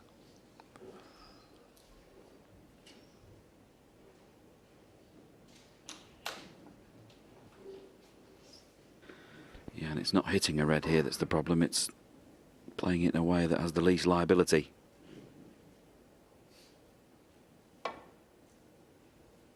Playing it this way to try and go towards this red. Very good shot. Excellent shot.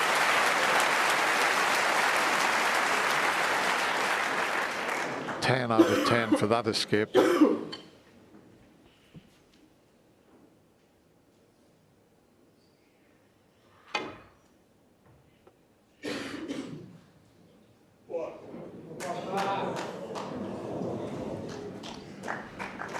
He's hampered. Which means it's difficult to play back down the table because of the yellow. Might still try it, but this is awkward. Try stay quiet, please. If he tries to get the white back down the table, he's got to hit that red half ball.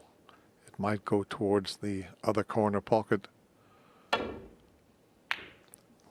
It's coming towards the other corner pocket. One. He pulled one of those off previously. Not a fluke. There was a possibility that that could happen. And what's the angle on the brown like? Surely he can't pot the brown and run through and move those 2 reds. That would be some shot. No, he's too much angle for that.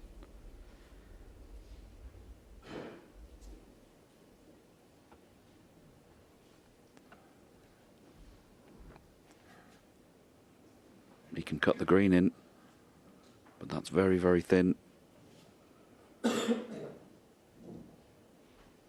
26 points ahead. Maybe this is the time to put a colour safe.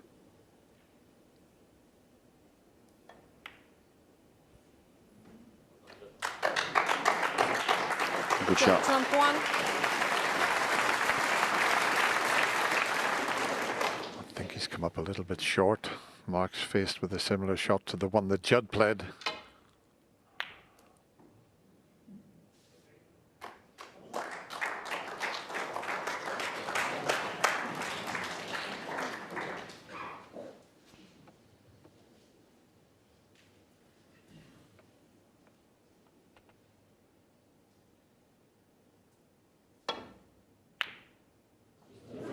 Not again. Wow.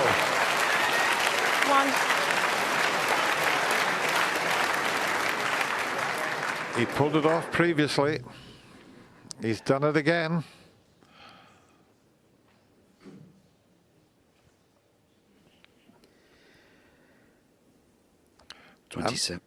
Sorry, Dennis. 27 points ahead.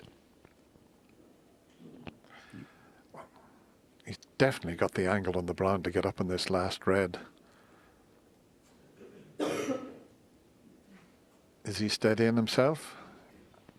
He knows he can get the white up on this red.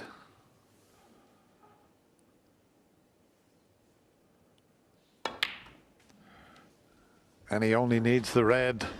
It's a tricky one along the cushion, but he only needs it. 5.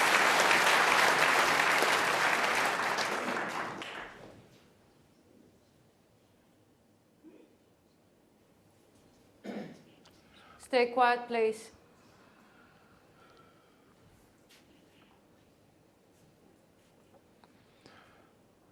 Just has to roll the red in. I think he miscalculated in one of the previous frames when he hammered a red when he only needed it.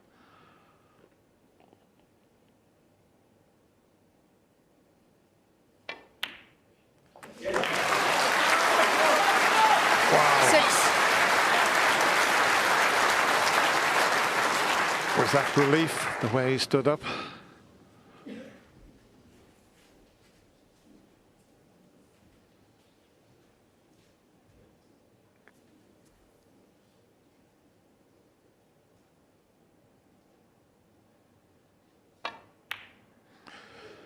It's been a remarkable semi-final that these two players have 13. produced.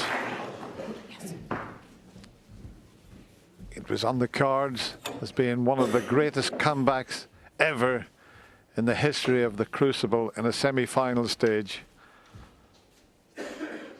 What an effort Mark Williams has put in here.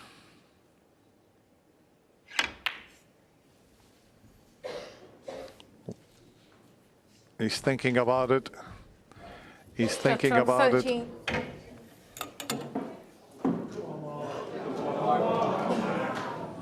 He was thinking about shaking hands there, but it's never over till it's over.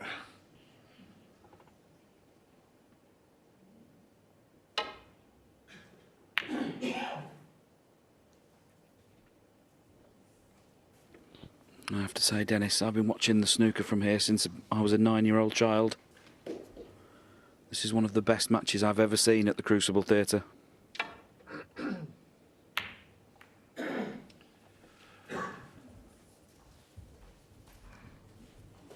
Well, I've been coming here since 1977 when we first played the World Championship at the magnificent Crucible. And haven't seen a better match than this.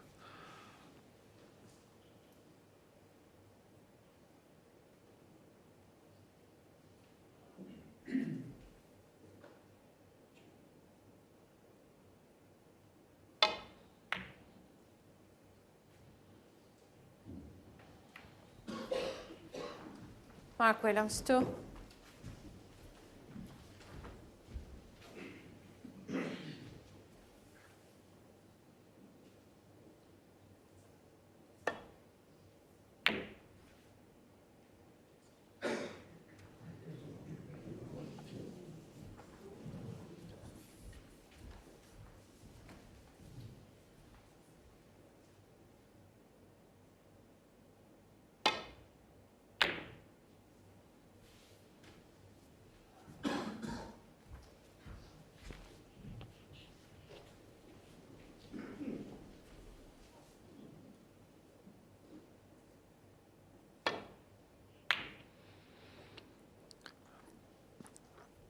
3 4-point snookers required to tie for Mark Williams.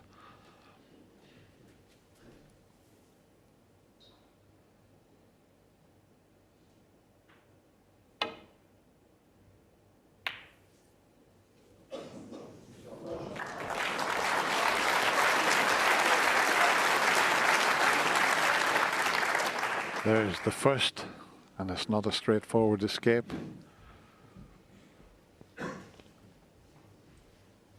Off the baulk cushion, he's got quite a margin for error because the green's just away from the cushion, but not enough room for the white to go round it. I expect him to hit this.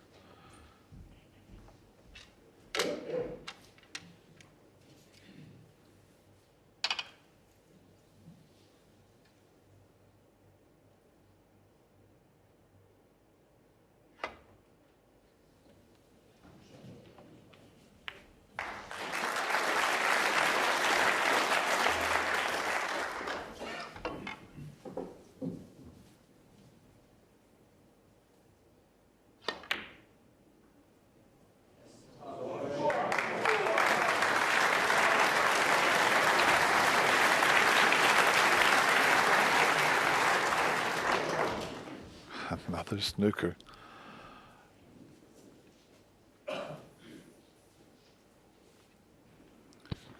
Yeah, and this isn't that easy to hit either. He's got the one cushion escape to the right cushion. The blue being there brings in the possibilities of free balls, and he could be snookered behind the blue next shot.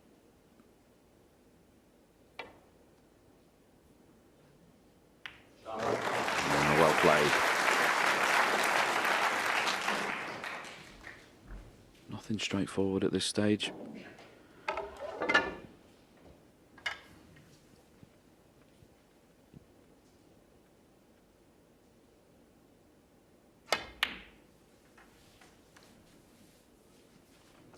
Three. Can he get the white up behind the black? Or is he thinking of potting the brown and then looking for the snookers?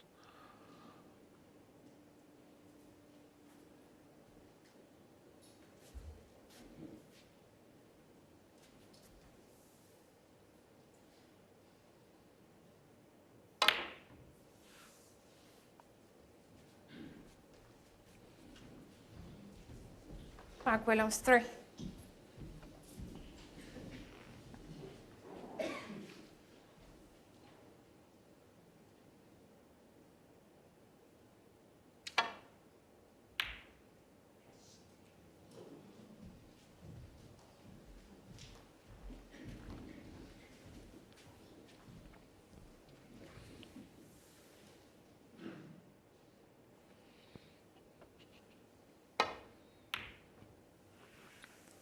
This has got a chance.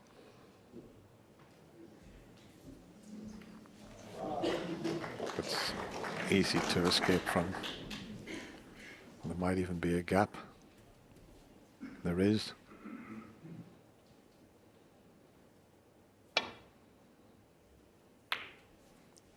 Can't blame Mark for carrying on here. It's a virtually impossible situation, but he's put such a gallant effort into winning this semi-final. 7-1 behind.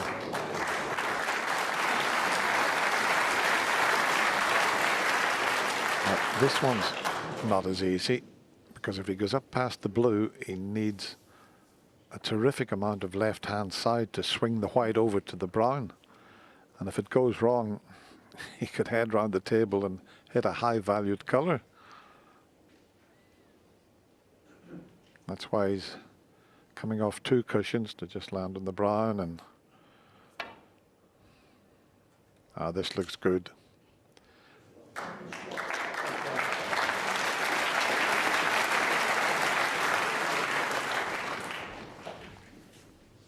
When we say he needs 3 snookers, in fact, it might be at least 12 snookers, because your opponent's going to hit a majority of them. And here it comes again.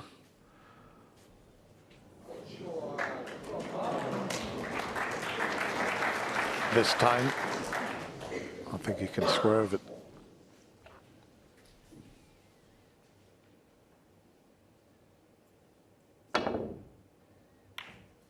Where's that cue ball? It's okay.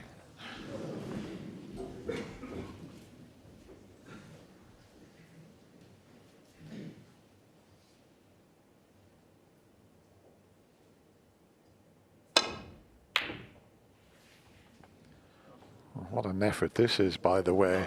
What an effort this is. If the brown doesn't hit the blue, Judd Trump was tapping the table there. If the brown doesn't hit the blue, he's got a terrific snooker.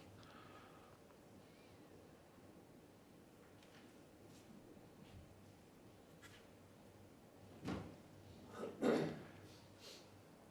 putting everything into this effort.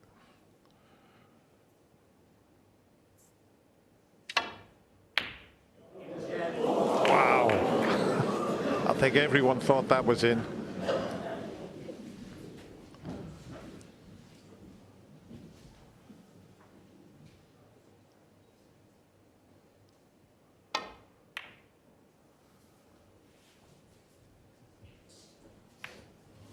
Well, that makes it a lot more accessible for snookers with the pink next to the black.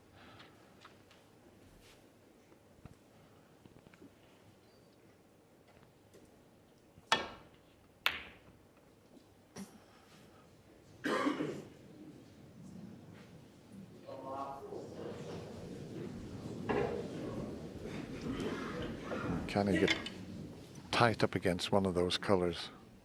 Oh, he's found the gap. Would you believe it?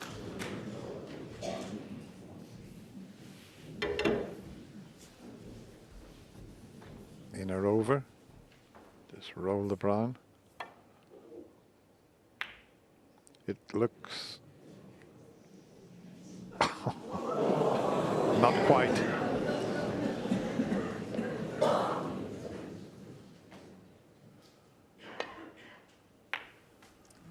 Four.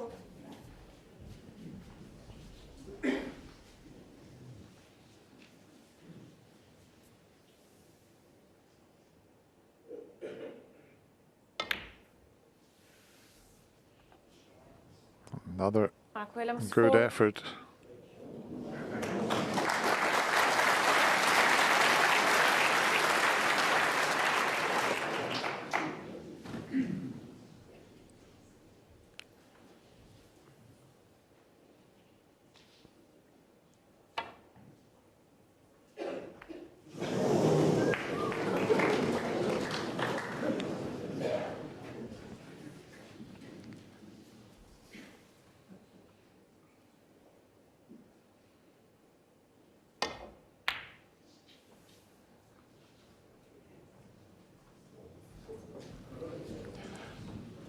Got to try and keep the blue safe each time he attempts a snooker. And Judd cut this in.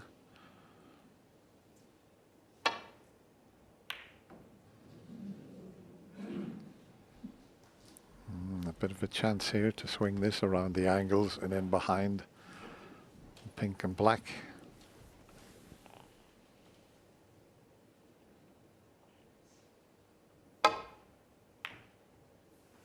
Too thin.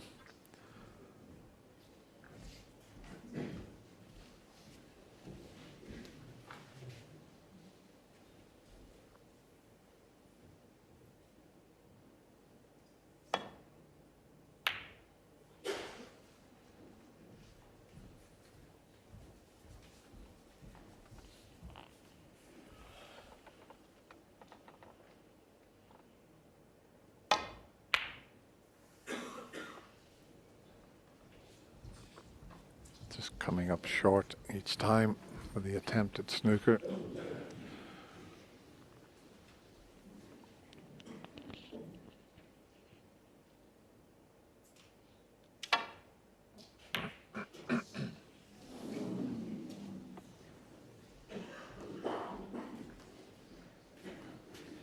Well, the frame now just crossed the 40-minute mark.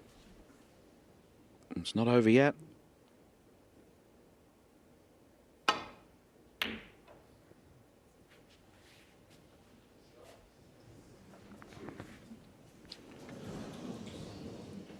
It might be, after this shot, steadying himself. He wants to see this blue disappear.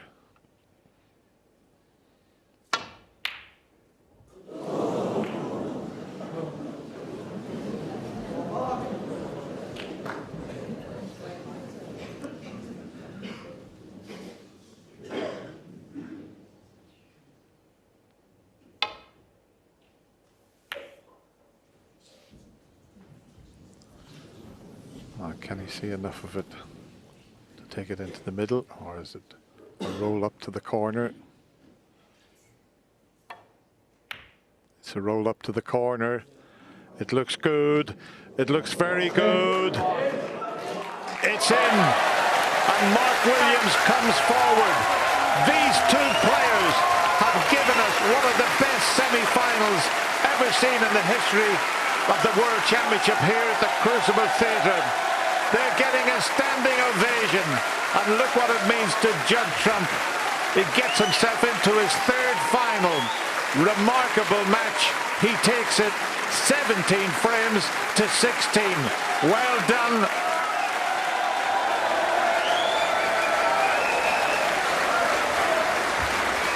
Well done indeed, Judd Trump. An absolutely amazing semi-final. I'm sure all of you are watching at home have been absolutely entranced by that. And congratulations and commiserations too to Mark Williams, who has given us one of the most memorable semi-finals in the history of this amazing little theatre. It's all been watched by Jack Lazowski, Judd's dear friend, and there was just a little bit of a wave to you from Judd there as he was coming out there. My goodness, what a match. What a match. I think that's probably one of the best games I've ever watched. Mark was just absolutely incredible, you know, the way he came back at Judd. The last frame, you know, they both had these crazy flukes, and then it was like twisting and changing. It looked like there could have been an upset at the end with Mark coming back at Judd, and he just managed to hold on and get over the line. But, you know, I'm drained watching it. What a game that was. I don't know how they're feeling, to be honest, no. Jack. It's extraordinary. There were a couple of cross doubles there from Judd, and it was all happening. And I did say to you, Mark Williams, of course, was on the wrong end of Neil Robertson coming back and getting 2 snookers against him in that semi-final at the Masters. So once bitten, twice shy. Sure, and the way Mark was getting those snookers, he was putting Judd in some unbelievable snookers, but he was getting out of them. So yeah, it just amazing end to the game, amazing match. We'll mop you down in a minute, Jack, but I think we should hear from Mark Williams. Hats off, Mark. Mark, what an utterly extraordinary, enthralling, captivating match. You very nearly pulled off the greatest semi-final comeback in history at the Crucible. Yeah, the first session it looked like, you know, he was going to run away with it, but, you know, credit, I stuck in there and somehow got back to 16-15 in front. Had a nice fluke. Tricky black. I mean, it's probably one you get 5 or 6 out of 10. I played with loads of run inside, but it's just a great match to be involved in. The crowd was absolutely amazing, and just unfortunately, it's another decider I've lost. And you must be proud of your contribution to that match, because it was an occasion that none of the spectators will ever forget. Yeah, it's a funny one. You know, I lost in a decider. You know, maybe I'd rather lose 17-1 and it would have been home yesterday. But, you know, look, that was one of the best atmospheres I played in. You know, they were on their feet when you're coming back from the toilet. I think, you know, for the first time, I probably had 80%, I think, what it sounded like, of the support out there, which is very rare with Judd because he's the most popular player. But, you know, every credit to him. He made a couple of cross doubles in that last frame. I'm not sure if he went for the both of them, but if he did, then you're just going to take your hat off to him. Great match, great occasion. Just unfortunate I've lost a decider again. Do you think he can go on and win this title now from what you've seen on the other side of the table? I mean, I've been asked some stupid questions in my time, but that's up there. Of course he can win it. I mean, there's no question. Well, listen, have a great summer. You've been absolutely magnificent on this run. See you next season. Cheers, Rob. this question off. Magnificent indeed, and magnificent too, this man, Judd Trump. My goodness, that was an extraordinary match. I wonder if you can sum up the relief, first of all, that you feel to get over the line there. Oh, there's just so many emotions going through that game. At one point, I looked like I was going to not win easy, because I knew he was going to fight back at some point, but I thought if I could just share the frames, but he played unbelievable, and I just sat there. I think it made it easier for me to take, because my long pot wasn't there in that last session, but other than that, I wasn't doing that much wrong. So I was actually enjoying watching him. I was, and that's one of the first times I've ever enjoyed watching anyone. And he was just incredible. And I was just praying that he might start missing towards the end, and he made a couple of mistakes. And in the end, I sort of had all my luck in the last frame. Yeah. So. Yeah, it turned out good in the end. Yeah. Sometimes, you know, you don't get two of them in a season. Yeah, well, actually, Mark was just saying he wasn't sure if you went for them, but obviously you did. Yeah, I mean, it's a shot to nothing at that stage. You're a bit lucky to go in, because you can't really see where the pocket is or anything, but I can line it up to the best of my ability, try and get the white safe. For two of them to go in, yeah, it's just your day. So there was a lot of things that went against me, and I just tried to stay positive, but I think that's probably my best ever win. I tell you what, you've coped with some pressure, but how did that compare? Because, you know, you're going to be dreaming about this fella in your rear-view mirror, because he's been there the last couple of days. It was an extraordinary fight back from him. It was incredible. Honestly, he was absolutely incredible, and literally I broke off. If he could see a red, it was frame over, every single frame, and towards the end I was just had to laugh to myself, because it was like playing a computer game. It was just like playing on hard. It was just, no matter what I did, it was just going wrong. So I kept going for my shots. I tried to stay positive. I was getting nowhere near with the long pot. He was leaving me the same one every time. And in the end, yeah, he just missed a couple, which he didn't miss in the whole game, really. And I was just able to try and take my time. I had a really good chance in the last frame. Messed it up. I think I was just taking too long, trying not to make any silly mistakes. But yeah, I was glad he ran out of position, and I was able to get sort of a couple of chances. You've put this man through the mill this afternoon. He's been living every shot with you in here. And I think when Mark overtook you for the first time to go 16-15, what were you feeling at that point, Judd? To be honest, I still felt good. I felt, as the tournament's gone on, I felt better and better. And in that match, it was probably the least nervous I've been in the whole tournament. Even towards the end, I still felt reasonably good.